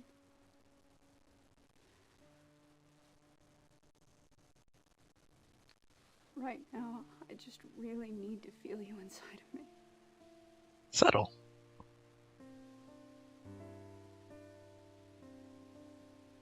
Let me take this hairpin out because I'll need it.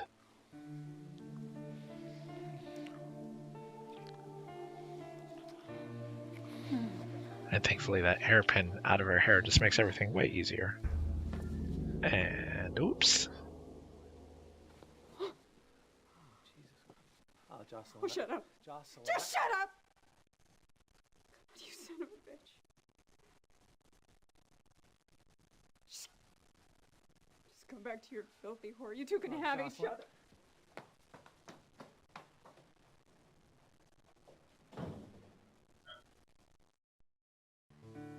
Well, that didn't go well. And it's not going to go very well for his other date.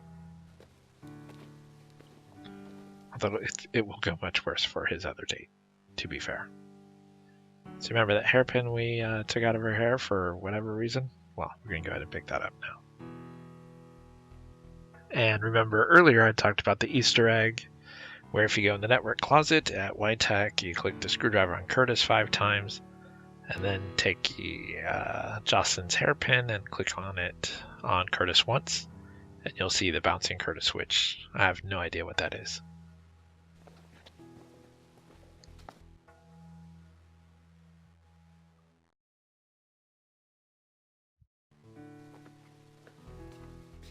There's one more Easter egg in this chapter that no, I did not do, so we'll talk about it when we're near it.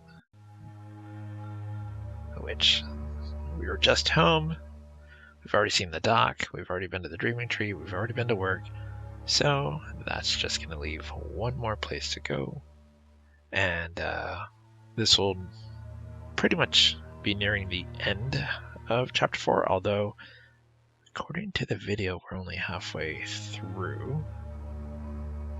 Oh, that's right, there's something else that happens in Chapter 4 that is at Whitetack. So there is more to it, but something very bad happens at the Borderline Club. But first, there is some stuff that we're going to check out at Whitetack, because something is definitely going down, right? We figured out enough clues. We have the Thresher. We have that paperwork. We've gotten some indication that some weird stuff is going on. People keep dying. Warner calls you his special person. Your dad left a note that says you're probably being groomed for something. So let's see what we can find out.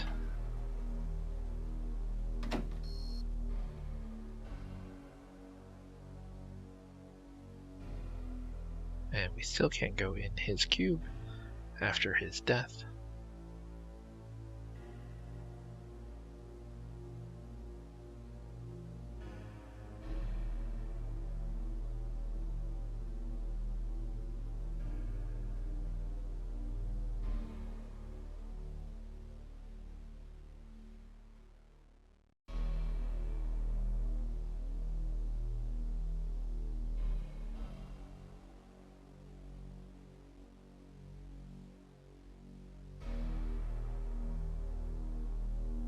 I think coming up is one of the few times where you can technically die.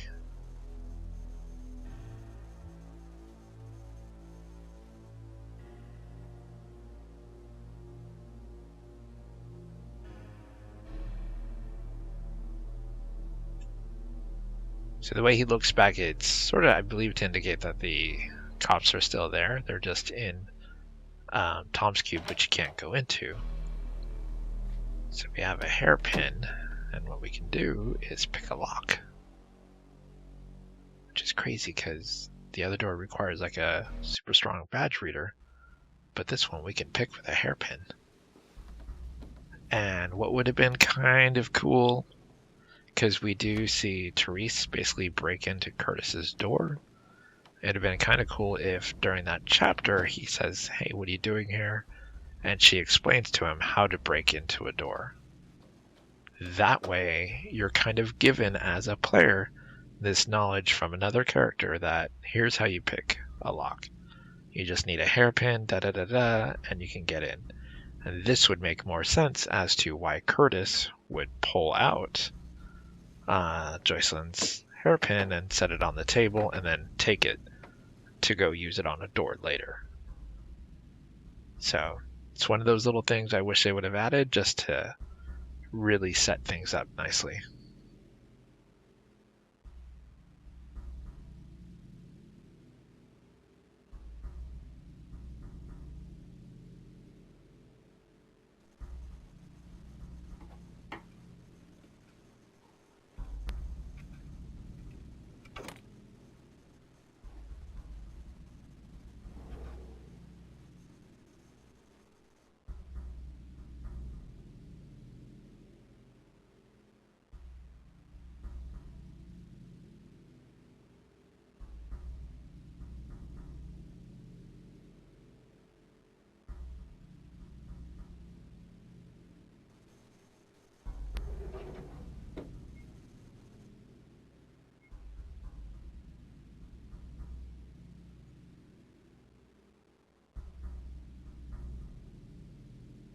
And October 8th, the 10-9-58, notice that's highlighted with the threshold basement.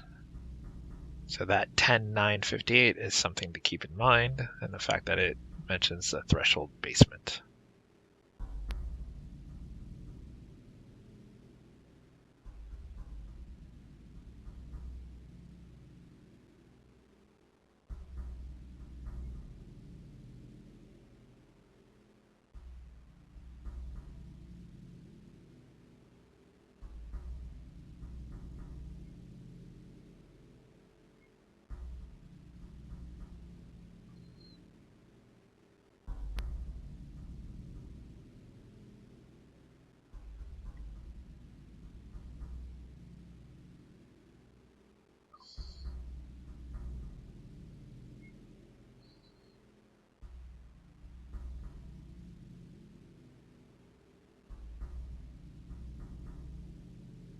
So if we look in here, notice the Rosetta Stone is highlighted. Pretty much anything that is highlighted is a clue to something, right?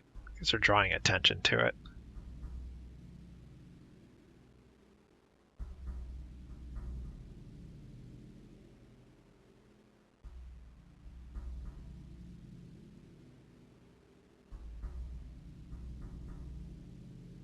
I don't know how safe it is to be logging into your boss's computer as you.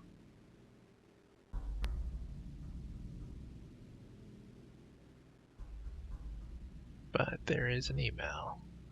I didn't manage to up your clearance so that you can get down to the lower level, blah, blah, blah. So we got caught.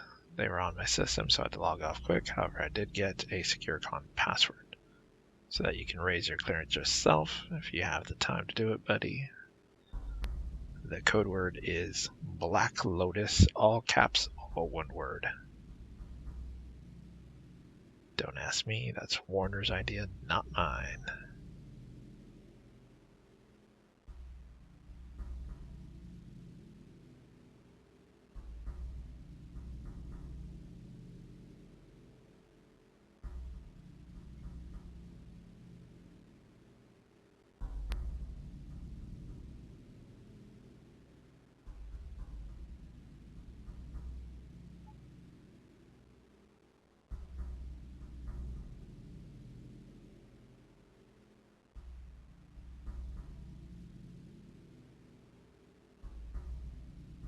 So we're going to log in as Paul Warner.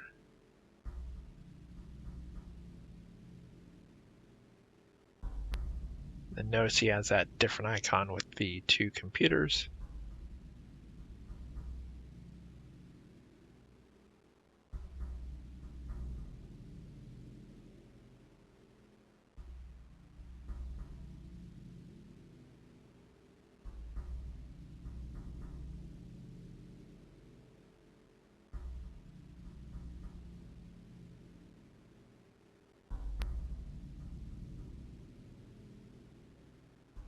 Some more documents about the Alethura 9, or however you pronounce that.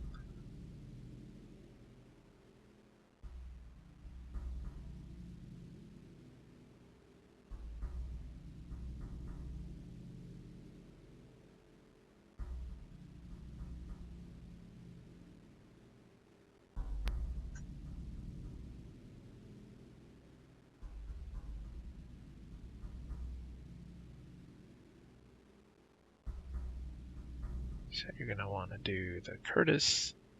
Right now it's level 1. You're going to do Black Lotus.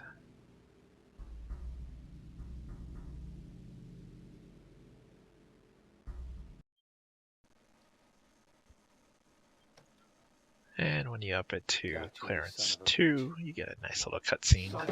Language, Curtis. I should have washed your mouth out with soap. Get away from me.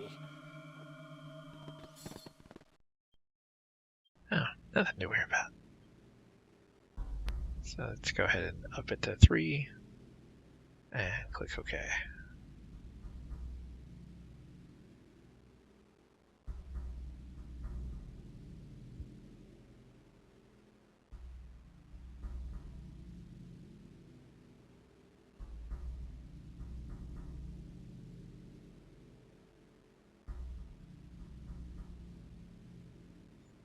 So now with that new clearance, we can actually go through the glass door and go further in.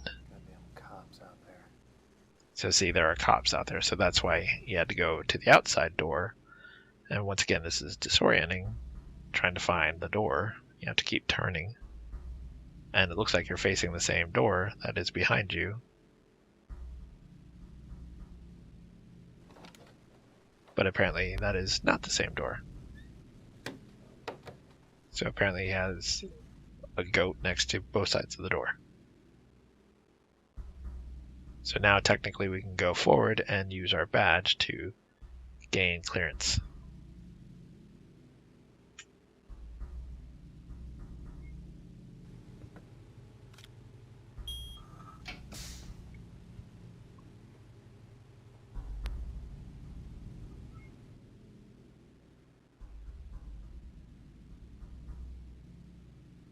And it's funny because the elevator here heads down.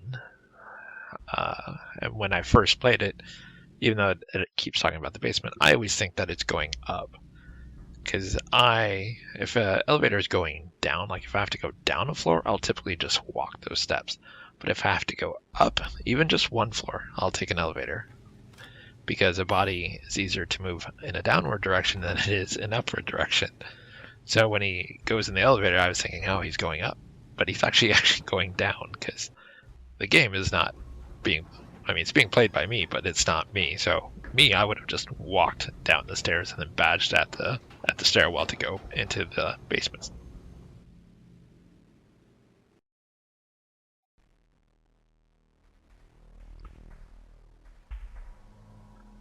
So now it's a brand new area, so definitely like move your cursor around, see if there's anything to see.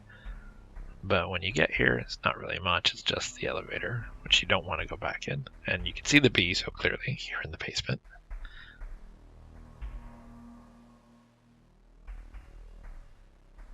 So the doors seem to be the only thing to go forward.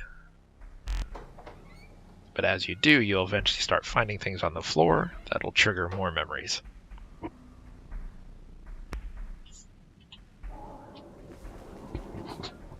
It's pretty much through here you're going to find out the 99% of the truth of who or what you are. versus the Curtis that you think you are. We're running out of time. Quickly! You'll see.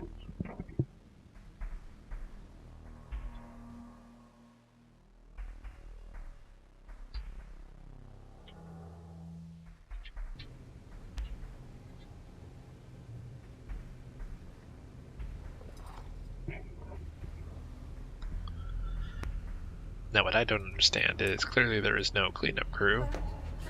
No one picks up behind them.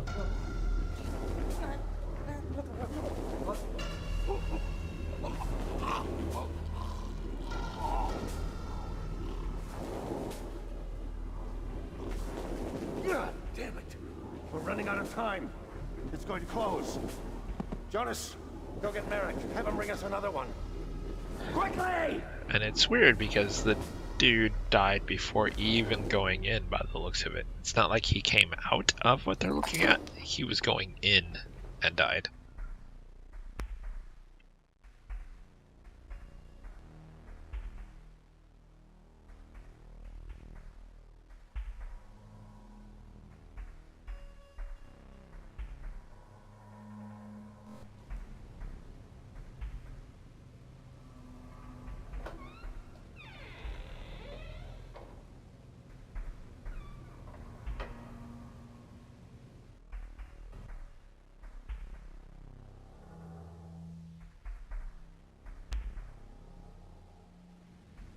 Remember the toy we saw a second ago? Apparently no one cleans up this hallway, because that would mean this toy has been here for like, what would we say, like 18, 20 years? Since it was him with it earlier, right there.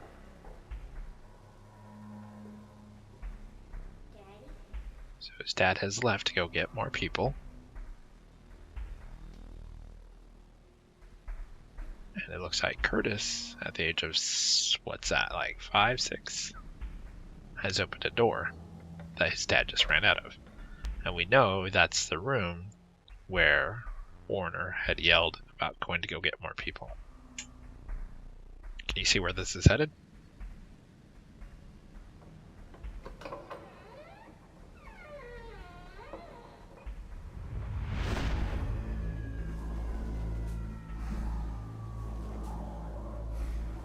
Shit, where the hell is he?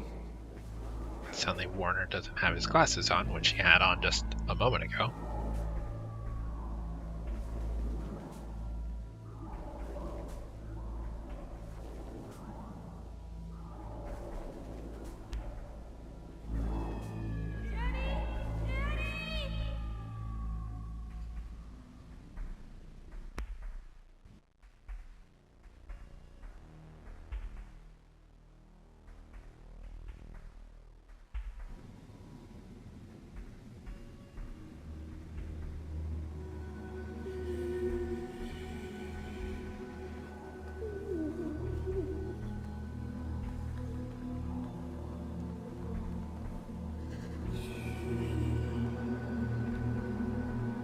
That's his dad cuddling what appears to be Curtis, probably.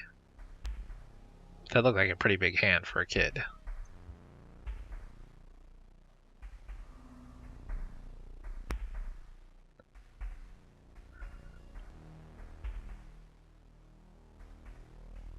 So this, as soon as you click one button, is timed. And if you don't do it fast enough, they'll come for you. And what you want to do is put the date in that you saw on the Thresher file.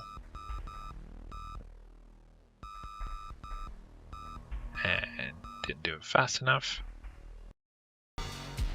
So you end up getting chased. And you do get caught no matter what. Come along, Curtis. We've kept your room just as you left it.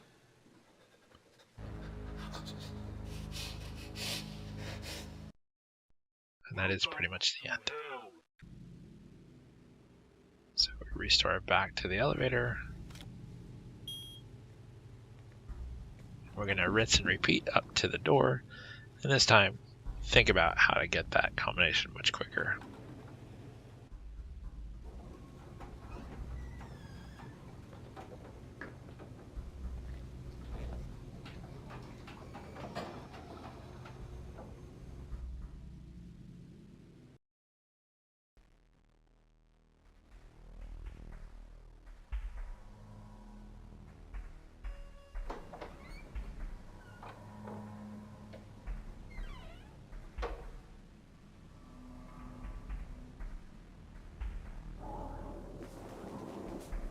So he's got his glasses on there.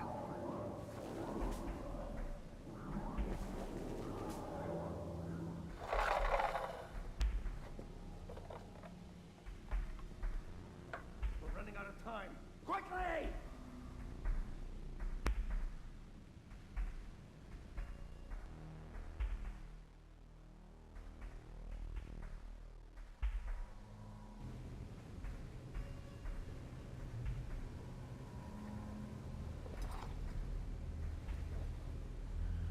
And yes, I've already done this, but because of dying, I had to restore.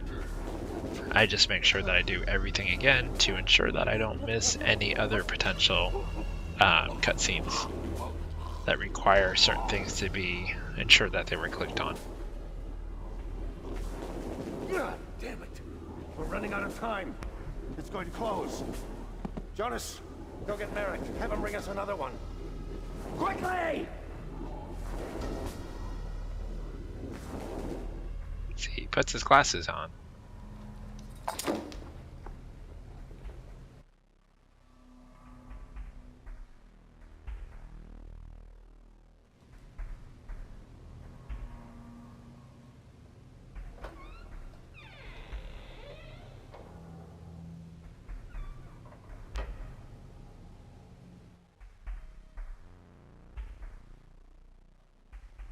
There's a toy that's been on the floor for 18 plus years. No spiderwebs or anything on it. It's just been sitting there.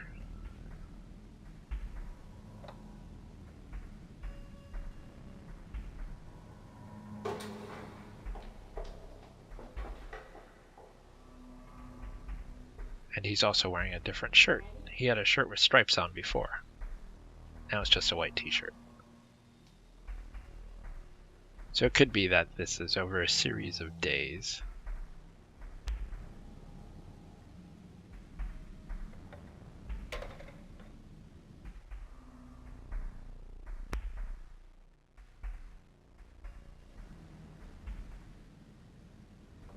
Although it would be weird, he was right by the door wearing the striped shirt. And then when his dad walks out the door, he's wearing a white t-shirt. And now he doesn't have his glasses on after they ran out.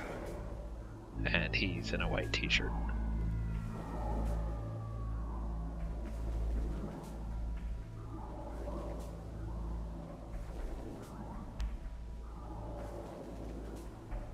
So I'm not sure if that's an error where he's actually supposed to be wearing his striped shirt, or if he should have been wearing a t-shirt when he was playing with the toy originally.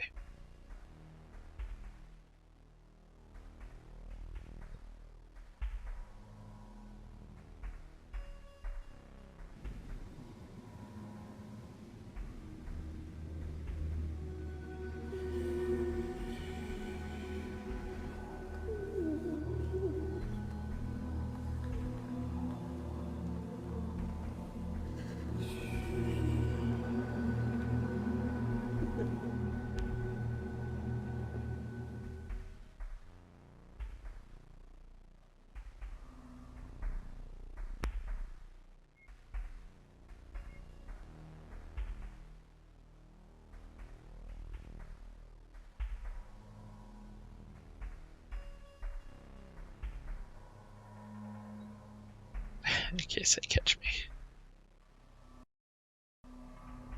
It was right before entering the combo for the lock. So you want to do this as quickly as possible.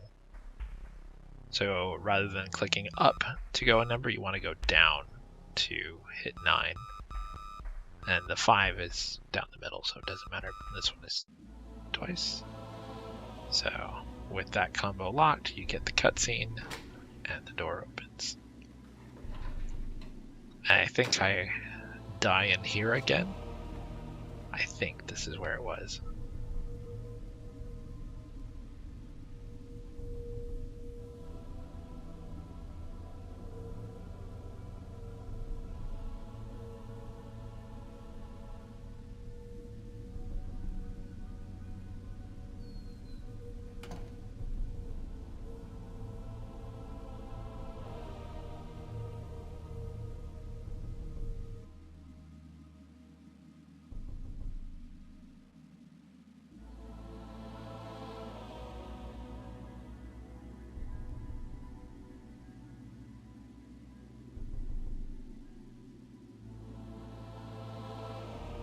So some crazy stuff in here. Gonna save. Nice.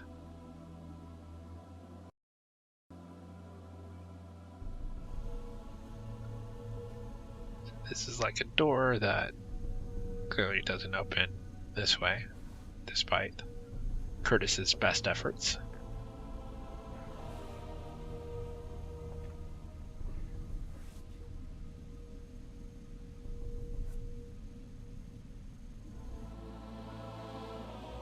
Music sounds very Phantasmagoria 1.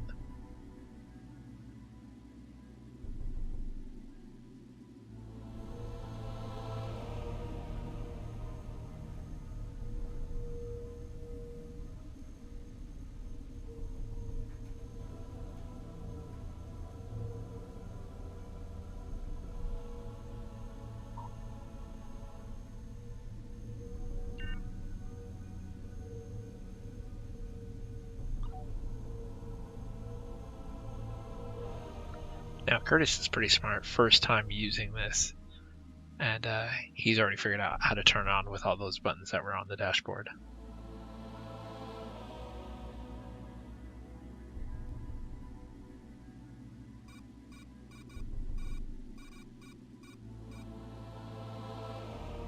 So the only way to talk to these things on the other side is by using the yes, no, when, how, why, or exit.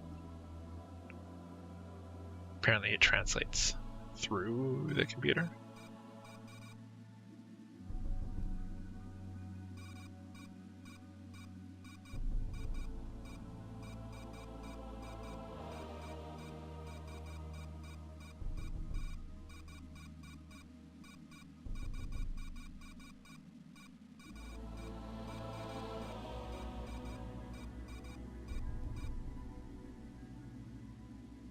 What is the status of the twin?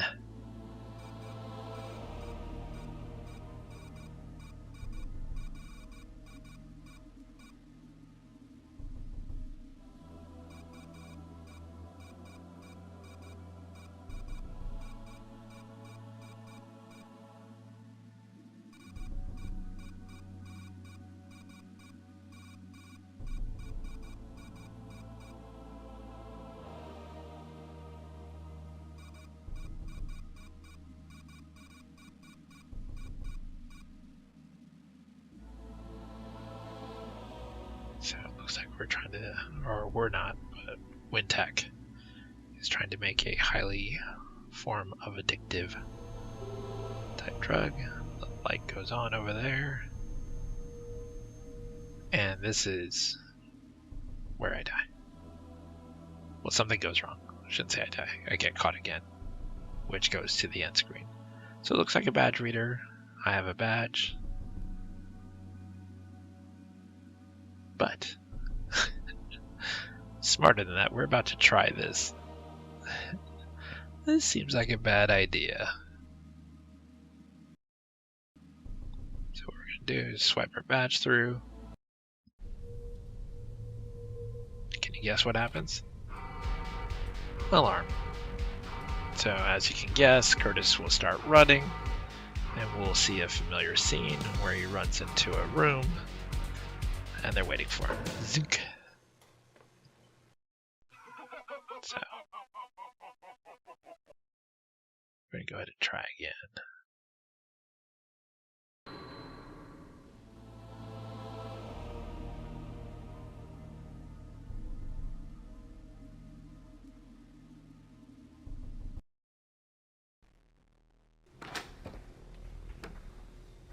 We'll go ahead and just leave, knowing that our badge is going to trigger an alarm, and quietly leave the basement. Now, I do think it's funny that Curtis has discovered this, and he just goes on with his life. Like, after this, we're going to probably head to, let's say, the borderline, and let's see about having some sex with Therese. Yeah, that's like a solid plan. Rather than, I don't know, notifying the authorities that there is something very weird going on. I think you officially have all the proof that you need.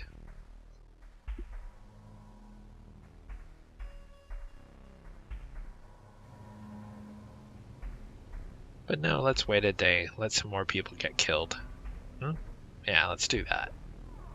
Still a few more characters in this game that we haven't seen die yet, so let's burn enough time for that to happen.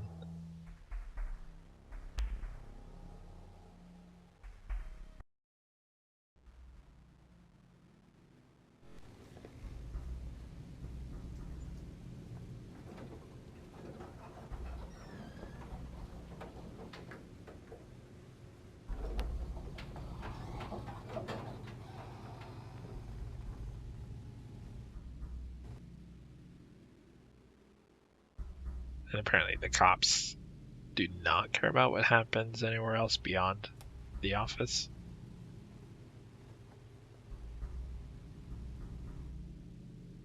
Like, you know, on other floors.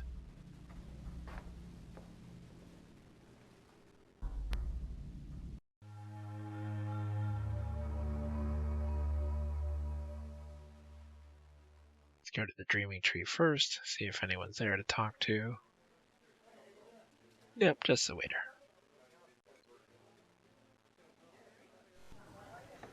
Hey, Curtis, what's up? Don't tell me there's been another murder. Not Yeah, yet. I'll tell you. Oh yeah, he doesn't know about Don't Tom. let the dead guy go away. Ah, jeez, man. You work at the freaking Bates Motel. Hi, who was it this time? Anybody I know? The waiter's taking a very blasé. Tom? Oh, no way, man. He was a good tipper. That's his concern. He's a good Nice tipper. dude, too. Way too blasé, like not at all shocked that there's someone else dead. Let's see if we can trigger something from the menu like we did before, and does not appear so.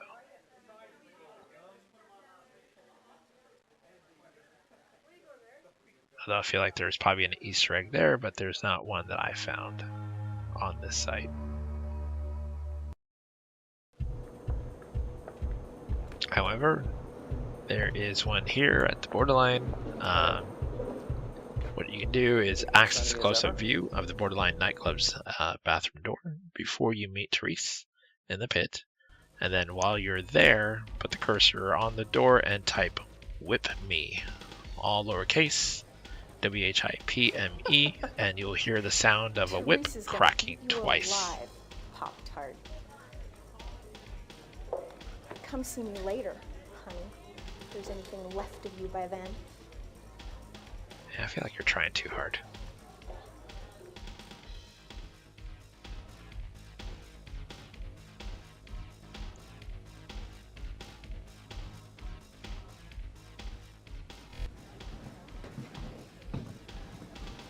Hi. What are you doing all the way over there? Come closer.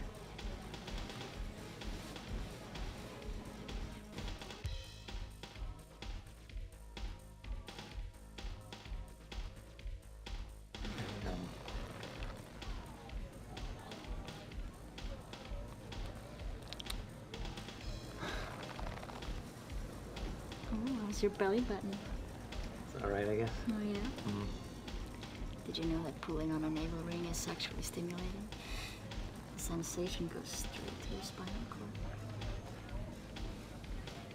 What are we gonna do tonight, Therese? I'm not sure if that's true. We'll see.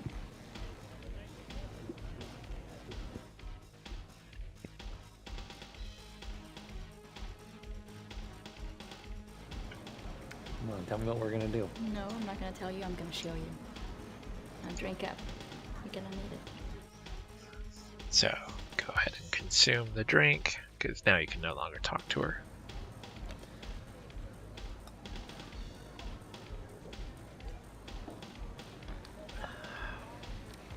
Considering everything that's happening, it's very trusting.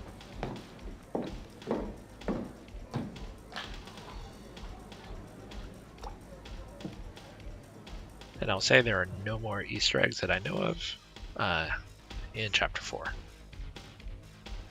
And I do like that she says, "Follow me," but then she is nowhere to be seen, but basically head for the pit.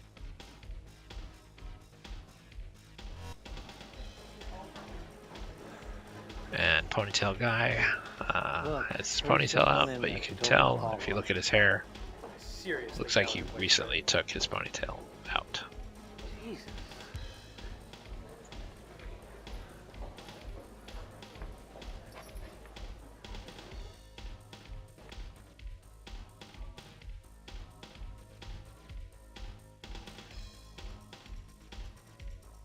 So what you want to do is there's a note that Therese wrote that tells you to meet her. So you want to find that note and show it to him to prove that you were invited.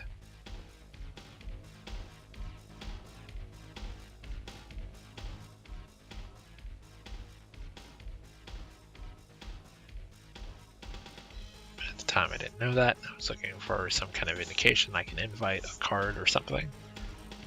But she already did that. She sent you that card that says to meet her here. That just doesn't seem like an official invite. However, just telling the guy at the front gate the first time you come here that you were invited by her was enough to get you in. So maybe that letter is enough.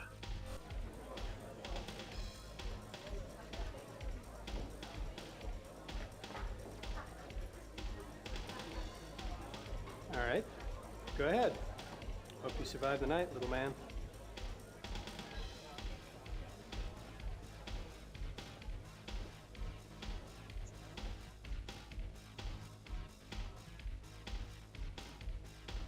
This code, what you want is the circle to be in the middle. So just click on it until all 4. And you'll see when you click some, it'll move another piece. It's pretty easy. And then once you have it, you click in the middle, brings it together.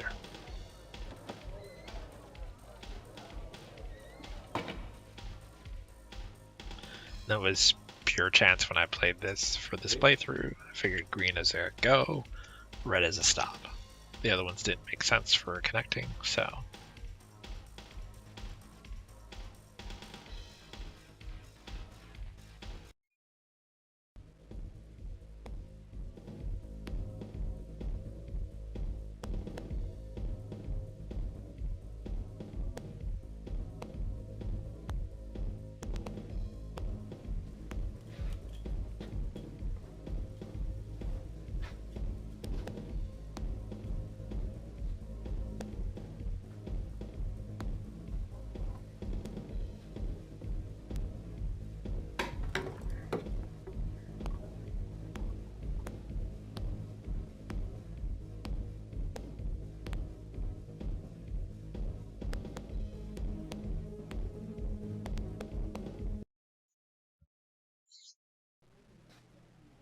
So the leather mask does nothing that I'm aware of.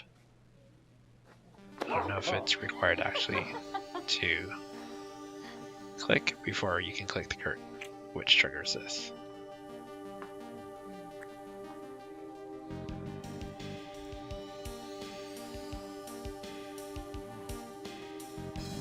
And once again, surprisingly, there is no nudity during the S&M scene. For the most part, it just looks like she is dry humping him.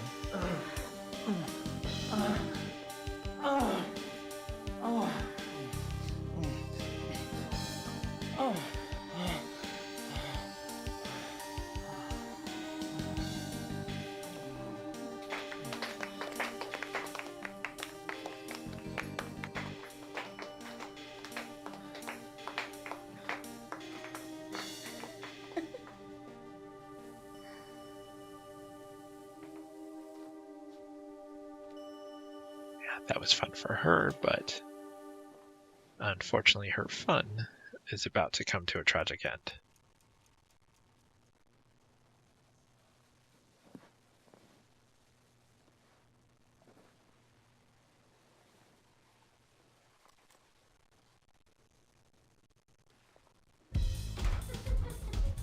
Yeah, later.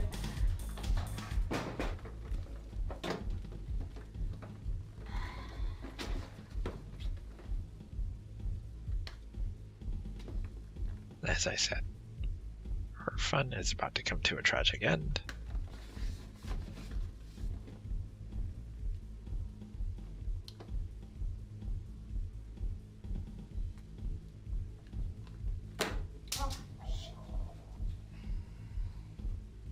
It's always with people dropping stuff. Or having to go under a table or something. Hello? Hello? Come on.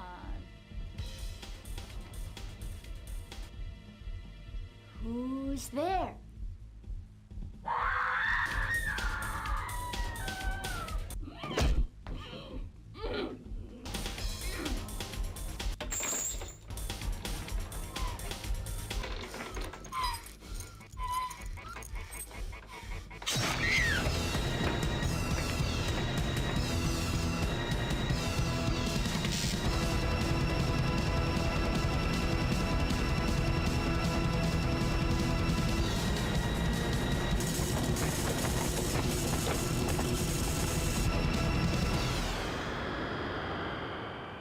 I mean, all things considered, she probably died the quickest among them all.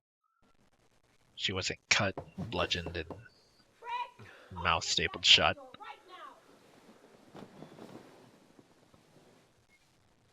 But boy, is it about to look bad for Curtis. Oh, good morning, Detective. Where the hell were you last night? Where were you? I was with Therese at the borderline. And I came home. What, you want to ask my rat for an alibi? I know you were at the borderline, Craig. At least 20 people saw you there with Therese. Not an hour before she was murdered in the bathroom.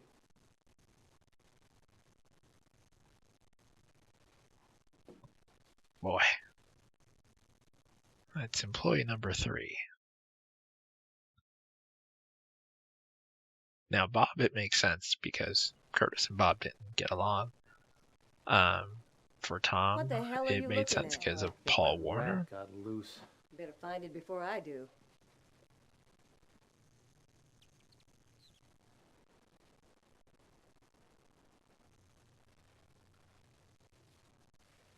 How'd you do that?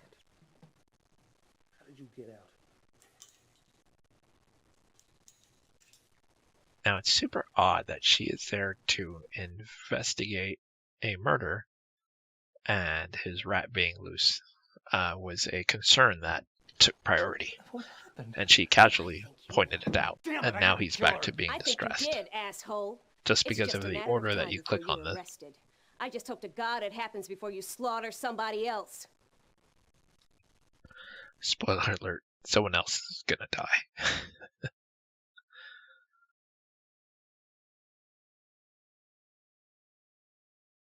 I mean, if he just had the common courtesy to say, let me show you what happens in the basement. Not ever. Is that right? You two had a strange way of showing your affection. Please, Detective. I need to know what happened to Therese. A lot happened to Miss Banning, actually. I guess the short version would be that someone strung her up and fried her in her very own blood. I'll get him. Whoever he is, I swear to God, I'll get him. I'm sure the good people of the city will rest easier knowing that. I really do like her as a character in this. Why aren't you after Paul Warner? I mean, he's the one who's behind all this. I mean, he'd do anything to protect that threshold project, whatever the hell that is. Gosh, I better go arrest him right away. Oh, and just for the record, who gave you this information? Space aliens? Get out. Get the hell out! Fine, but I'll be back, you son of a bitch! I'll be back to nail your ass to the wall!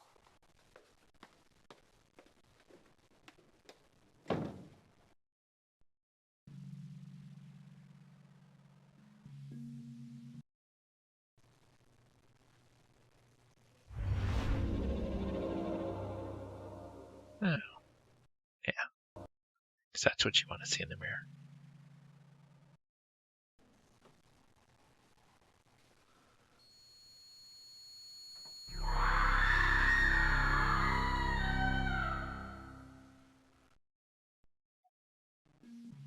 And then to see her screaming and dying.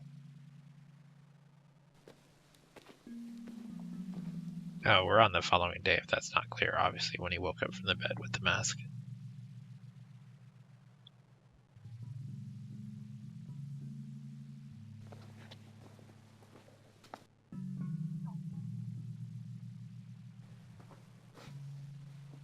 Where's the mail? Usually here by now. Yeah, no mail this time. Oh, but wait.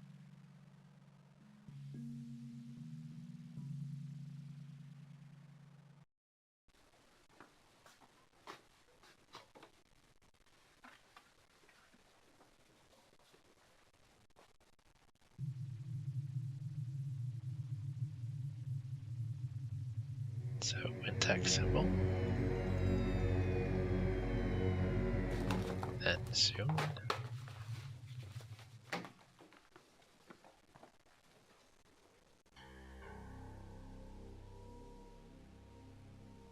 That is where, like I said, it just starts to get weird.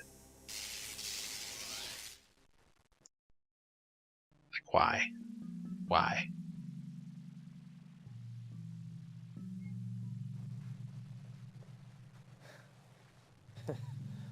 You know, you never guess what I thought I saw, Blob.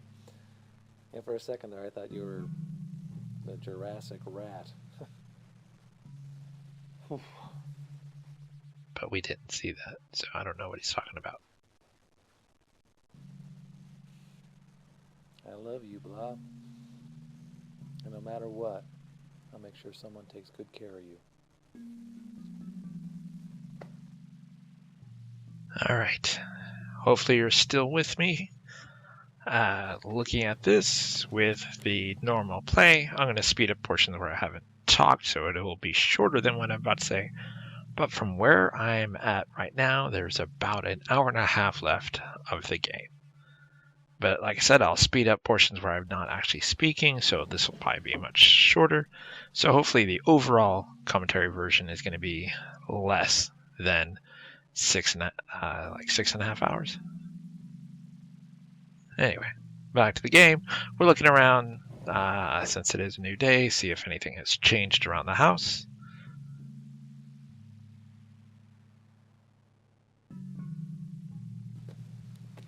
And in this chapter, there's actually only one Easter egg, and that's found here in the living room. If you do the Control-Alt-Click on the coffee table book, if you've done it every single time, now it'll say Wes's Big Book of Tractors, Book 5. And if you've done it every single time, Beavis and Butthead riding a small red tractor over a flower bed are shown on the front cover, or it might even just do it if you do it just on the 5th one, because the book will say book whatever, depending on what chapter you're on. This egg does not act. Oh, there we go. This egg does not activate unless you have seen all previous Wes books of tractors. So I don't know what the deal is with Wes and his big book of tractors. I don't know, maybe he likes tractors. I don't know. But again, this is one of the Easter eggs that I think I only did once or twice, and I didn't do it consistently because I wasn't aware that if you did it every single time in every chapter, it does something at the end. I'm having problems, and yes, sir. I'll get it right away. Please hold. This is Dr. Harburg. Doc, this is Curtis. I'm having troubles. I need to see you. Curtis is freaking out during scary times. She's been murdered. If you know the reference to what that's from, I freak out during scary times. He's in on it. Put it in the comments. And I, oh God, Doc, I have to see you. I have to see you now. It'll be all right. Diet Coke. Come on over, okay? Or I'm sorry, Coke Zero. Yeah. Okay. Yeah. Okay. What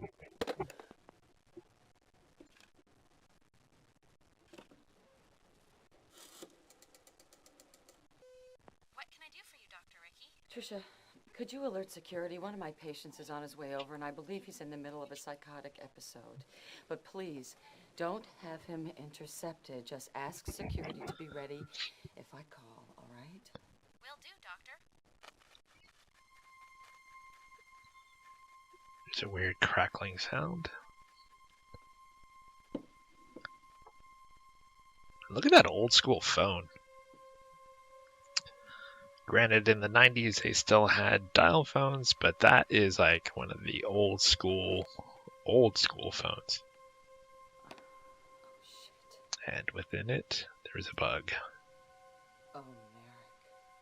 Oh, you spying son of a bitch!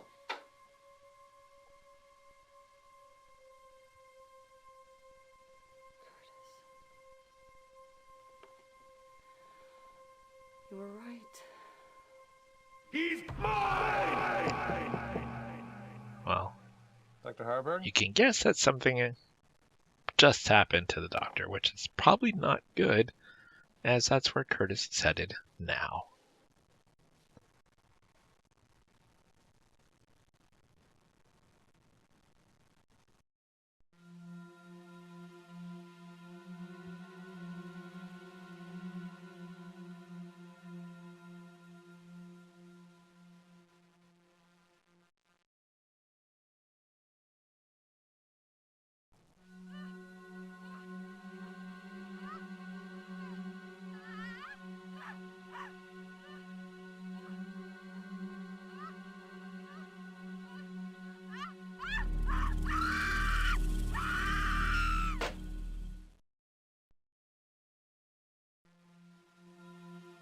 Oh, it doesn't in there. So if you look, it's hard to tell if it's telling that you go back or look behind the desk. It's behind the desk.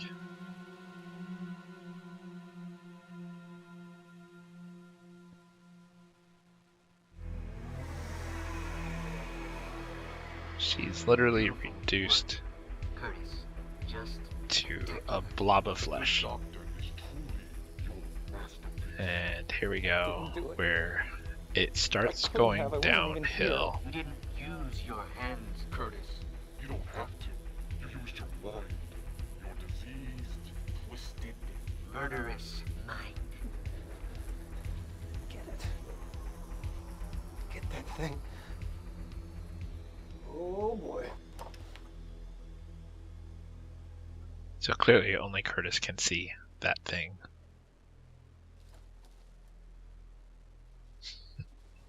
Steely Dan here.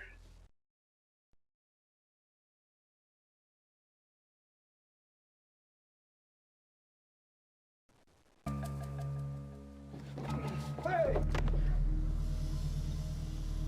Jesus, Doc. It's impressive that he recognized that as the doctor. And that's it, like there's no chase or anything. Literally he just pushes away, gets away. So I thought this was cool. If you come here, it says, sorry, we're closed. So that was actually kind of cool. Normally, if you click on something and you can't go, it kind of says, or have other stuff to do, or, you know, something like, maybe I shouldn't go there yet.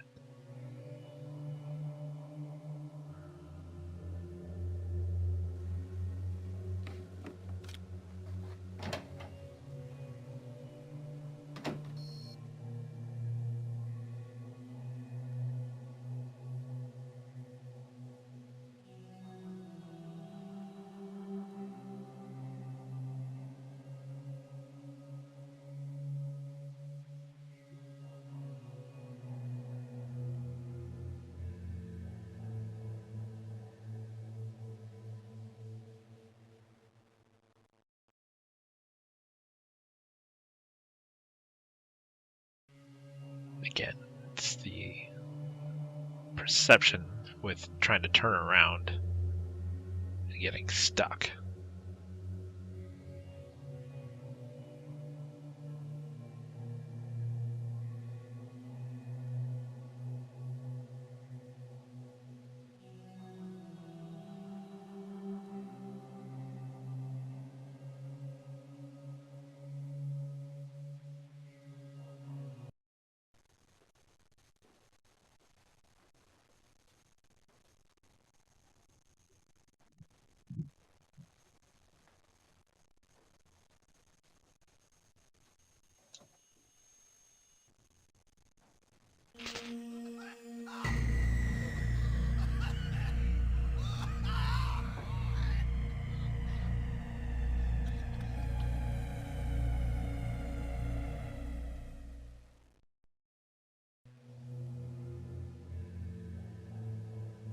Not sure what that significant was. I still don't know.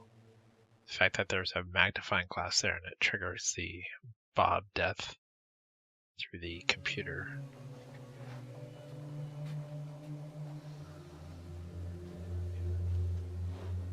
I do like that he feels like he has time to just sit down after everything he's seen. To be like, Wonder if I should log on to work. Check my email, see what's up.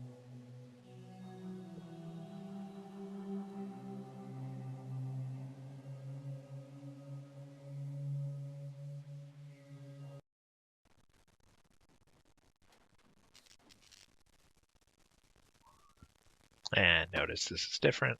It's actually a cutscene rather than just logging directly into the computer.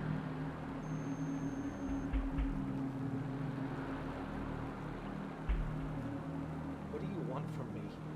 I only want you to be happy, Curtis. You've nearly lost your mind, haven't you? You'd be so much more at ease if you just give up the battle.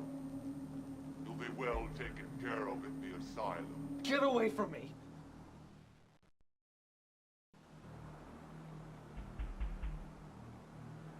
And it's interesting, the face is still there after the cutscene. Don't you recognize me, Curtis? I'm just a part of your own twisted mind. If you'll just give in to me, let me take over, you'll be so much happier. It won't hurt. What? No!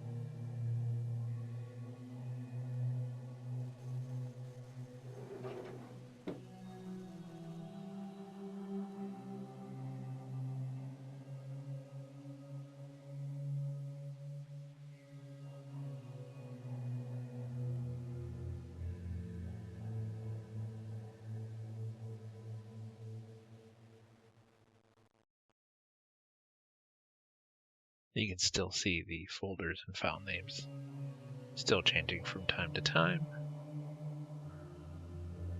I like that this one is to Curtis, from Curtis, concerning your health.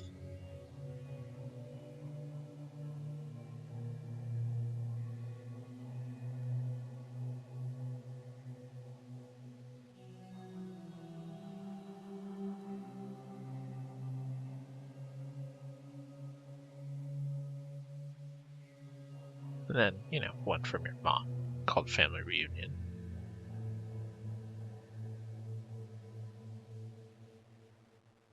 And from Trevor, telling you to get out.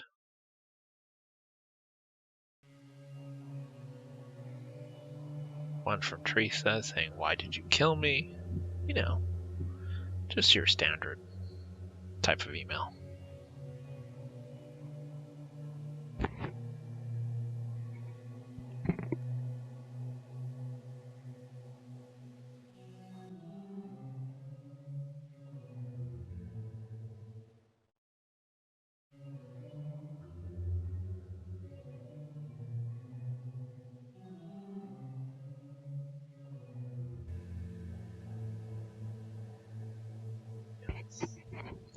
You notice this is something different here.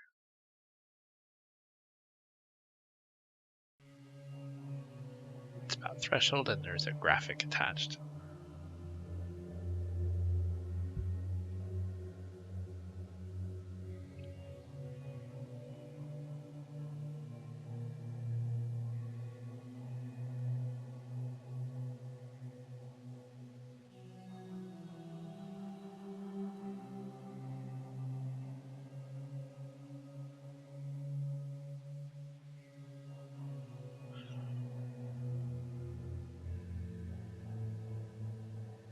again, the antidepressant that is as strong addictive as nicotine that loses excess body fat.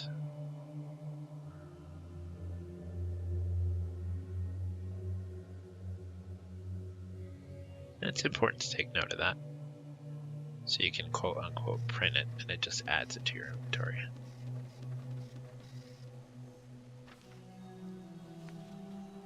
The sound of the old dot matrix printer.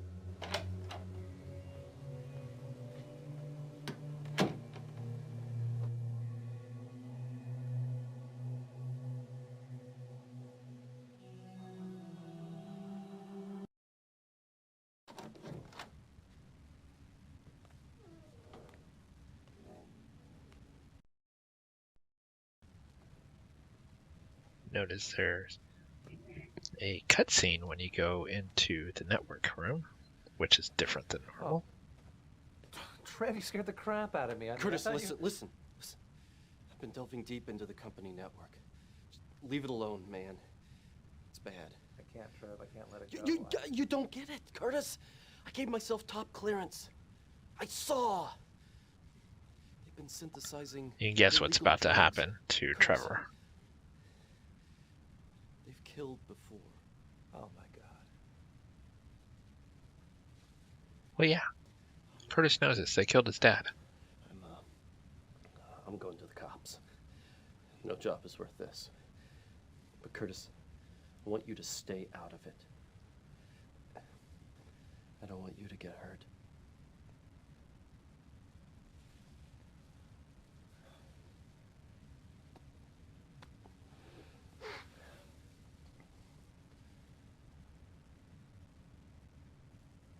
Curtis, you know I love you.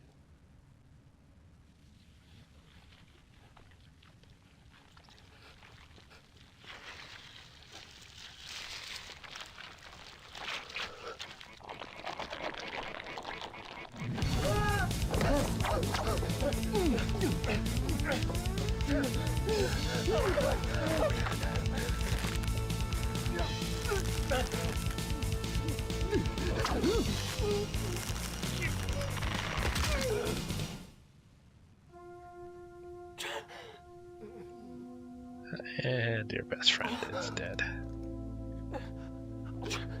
Now, if you'd only gone to the cops before, once you got a hold of that folder, you could have spared the life of Trevor, Teresa, or whatever her name was. No, you son of a bitch!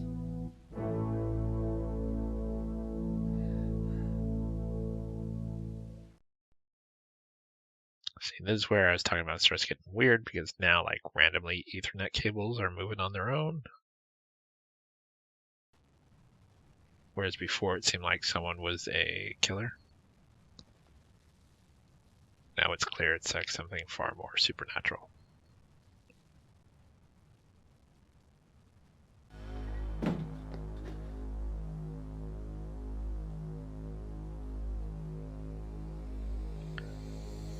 Now don't cry.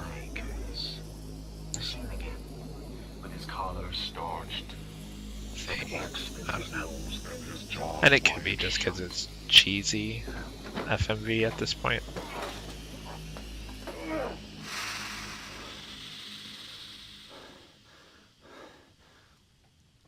Like how that thing looks, I don't know. I just, from here on out, it starts getting weird. I should say weird as in not super enjoyable for me. It's just the story takes a weird turn. And you can see that you can search Trevor. And remember, he said he gave himself top clearance, so...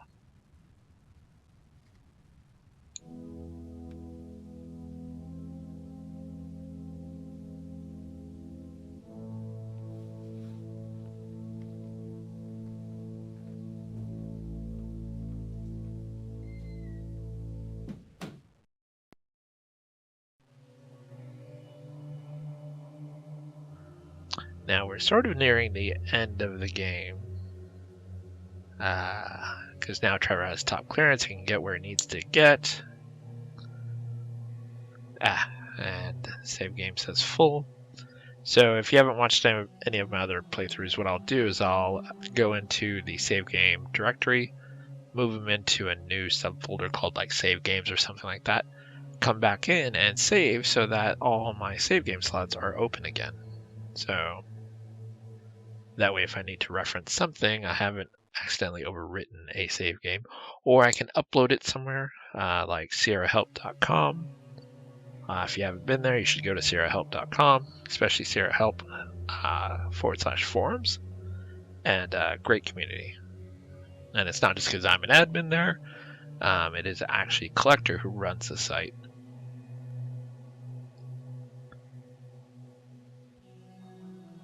But if you love Sierra games, or if you just want to talk about it, or if you're having an issue with a specific Sierra game, that's where I would go.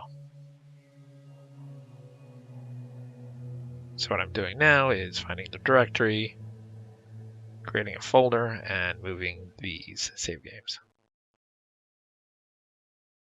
So now when I go back, the save game is empty.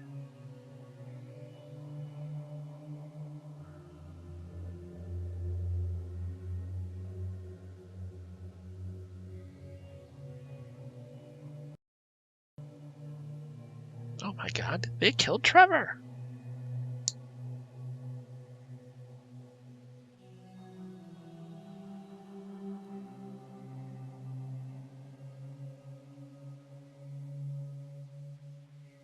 And so now we can just use Trevor's card to go here. I mean, technically we can use ours to get in still. We'll need Trevor's later specifically.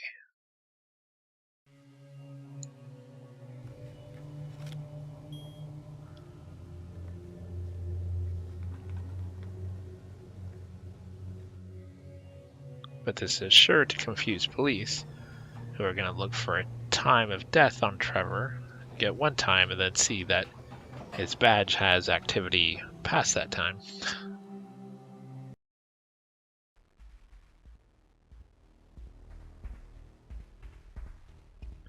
So this should be familiar. We're back upstairs, or sorry, not upstairs. This is downstairs in the basement.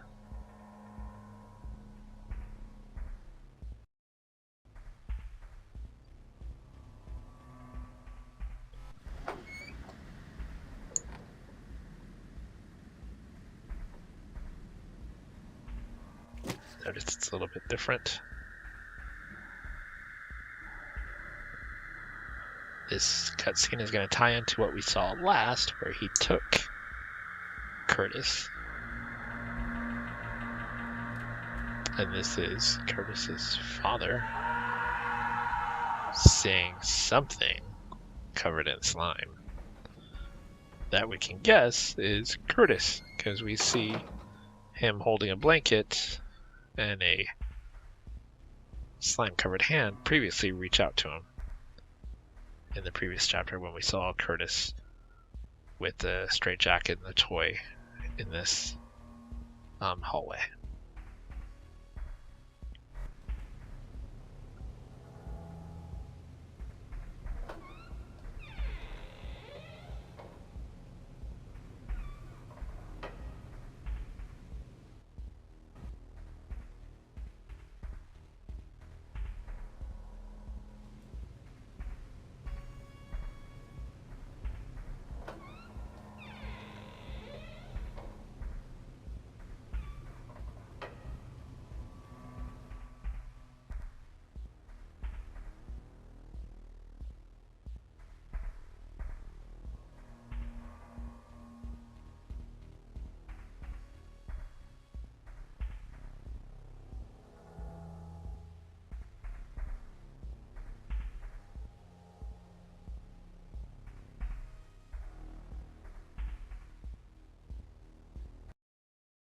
So I called it code again because I wasn't sure if it would just let me in to the door since I've already done the code once. And it did.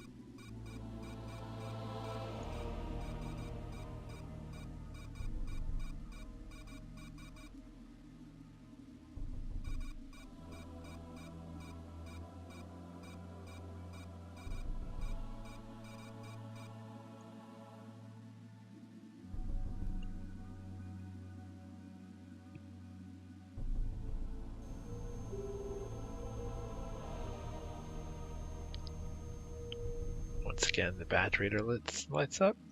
We know from last time not to use Curtis's.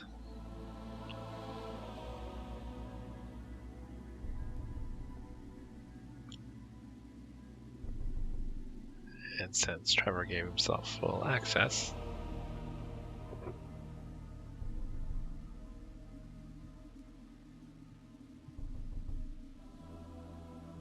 so keep in mind the symbol that we just looked at is one that we printed.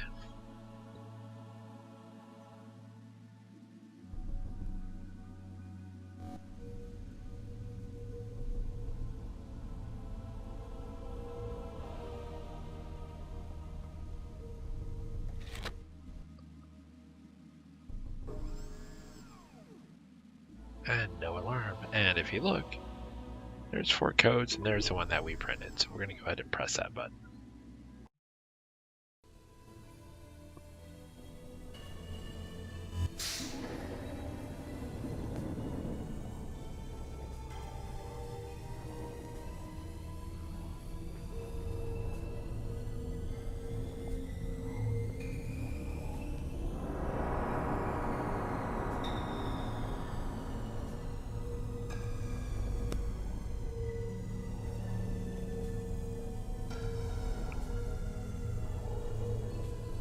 Honestly, after Trevor's demise, and not because of Trevor's demise, but because of the turn that the game takes, it just becomes less and less enjoyable. I feel like this weakened the story.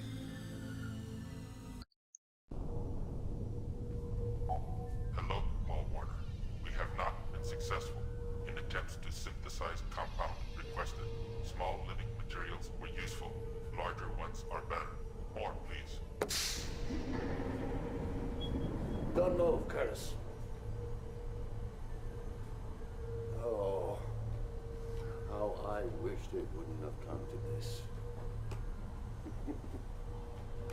What the hell was I just talking to, Paul? Creatures from Dimension X, of course. There we go. Totally forgot what it was called, but it's called Dimension X.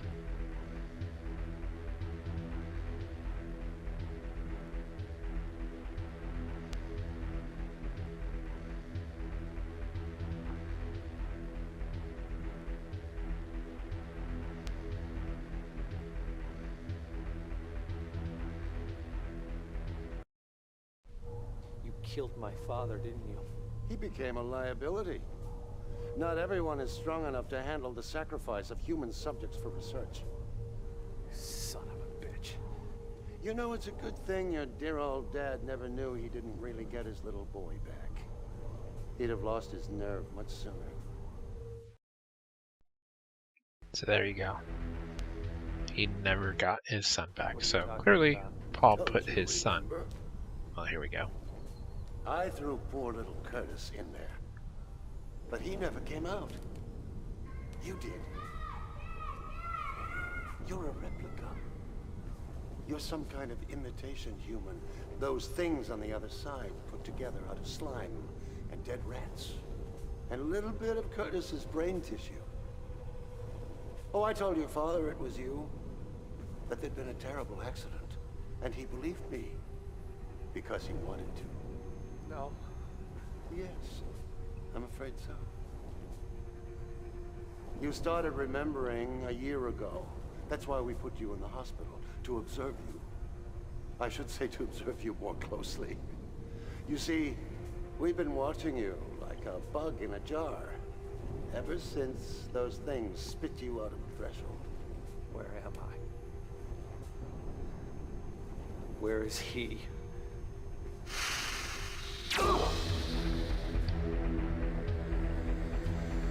You allow me to introduce myself. Curtis Craig, at your service.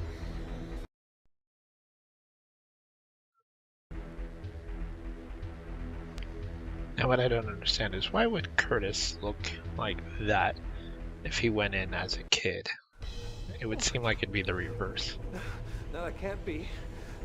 You are a slow glob of protoplasm. What you see now is an electrical projection. A manifestation of my hatred for you. My body, my human body is in there.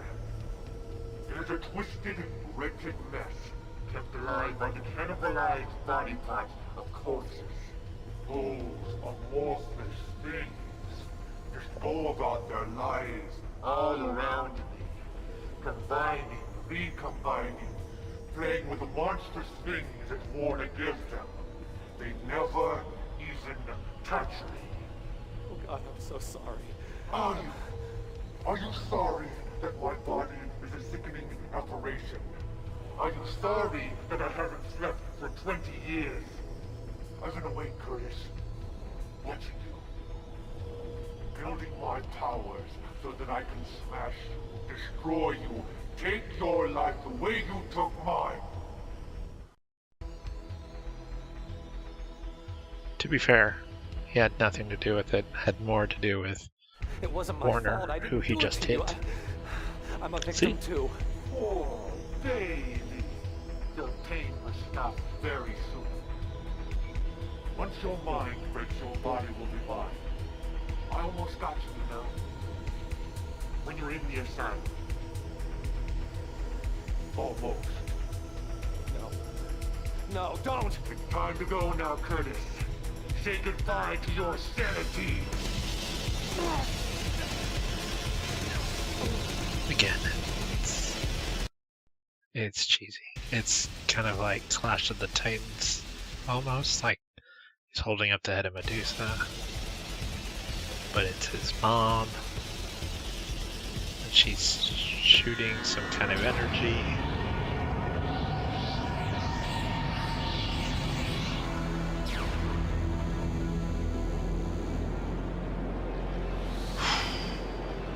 Let me tell you, from this point on, like I was already starting to lose interest in the game once Trevor's demise happens, and it's clearly not like some kind of psycho killer kind of thing.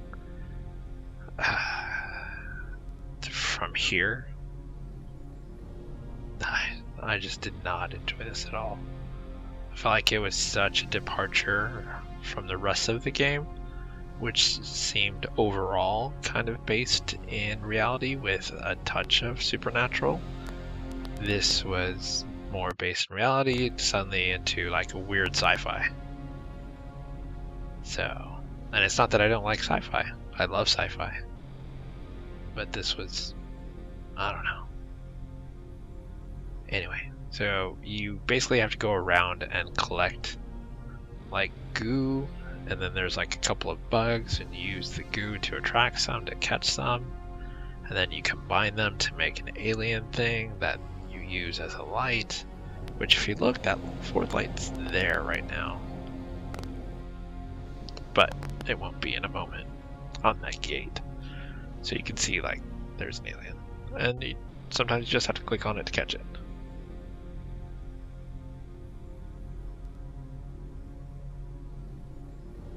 Like, who in their right mind would just pick that up?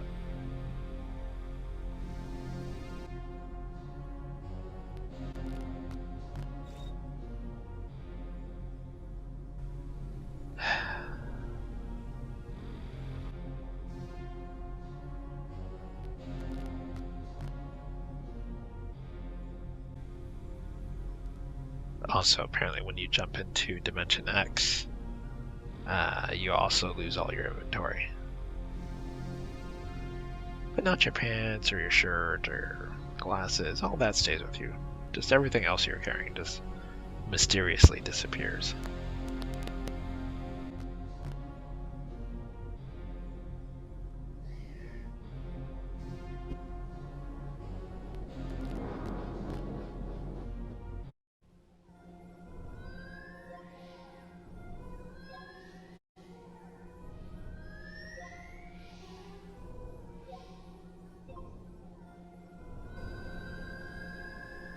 Oh, look at that. You can combine things. Or try. And if it works, they'll make something. If not, they just back up from one another.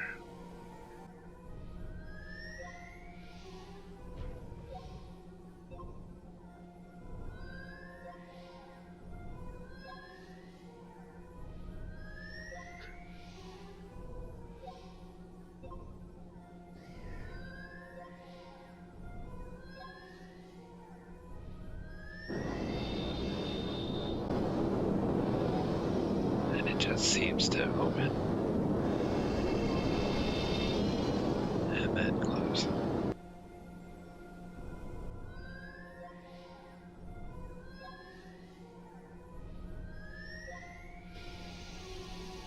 So I can't even tell you if clicking the alien's required. I was just clicking around and he just goes through it.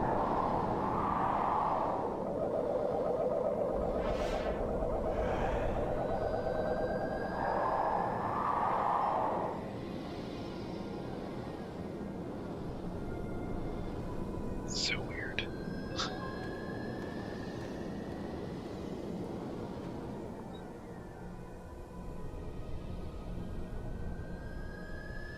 And he's taking it remarkably calm.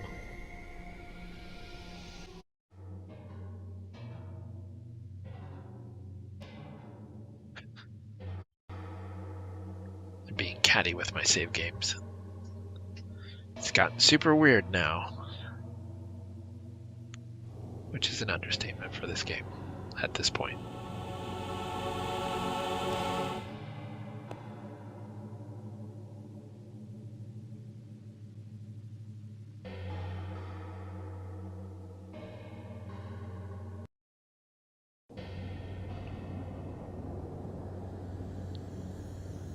If you've not figured it out, that's you in this dimension. Don't look at me! Go rot in your home, festering. Right.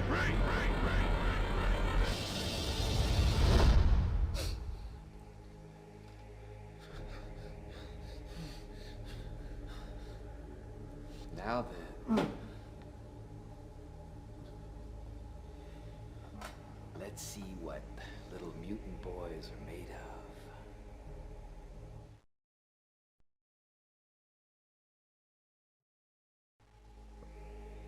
So I'm pretty sure I die a few times here.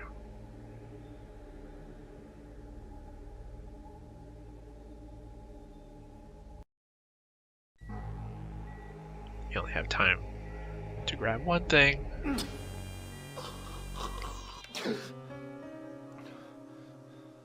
I love you, Curtis. Even though you've been cheating on me with Therese. I love you.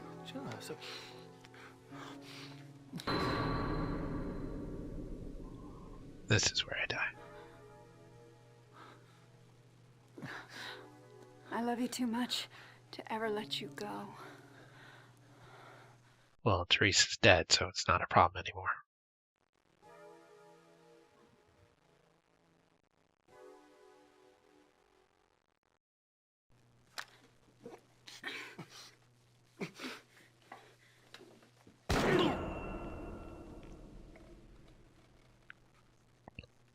That wasn't the right thing to do. She's not at all remorseful.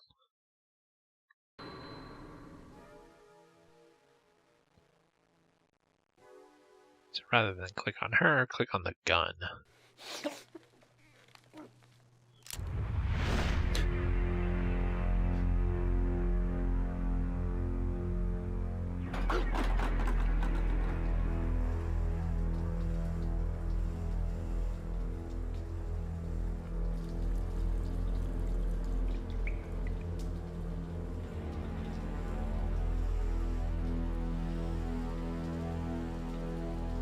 Again, this gets really weird again.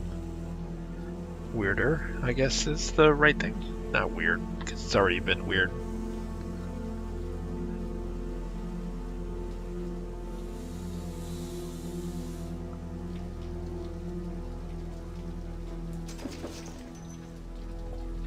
I was wondering when you plan to drag your lazy ass in here.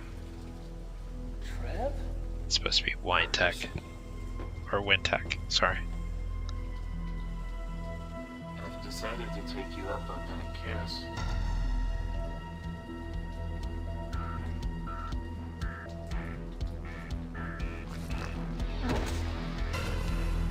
Pray for death. Be quiet. It's Bob. And you notice they show that badge on the floor. Comes Tom with the sledgehammer.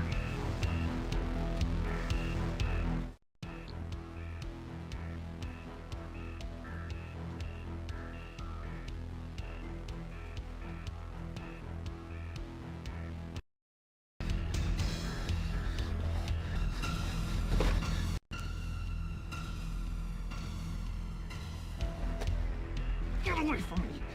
Come a little closer, boy. You got something in your eye.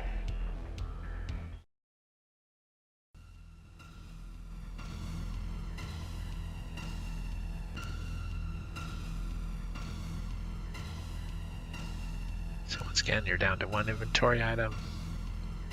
Click the badge that you grabbed. On the door. And on the scanner. And Curtis will bolt. And Tom will smash Bob's head.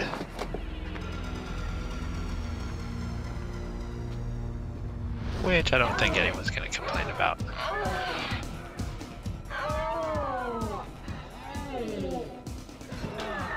was hot, baby. That was really hot. I think I die a few times here also. But I trimmed him out. I think I died twice or 3 times.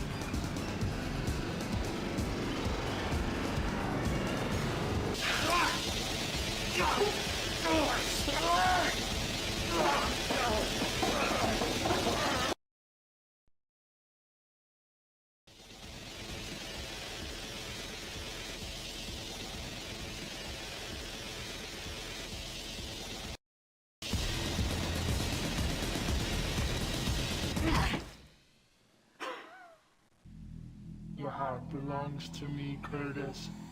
It always has.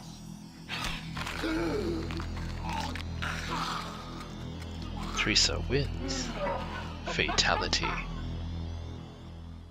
Which Mortal Kombat tears her heart out as a fatality? Do you know?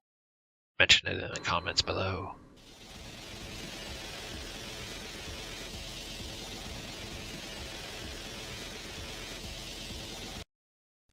Your heart belongs to me, Curtis. It always has.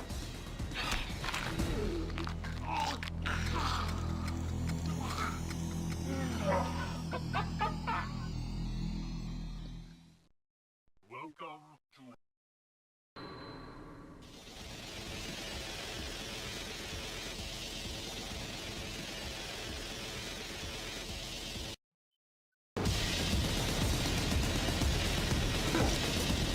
Instead of punching her, pull the lever.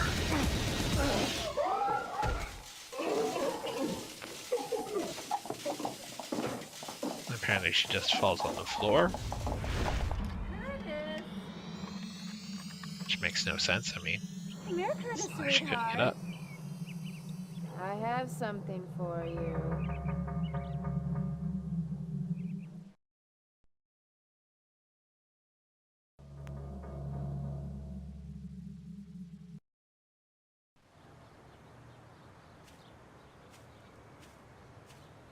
I love you, Mama.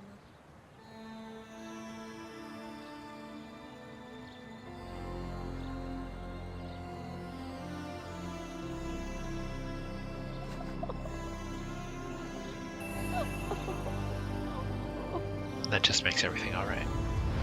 All the stuff that she put him through.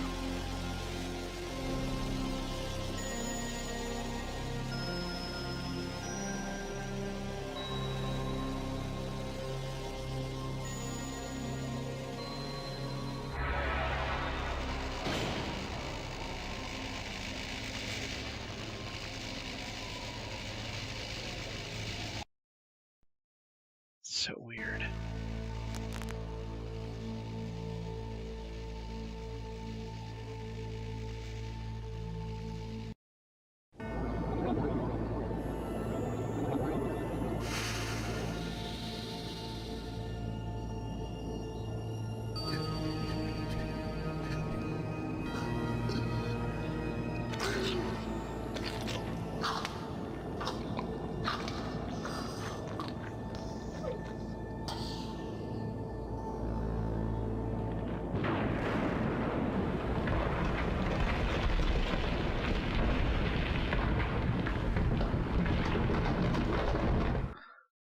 Isn't that inconvenient / convenient?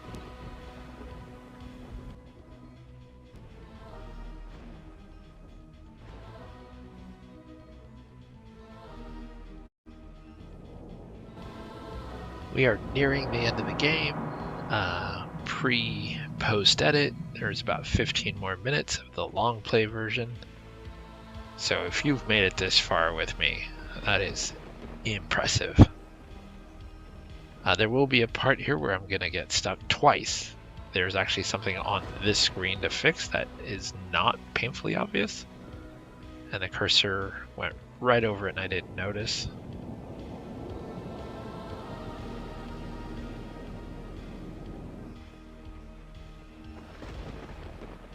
And you can see where it used to be 4 lights, there's now 3, which apparently that earthquake thing caused one of the lights to break. And this puzzle is submerged in goo, as far as I can tell.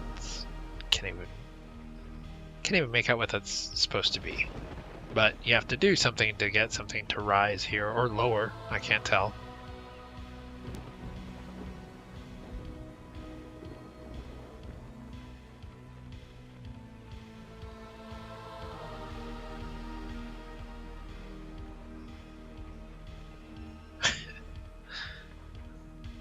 Series of save games. It's starting to get weird. Did I mention it's getting weird? I mean super weird. So there's this light that's out and we can see that there's a couple of them. So believe it or not, what you have to do is merge some of this alien stuff into a light.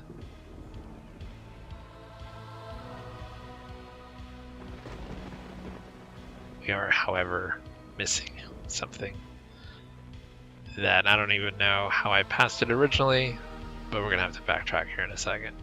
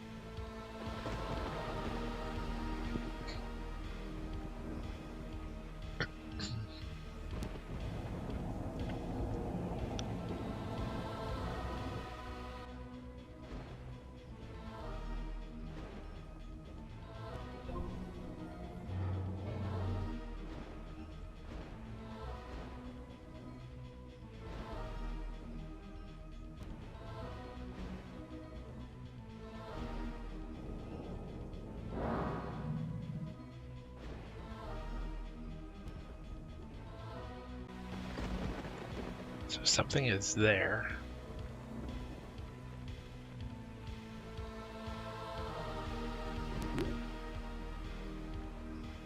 Fix it with the goop.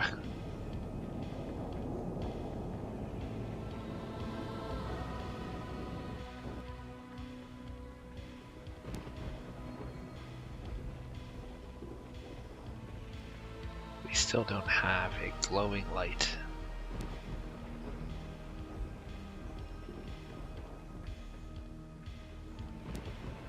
I like that I'm trying the same thing that I've already tried to see if the result is different now that I fixed that line. No, there's still one more alien thing to grab.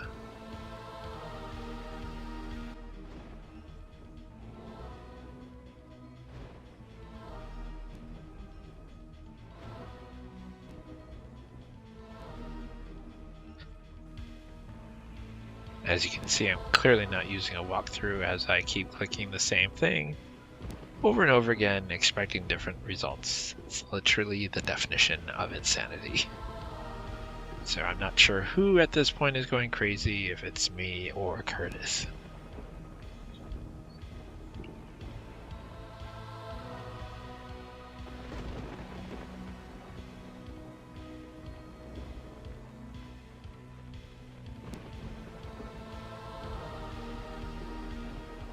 See if lighten it up against one of those. Nope.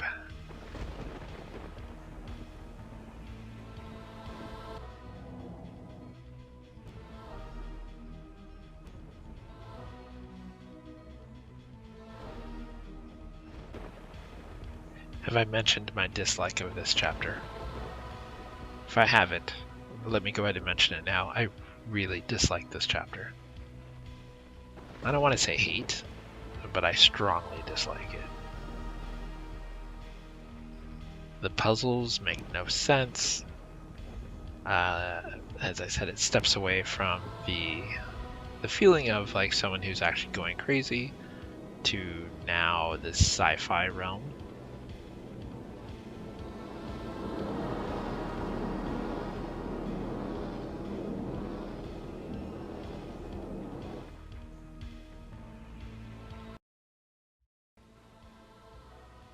Guess I I don't know, did not care for the sci-fi aspect of this game.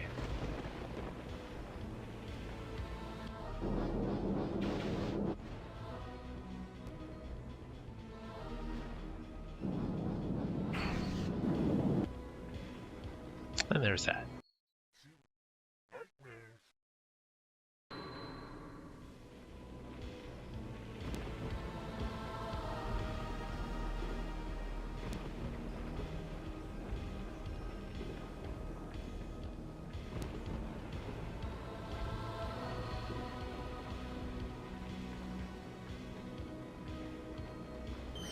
Oh, look at this. New aliens that kind of look like lights.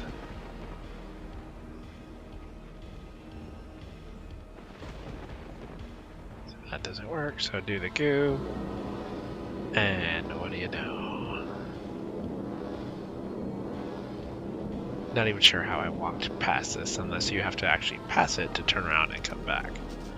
So you put the goo down and he's attracted to it. And now you can catch him. And now you have your light. Oh, but that's just the beginning of the woes.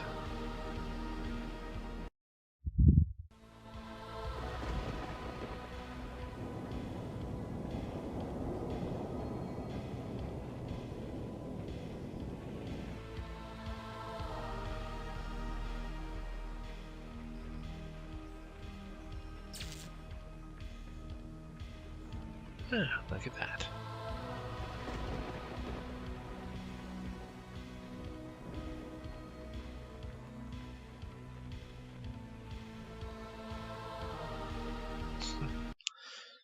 Save game. Phew.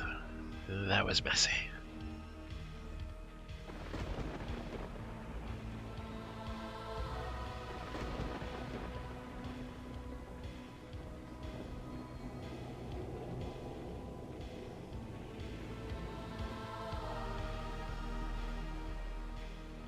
Now with both of those things repaired, the contraption thing is now available to click on.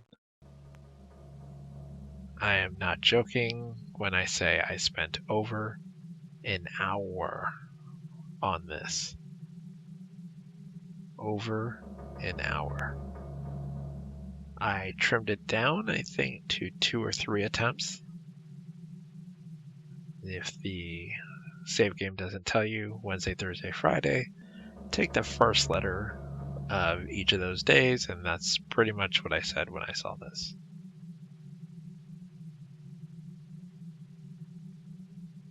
So they're, I don't even know how to describe it. So there's just a couple things you can click on that'll do a result. Then you just want to try to keep all the things like the wires. At first I thought, well, green goes to green, blue goes to blue, purple goes to purple. Nope. If you look where there's the 3 wire prongs on the bottom, those are going to be your 3 wire prongs towards the right middle, and then the 4 prong thing on the left will be your wires on the bottom. So for example, blue and red will connect, green and purple will connect, red and blue will connect, and purple and green will connect, rather than the actual colors connecting to one another. So what you want to do is eventually find something where all these pulses maintain. But essentially I'm not going to talk for the rest of this and let this thing speed through. Because this is one of those things, I know I said I wasn't going to talk, but this is one of those things, like I said, once you get into this Dimension X thing, the puzzles become ridiculous. Like, illogical as far as I can tell. Like, if someone could tell me the logic of this was literally click, save, click, save, click, save, click, save.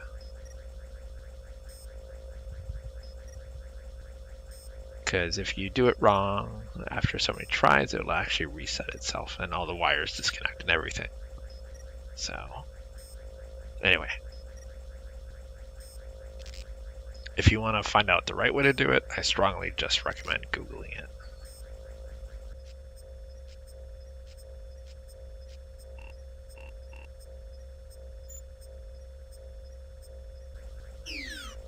Oh, I may have just trimmed out all of them. Because I noticed that the wires are currently being set up correctly. But I might be wrong. Yeah, so it's going to reset.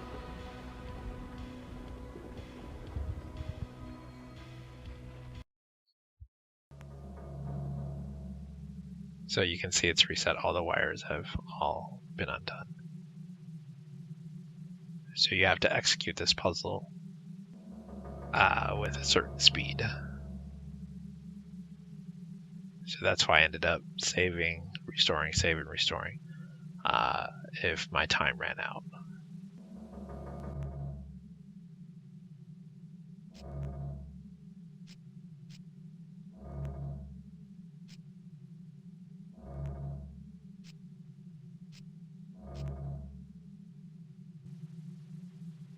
This is just the beginning of my saves.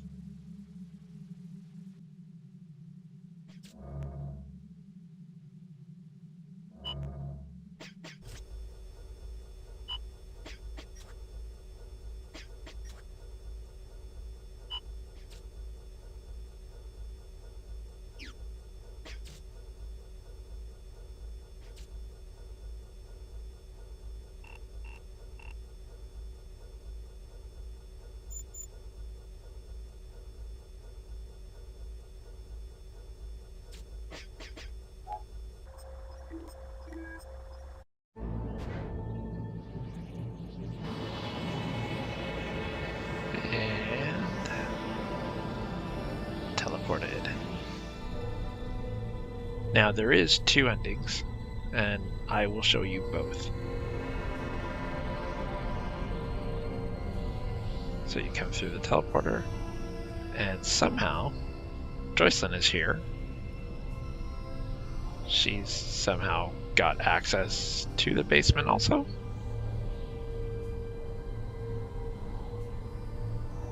Curtis. I know. And she literally just saw him step out of a thing. Who you are. She seems okay with that. Please.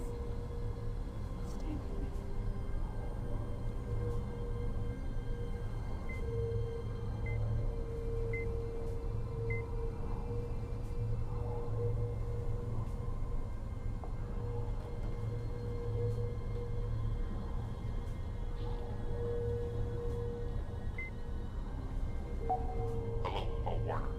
The doorway has been damaged. We believe it has become unstable.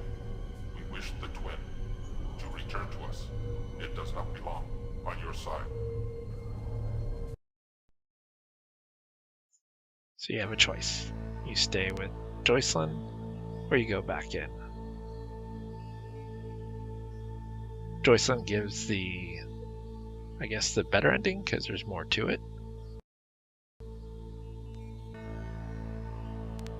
So we'll see her Can you ending believe first. a big-time exec like Paul Warner killed all those people? Yeah, sure I do. Suits are evil, you know? Where do you suppose he is now?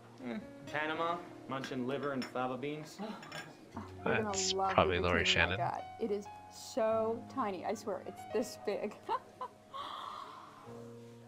Oh, and I picked up some really strong sunblock because I know how you burn. Oh, it's gonna be wonderful. Blue Mediterranean seas, sun-washed beaches. Oh, you're not gonna regret this, Curtis. I promise.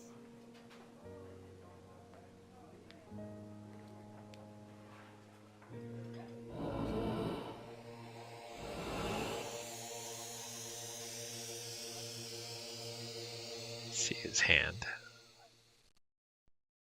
So he still struggles to control who he is. And then it'll roll the credits, and then we'll see the other ending if he chooses to go back and give the creatures of Dimension X the quote-unquote twin, which is him.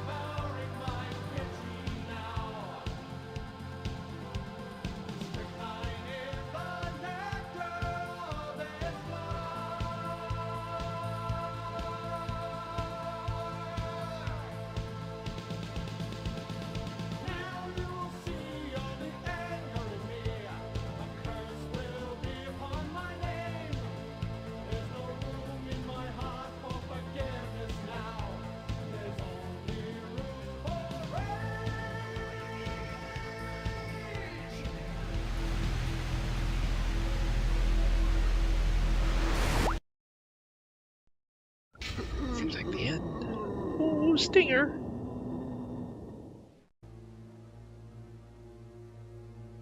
So, now, the alternate ending. We'll talk about it, Josh.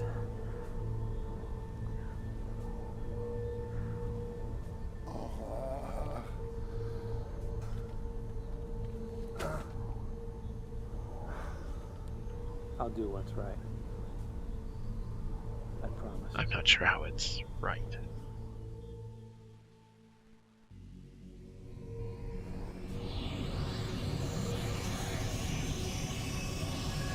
And why 24 hours later?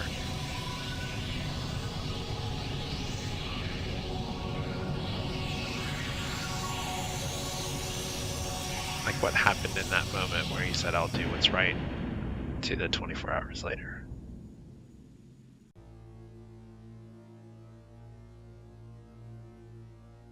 then it rolls the credits, and then it shows the same ending with Warner's head. So if you enjoyed this video, thanks for hanging out for as long as you did. I know it's been a long, long video. But let me hear your thoughts on Phantasmagoria 2. I'd love to hear them in the comments down below. Thanks, and always please click like, subscribe, share the love, post it around, do whatever you can to help me get more subscribers. I'd love more people to check out the channel. These do take a long time, like rendering these videos takes up to 12 hours, and then uploading them takes forever as well, especially when they're 6.5 hours long. Anyway, thank you for hanging out and being a part of this. All right, bye.